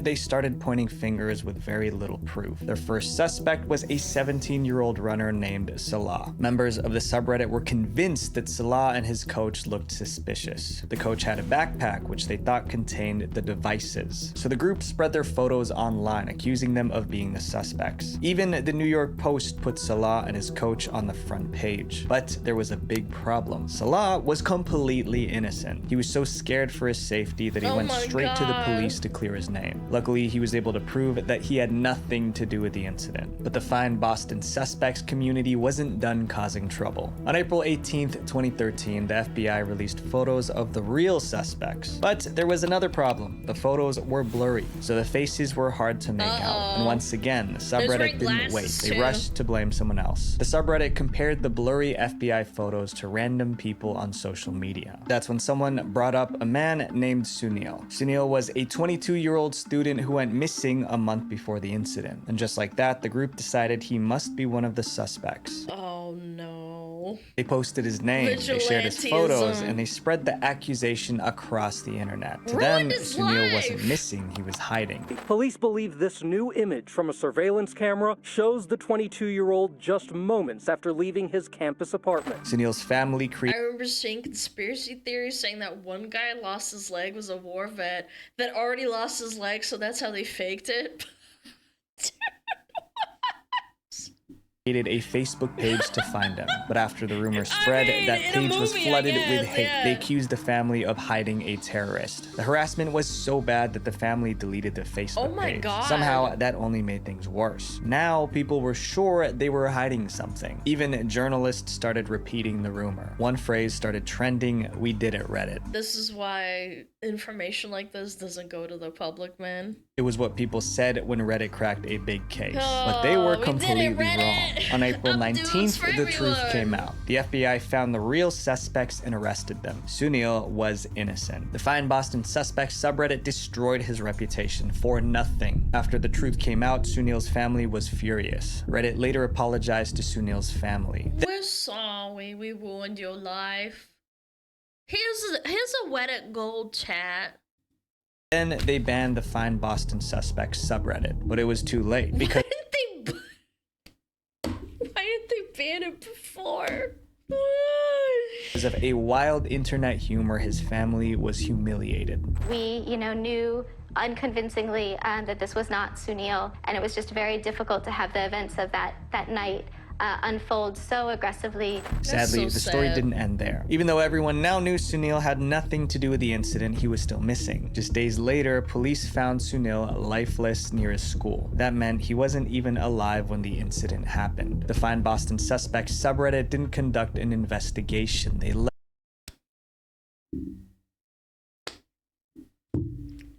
It takes you 1 fucking second to look it up, man. That's so fucked up. led a witch hunt. It was horrible that That's two innocent so people bad. were It's tracked so down as bad. if they were suspects. But surprisingly, this stuff happens every day. And it could easily happen to us because data brokers sell our personal information online. You could go to any data broker website right now and buy anyone's data, which to me is honestly buy insane. your data, And if they buy chat. yours, they have access to your personal information. I have So your this personal actually happened to me. information. Some messed up people found my information online, and long story short, it was a mess. After that, I tried removing my data from every website that sold it, but there were just too many. So that's where today's sponsor, Aura, comes in. Aura They scan is data nuts. broker websites Yo, to Mr. find where your Coco, they gonna sell information for is being 17 sold. months, And after a man. few weeks, you'll notice less spam, but most importantly, if someone searches you online, they won't find you. Aura Take my monitors the dark data. web and tells you if your data I will was leaked. analyze And if you. someone tries to open up a bank account in your name, they let you know right away. And in the worst case scenario, they provide up to $5 I'm kidding. I million don't want your in fucking data. identity That's theft fucking weird. insurance. Joke. Aura even includes a VPN, antivirus, and password manager, which would have all been extremely helpful in my case. Guys, I really hope you consider Aura. If you do, go to aura.com/VV to try 14 days for free. That would be enough time for Aura to find out if your personal data But you is take this instead. I will. r/JB. For the sake of our channel staying safe What's J? Never mind. I'm not gonna ask. from the YouTube hammer, I'll we'll be figure it calling this out. Don't type subreddit it in JB. chat. The JB subreddit was full of creeps. Urban Dictionary defines JB as a girl who is too young. Oh my God! I'm in. Bro, I didn't put that. Okay. But still seen as attractive. From that definition Damn, alone, it's dude. obvious what this Jen and community Barry's- was about. Members Thanks, of this man. group posted suggestive photos of young females. A lot of the images were stolen from Instagram, Facebook, and school websites. Some were even Yeah. taken with hidden cameras. What these men were doing was disgusting, but they weren't hiding it, not even a little. In fact, JB was famous. The subreddit was extremely popular on the website. So popular that it even won Subreddit of the Year. Chat, this is how we know it's been a culture shift. It's actually been a culture shift. In 2008 via user Oh my poll. God. Let that sink in. JB won Subreddit of the Year. That means people actively voted for it. At one point, JB was the second most searched term on Reddit. That brings up the obvious question. How did Reddit allow this community to exist? I blame porn, unironically. Yeah. Porn rotted people's fucking brains out.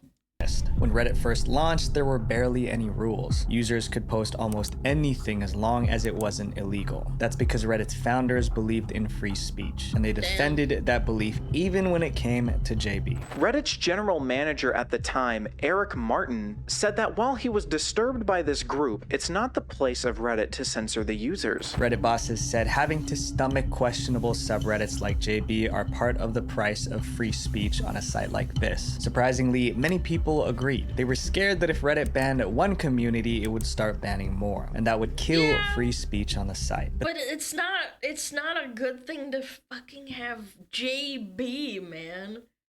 Lawless land. Yeah, I guess, like, if you want lawless land, go to 4chan. I'm not gonna lie. Then CNN got involved and things got more complicated. In September 2011, a CNN reporter called Reddit out on national TV. He criticized them for hosting a community full of creeps. That report turned millions of people against JB and Reddit. You would think that would get JB banned, but the opposite happened. The CNN spotlight made JB more popular. The very next day, No, Strides and if they didn't even do anything about it. JB got 1.7 million views in a single day. That was the most attention the group ever received. JB seemed untouchable. Then one post brought everything crashing down. In October 2011, someone uploaded a new picture to the group, but the real problem wasn't the photo. It was a comment underneath it. The user claimed they had content of the same girl, and they were willing to share it in private messages. Dozens of members reached out to him asking for the files. The post stayed up long enough for people to screenshot it, and those screenshots spread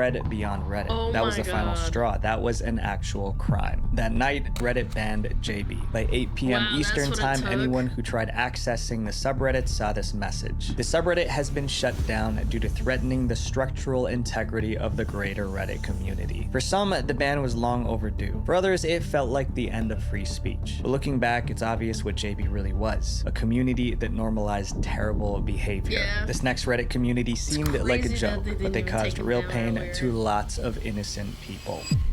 r/Herman Cain Award. This Ooh, group what's was that? accused of mocking the dead. It was like they celebrated when someone passed away. Oh, so it's like Twitter, yeah. Sounds insane, but if you understand how the group started, it begins to make sense. The subreddit was called Herman Cain Award. It was named after US politician Herman Cain. In early 2020, Herman Cain called the COVID pandemic fake news. Herman Cain kept attending crowded events. Weeks later, in July 2020, Herman Cain got sick and passed away soon after. Oh, wait, now I know what this is. Yes, okay, I know what this is. 2 months later, the Herman Cain Award subreddit was That's still... Chaz, say what you want. That's still really fucking... That's mean. created, but it wasn't made to honor how he lived. It was created to mock how he died. The goal of the subreddit was simple. It shared stories of people who denied COVID and then got infected and didn't survive. Each post followed a formula. You'd see a screenshot of someone downplaying the pandemic or refusing the vaccine. Then you'd get an update from the same person announcing they've caught the flu. Oh and the my last screenshot God. revealed the person's fate. If the person survived the illness, the post was labeled nominated. Not when it's self-inflicted. That is not what I wanted to hear, man. My worst enemy, a person that I don't like, I don't want them to get cancer and die. I just don't. I don't care that much. And even if you get the vaccine, you can still die. It's not nice. I don't think it's okay. No. If they changed their mind and I got don't think it's vaccinated, okay. it was I don't labeled want people redemption. And if they passed away, they were awarded. That meant they received the so-called Herman Cain Award. By 2021, the media heard about the Herman Cain Award, and they called out the subreddit for being heartless. Families who lost someone would come online only to find their loved one turned into Reddit content. Again, it's not. The thing is that they turn this from a public figure to like people on Facebook, like normal everyday people. That's what I think is most fucked up. Because people celebrate politicians dying all the time or they're getting cancer. I don't think that's okay. I think that's horrible. But it's like normal people, like you have zero like just empathy or like understanding. Maintaining a that's subreddit sad. like this, you're cheering for it, right? You want the next story to come in. Yeah, I think it's and beyond that, mentally it's just incredibly disrespectful for the mourning families.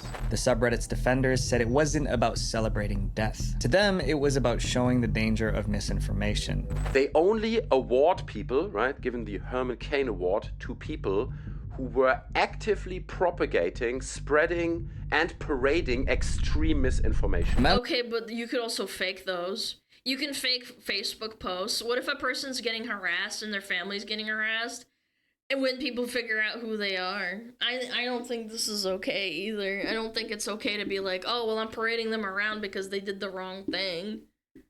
Like, Members of the group took things too far. They tracked down grieving family members on what did I just say? Not pre-watched, by the way. I'm Facebook. just saying. Then they sent nasty messages mocking the deceased relatives. It was like they were intentionally That's wicked, trying to dude. cause pain. By that point, the subreddit That's so started to bad. seem more like a mob. The harassment got so bad that the subreddit's moderators had to intervene. They issued warnings and banned members who harassed grieving family members. However, many members didn't see anything wrong with the harassment. It became a huge debate within the group. Today, this subreddit is still active and it has about 500,000 members. To I'm not some, it's a wake-up surprised. call. To most, it's none other than harassment. This next subreddit was so bad it caught the attention of federal agents. r/darknet markets. The FBI has seized control of a controversial website which made buying drugs as easy as going to the store. In October 2013, the FBI shut down Silk Road. It was a website where people bought illegal stuff like substances, fake I heard of guys in my high school buying stuff through Silk Road. That's how I first started hearing about it and shit, and then it got shut down. IDs and stolen credit cards. People even ordered hitmen on Silk Road. If you want to know more about this website, check out the whole documentary I created about it. When Silk Road disappeared, it left a vacuum. Thousands of people were searching for the next place to get illegal goods. So someone created a Reddit group to solve that problem. It was called Darknet Markets. Darknet Markets didn't sell anything illegal, but it told you where to find it. The group was where dealers, hackers, and cyber criminals would hang out and talk about what happened. I love when people call themselves fucking hackers and shit. On illicit marketplaces. If someone wanted to buy substances online, all they had to do was scroll through the subreddit, and they would find recommendations on the best places to buy from. It even had tutorials on how to spot undercover cops and how to buy illegal stuff without leaving a paper trail. And it wasn't a They're smugglers! Chat, do you use this subreddit? Small group. The subreddit grew to 160,000 members. But with that many people, they weren't exactly flying under the radar. By 2015, federal agents heard about the group, so they started monitoring, waiting for one person to slip up so they could swoop in. In 2015, the feds made a move. They sent Reddit. You have to be so, like, stupid to think that you're gonna get away with buying drugs or talking about drugs on something like Reddit. I feel like you have to be so dumb. An order demanding personal information for 5 members of the Darknet Markets group. Those users were linked to a new black market called Evolution, and the FBI wanted to arrest them. Reddit wouldn't say if they gave the FBI the information or not. They stayed totally silent. After the request, the community panicked. People stopped posting, activity dropped fast. Then in 2018, 3 years after the FBI's request, Reddit updated its policy. The new policy banned users from promoting illegal goods and services. Darknet Markets was clearly breaking that rule. So in March 2018, Reddit banned them.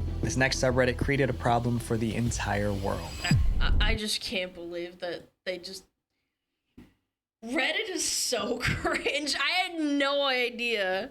r/deepfakes. Uh-oh. The subreddit changed the internet forever, but not in a good way. The group was created by a Reddit user who went by the name Deepfakes, and in 2017, he discovered a creepy new way to use AI. He would take the faces of female celebrities and put them onto adult videos. The results were so realistic, people thought the videos were real. It's very difficult to convince people that that isn't you, because it's fucked up that they do this. I'm so thankful I'm a fucking VTuber. It looks like you, it might as well be you. Soon, the Reddit user created a Reddit community to show off his work. He named it after himself, Deepfakes. And once again, for the sake of YouTube, we'll be calling it Fakes. Within 2 months, the subreddit had 15,000 members. The group was filled with AI videos of celebrities. But soon, people didn't just want to watch celebrities. They uploaded photos of real people they knew and asked for AI videos of them. Some stuff that I saw online was people requesting deepfakes of their sister so that they can use that to black. Nah, you are going to hell for that. That's your sister? What is wrong with you, you fucking freak? Alabama? Oh my god. You have to have, like, I have a big brother, like, it's actually fucking disgusting. Like, holy shit. Blackmail them, requesting like, deepfakes of family members of their teachers. Eventually, that wasn't enough too. The members wanted to learn how to make the fake videos themselves. At this point, Fakes was no longer one guy's username. It became the term for inappropriate video. It says it's for blackmail, maybe it's not sexual. Chat, do I have to explain it to you? Thankfully, it's only used for blackmail.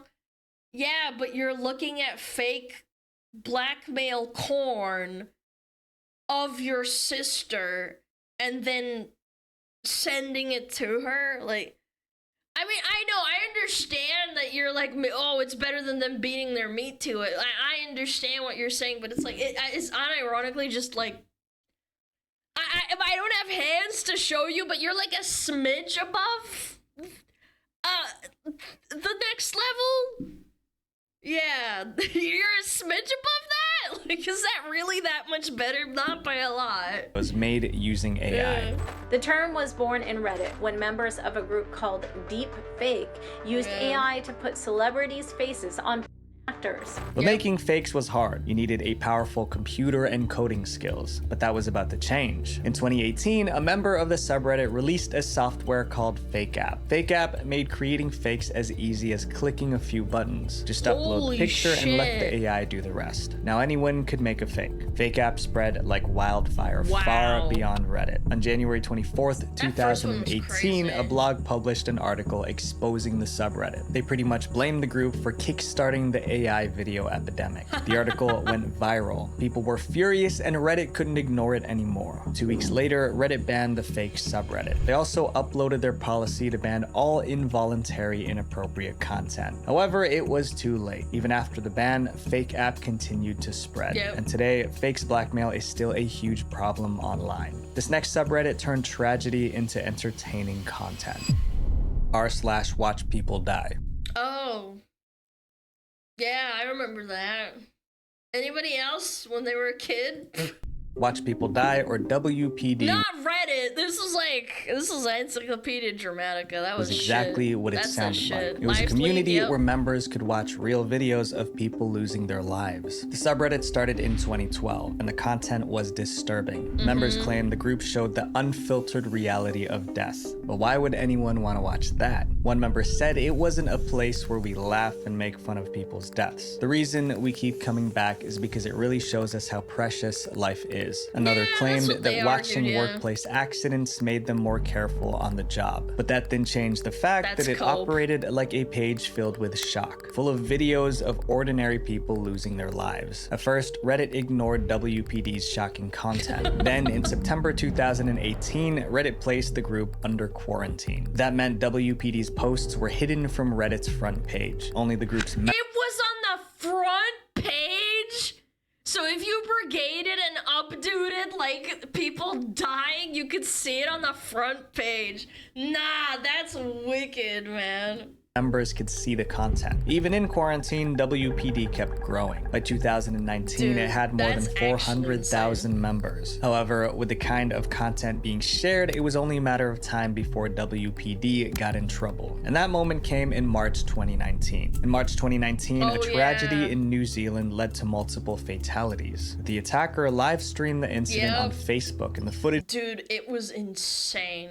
Which quickly spread across the internet. Eventually, it reached the WPD subreddit. The first place I saw this was on 4chan. This was exactly the kind of video WPD existed for, so they posted it. But the footage was too graphic. And out of respect for the victims and their families, Facebook, Instagram, and YouTube scrubbed it from their platforms. But WPD didn't. While other sites took it down, WPD kept the video up, and people were furious. Internet users begged WPD to remove it out of respect for the grieving families. But WPD didn't listen. Instead, they locked the thread. Then they posted this message. The video stays up until someone censors us. The video is being scrubbed from major social media platforms, but hopefully Reddit believes in letting you decide for yourself whether or not you want to see unfiltered reality. At that point, it was WPD versus the world. Since WPD wouldn't budge, people put pressure on Reddit. And this time the pressure worked. A few hours after WPD posted that— You just can't make that fucking argument when it's— When you make the argument in the first instance of like, oh, well, it's just workplace accidents, or it's like people accidentally, you know, getting run over. This is like people dying in a horrible way. Like, what the fuck, man?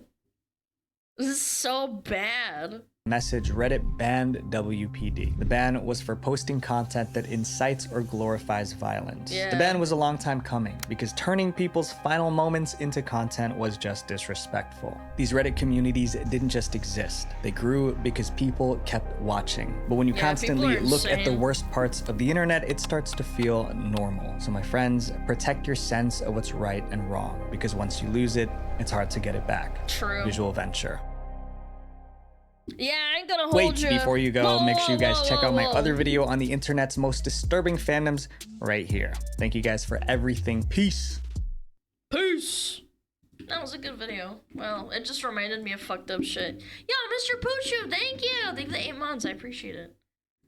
Clap ease. Very nice. No photos online, just VTubers from now on. Yeah, no more seeing people's heads fucking flying off. Thankful for that. One of the biggest... Oh yeah, Moon, man.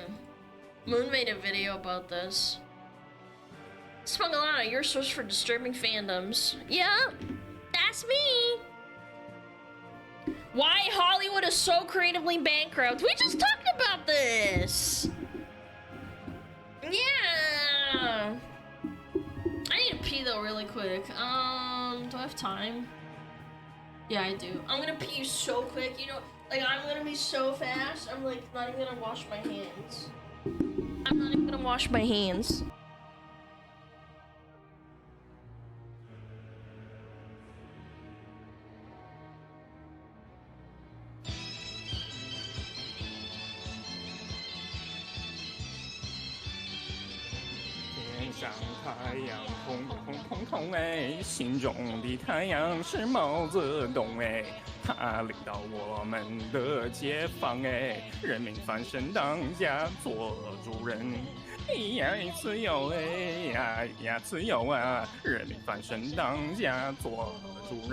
Why are you so good at this? My language, man. What's up with me? Oh, Metapod. Oh, Metapod, use Harden. Metapod, Harden. Oh, yeah, Metapod, you're so hard. Metapod, Harden. Oh, he's so hard. Look at those two hard-throbbing Metapods. They're so strong and hard. Wow. Whoa. Whoa. Was that fast? Was that fast? I bet you that was fast. I just heard wow. Nah, that was way too fast. Well, I didn't pet my dog. I did wash my hands. I did. Very quickly. I didn't want to keep chat waiting. I was super fast. What the talking toilet bowl means is she gonna power wash her hands with her own piss. Nasty girl. What the fuck? What do you mean by that? I'm not pissing on my own hands. It's disgusting.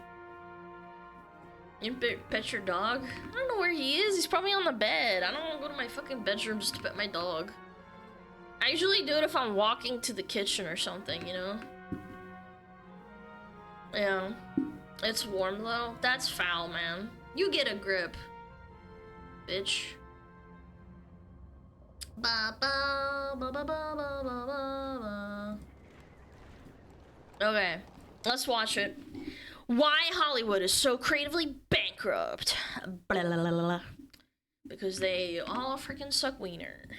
One of the biggest flops of all time released earlier this year, but barely anyone even noticed. Netflix's The Electric State, with its rumored $320 million production budget, was the 13th most expensive film ever made. It's almost as expensive as Concorde. But the film flopped so badly that most people didn't even know existed. Based on the illustrated novel of the same name, people were expecting more of the same. A journey through a decaying corporate wasteland. And it's definitely what they ended up getting, but probably not in the way they thought. Netflix chose this quiet meditation on our materialistic world, and with no hint of irony, turned it into a goofy CGI-heavy blockbuster. The quiet emotion of the book was thrown out, replaced with the big-name actors playing focus-grouped characters reading out preachy speeches. Because you want to know why it was bad? Because they don't want you to see what corporates want, man.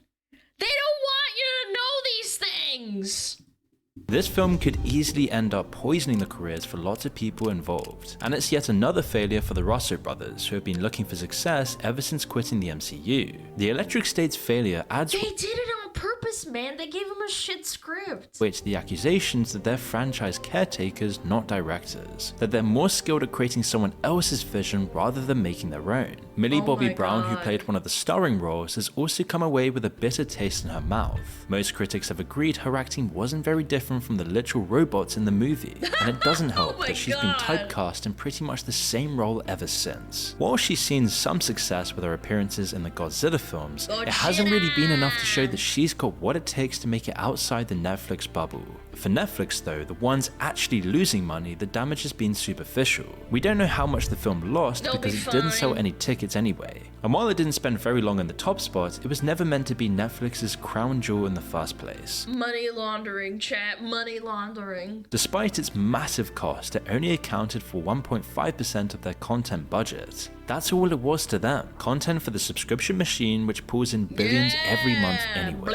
And so following its awful release, Netflix's shares actually went up slightly, which might help us understand why nobody cared about both the film and how badly it flopped. Because recently big movie flops have become so common these days, it's almost impossible to keep track of them all. Hollywood itself has been floundering ever since the pandemic, with box office numbers down 5% since 2024 and a staggering 38% since 2019. Wow. The rot's been creeping in for a lot longer than that though. When it comes to box office flops these days, no studio has seen more of them than Disney, and for them it began over a decade ago. It first became visible with the easily forgettable John Carter. From the What the hell is this movie? What? the beginning, John Carter was meant to create a whole new franchise for Disney. Adapted. Chat, have you ever heard of this? I genuinely haven't.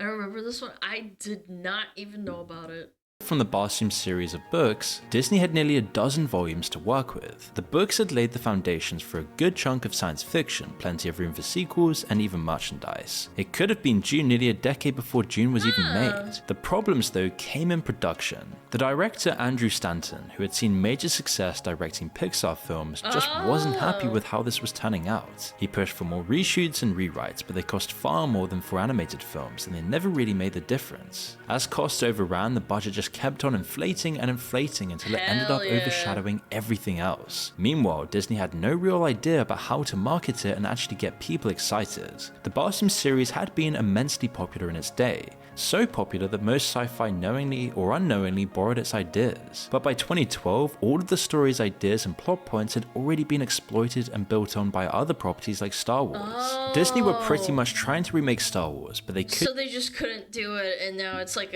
basically like a rerun of a... My biggest issue is that I think I remember the book very vaguely, and I never got the vibe that it was Star Wars, but I guess they kind of reshot it to the point where it's like they kind of made it a Star Wars and it was very forgettable. Yeah, I feel like it's just a forgettable thing.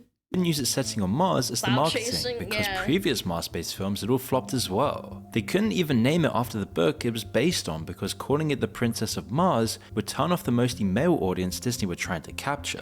So Disney ended up with a film that needed to make $600 million just to break even, but barely made even half that amount, losing an estimated $200 million. Wow. Stanton went back to the animated world of Pixar and Disney's chairman resigned. So you would expect their success with the Avengers later. And this is why I don't believe in people saying that getting a new Disney CEO will do anything. This was in 2012. He resigned and nothing changed. To that same year to seal the deal. But while it definitely solidified their plans for a full Marvel transition, Disney have never been good at learning lessons the first time.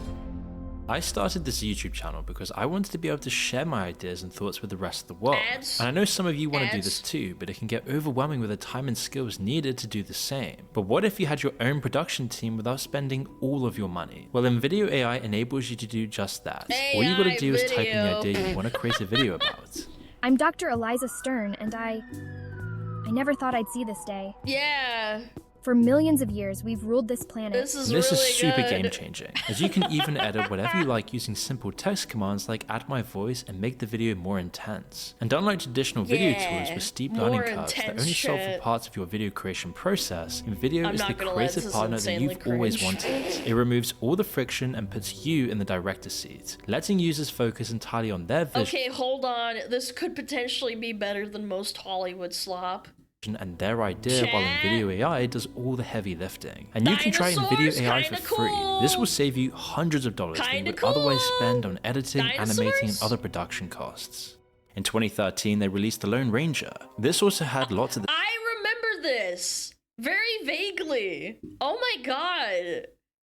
Yeah, Johnny Depp was in this. The same problems as John Carter, adapting an IP that was far older than its intended audience with an overinflated budget and confused marketing. I saw this on The results were Airplane, largely I the think. same as well, a massive loss for the studio and the final nail in the coffin for their live-action semi-original blockbuster dreams. It showed Disney that to avoid flops, they had to lean on Marvel and other IPs as much as possible. And for a long time, this worked like a dream. Marvel dominated the box office, even the worst entries made hundreds of millions. And despite people predicting an end of the superhero era for years, it never actually came. The MCU culminated in two of the biggest, most profitable movies of all time with Infinity War and Endgame. Then, even after they had been and gone, even when they were getting worse reviews and fans were getting tired, later MCU films still made money. That was until... That's what I was saying, man. It doesn't matter.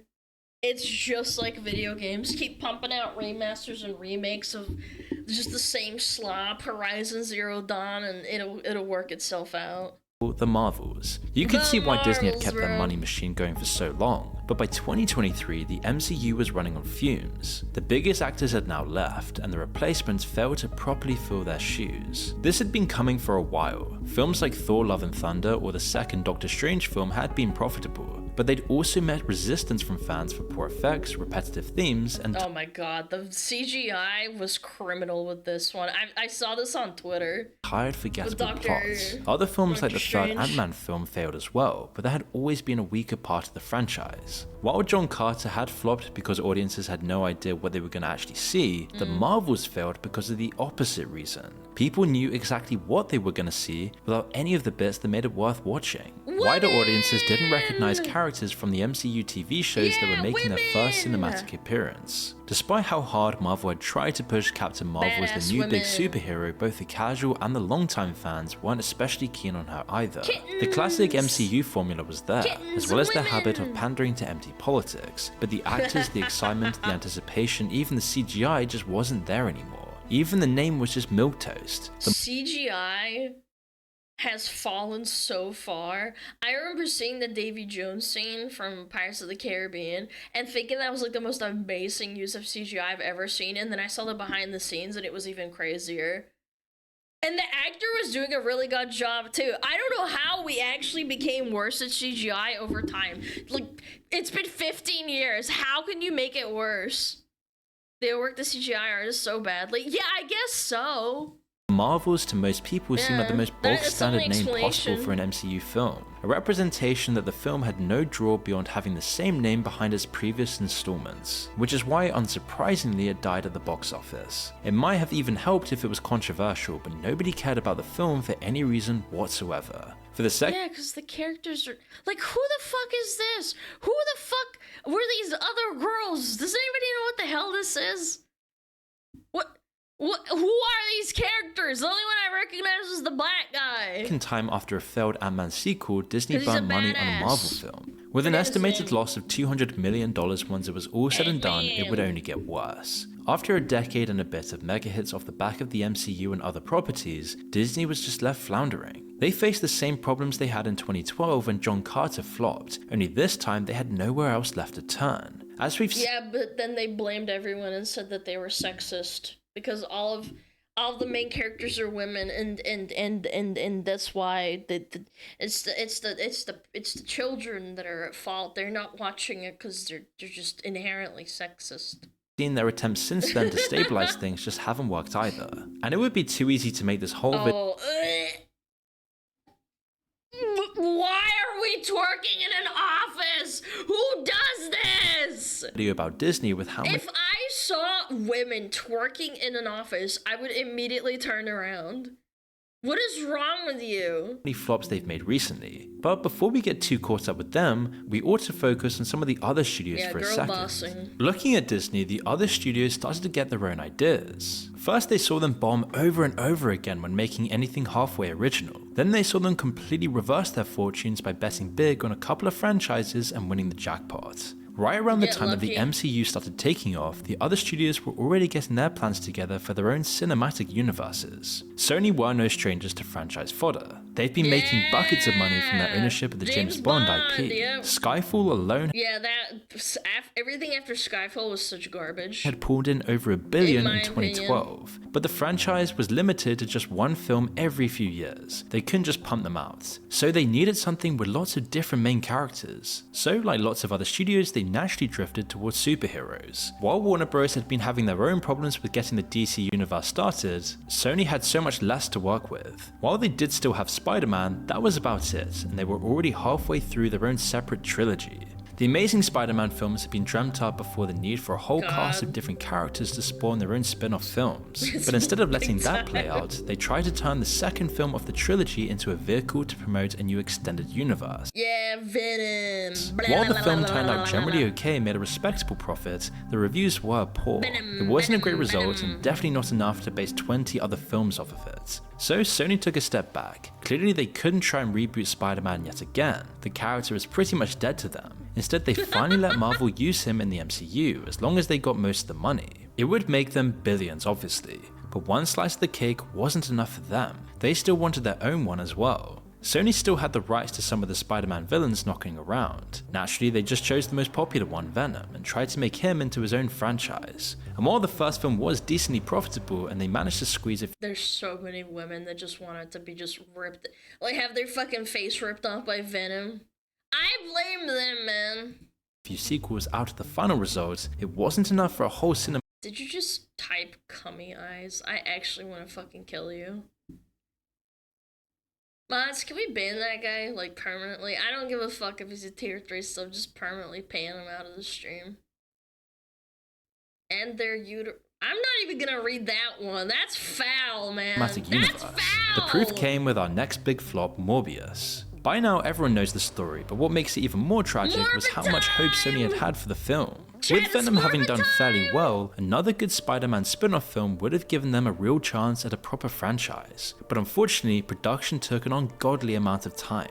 From its planning phase in 2017 all the way to its release in 2022, the momentum had disappeared years before Morbius ever hit the screens. Really, the film had pretty much everything working against it. A terrible domestic box office of 73 million and even worse reviews led to Sony pulling it from theaters shortly after release. That's so bad. They didn't even let it run. But it was so poorly received and so many people were talking about it online that Sony misinterpreted this as genuine interest and re-released it again.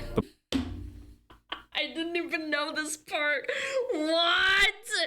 People trolled it so hard they gave back. Oh my Morbius God. only sold around $300,000 in tickets the second time around. It makes it one of, if not the only major release to bomb twice in a row. You can start to notice a pattern emerging. When studios try to start their own cinematic universes, it often goes horribly wrong. We already briefly mentioned Warner Bros. And the troubles with the DC Extended Universe. Because they don't want to make their own universe. They want to make a market and fucking pin people down and make them consume slop for the rest of like the next 10 years. Superhero comics were made for people's entertainment. It wasn't like made for like, oh well, let's make like figurines and fucking bags and hats and cups and shit. Yeah, consume the slop. Everything has to be marketable. You can't make a good story. Universal also tried their hand at recreating the success of Marvel. While the other studios were messing around with superheroes, Universal didn't have the rights to many of those. What they did have was the ownership of tons of old horror movie creatures just like the Mummy. With those, they hoped to set up the Dog Universe, a whole franchise of rebooted monster films. Oh my God. Stop with the rebooting. By 2012, they had decided to reboot their old Mummy franchise. Brendan Fraser and the characters that people knew and loved were out, but what would come in their place?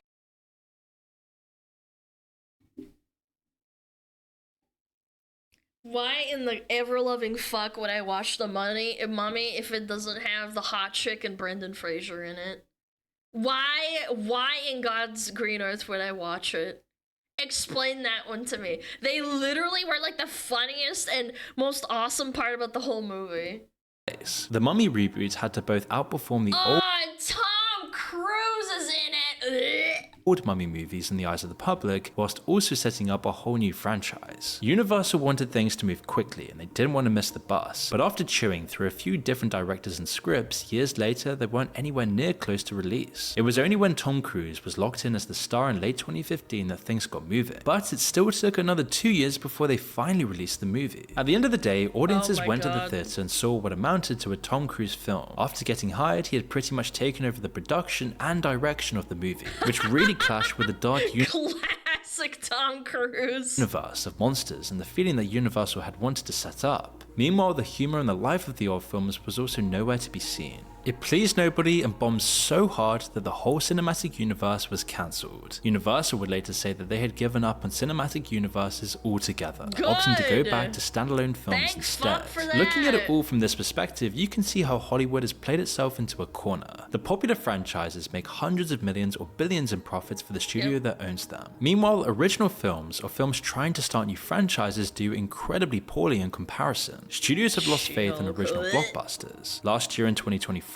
the top 14 films in the domestic box office were unoriginal. You have to go down to the 15th spot in the American box office before you find a film that just isn't a sequel, reboot, or some other kind of franchise fodder. The studios are facing a reckoning for this now though. They've been happy to shovel out the same kinds of films over and over again, slowly. And it sucks because making movies is insanely tiring and it's so difficult, and it's like, and to top it off, I also think Hollywood has like a massive stranglehold over it. It's not like with indie resources you can create a game with a budget and you can make a game with under $1 million. Like $1 million is an insane amount, don't get me wrong, but to get into actual filmmaking with like action and like CGI, maybe you don't use CGI, maybe you use what is it called, special effects instead, that still costs a lot of money. More billion. Yeah, I'm glad you guys are taking this very seriously. I'm about to warp off this planet. Just give me some good slop to fucking consume, man. Losing the respect of the audience over time. And why wouldn't they after all if people keep watching? It could easily prove to be a fatal mistake, as no franchise lasts forever. Here's Pippa's favorite movie. Here we go. Studios like Disney are now in awful positions. Star Wars has lost its luster, the MCU has fallen off hard, and so Disney has fallen back on the classics to get by, literally. But now even their live action reboots are just going awfully wrong. The recent Snow White film is by far the worst of them in both box office performance and its overall quality. Other studios have all but panicked, throwing money at whoever's able to turn a profit. When Joker made over $1 billion in 2019, Warner Bros. Were happy to write a blank check for the sequel. The only problem was that the people who made that film decided to do as much damage to its legacy as possible. It seemed like they went honestly kinda based. Intentionally out of their way to try and annoy the fans of the first movie, turning the sequel into this weird musical takedown of everything the previous film tried to do. And the sequel had around 4 times the budget, but made less than 1/5 of the first film. I'm gonna be real, if I was the director that made the first one and I took a blank paycheck and then they said, hey, can you do this, this, and this, and I'll be like, okay, I'll do it, but we have to follow every single thing, I would ruin it just to fuck everything up. Yeah. The director didn't want a sequel, he sabotaged it. Yeah, I know. And people thought it was ironic, and I'm like, no, it's not, man. This is actually on purpose bad.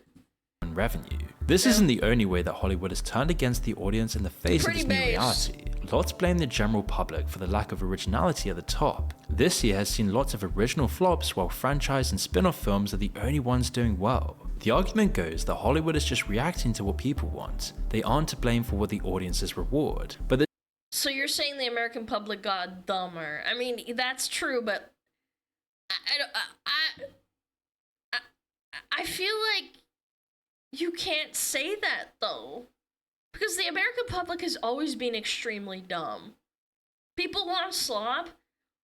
So make good slop, not shit slop. This doesn't really seem right either. Instead, you can explain the drop in originality by looking at the situation on the ground floor instead. Going to the theatre today is expensive. Tickets are generally around double what a month of a subscription service costs. So if you're gonna go and see a film, it better be good. This means that it's like $60 or $40 to go to a movie with like a popcorn bag now.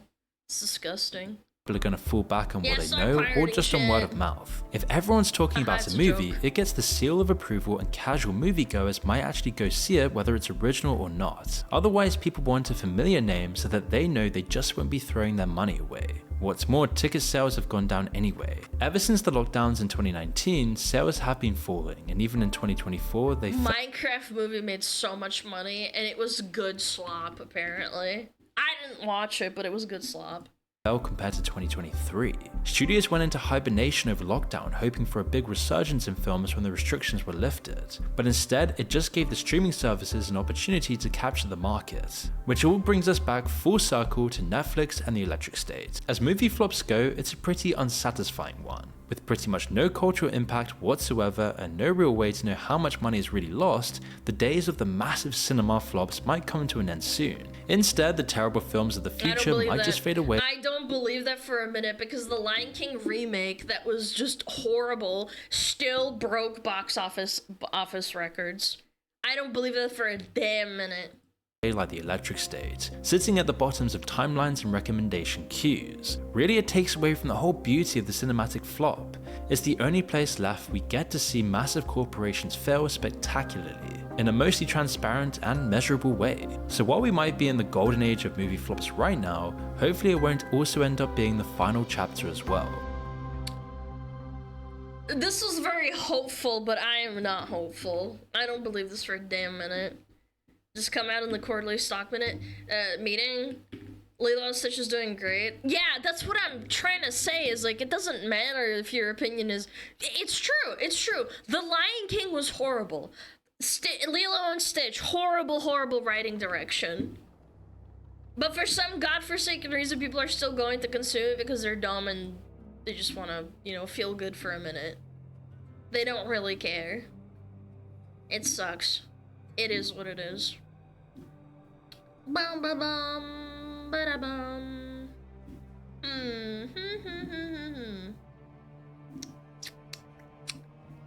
Yeah, we could go wade someone. Don't go wade. Bum bum ba da dum ba da dum ba da dum da da dum. Yeah.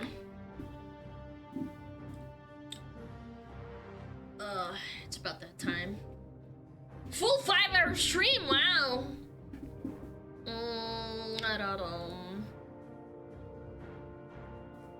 I'm going down the list. Anya's on, Lime's on, Yanner's on, Ariel's on, Spy, Owa, Slab, Grammy. I'm going to go rate Owa, Slab. Blinding light, building a 1890 electric light that blinds you. Oh, that's perfect! Chat loves getting blinded. Yeah, Owa, Slab, yeah.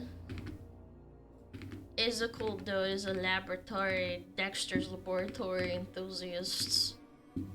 Let's do it. Yeah. Chat, I have had 4 to 5 hours of sleep. I'm not feeling too hot, but you know what? I love being with you guys. I love that we didn't have any problems today. So it was an ISP issue. I had an ISP issue. Yeah. Get 7 hours, man. Yeah, it was just really unfortunate. I didn't sleep very well. I think I just had anxiety about streaming again and having it fucking crash and shit. So anyway, please follow me on the YouTubes, the Twitter, the follow me on Discord, go buy the plushie, whatever. Thank you so much for watching. Even if we don't agree with everything with each other, I still lubbers you guys. I appreciate you giving me feedback and talking in chat. You guys are awesome. Bye-bye. I hope you have a wonderful rest of your day. And you don't stubble your toe on a Lego, okay? Alright. Love you guys. Bye-bye.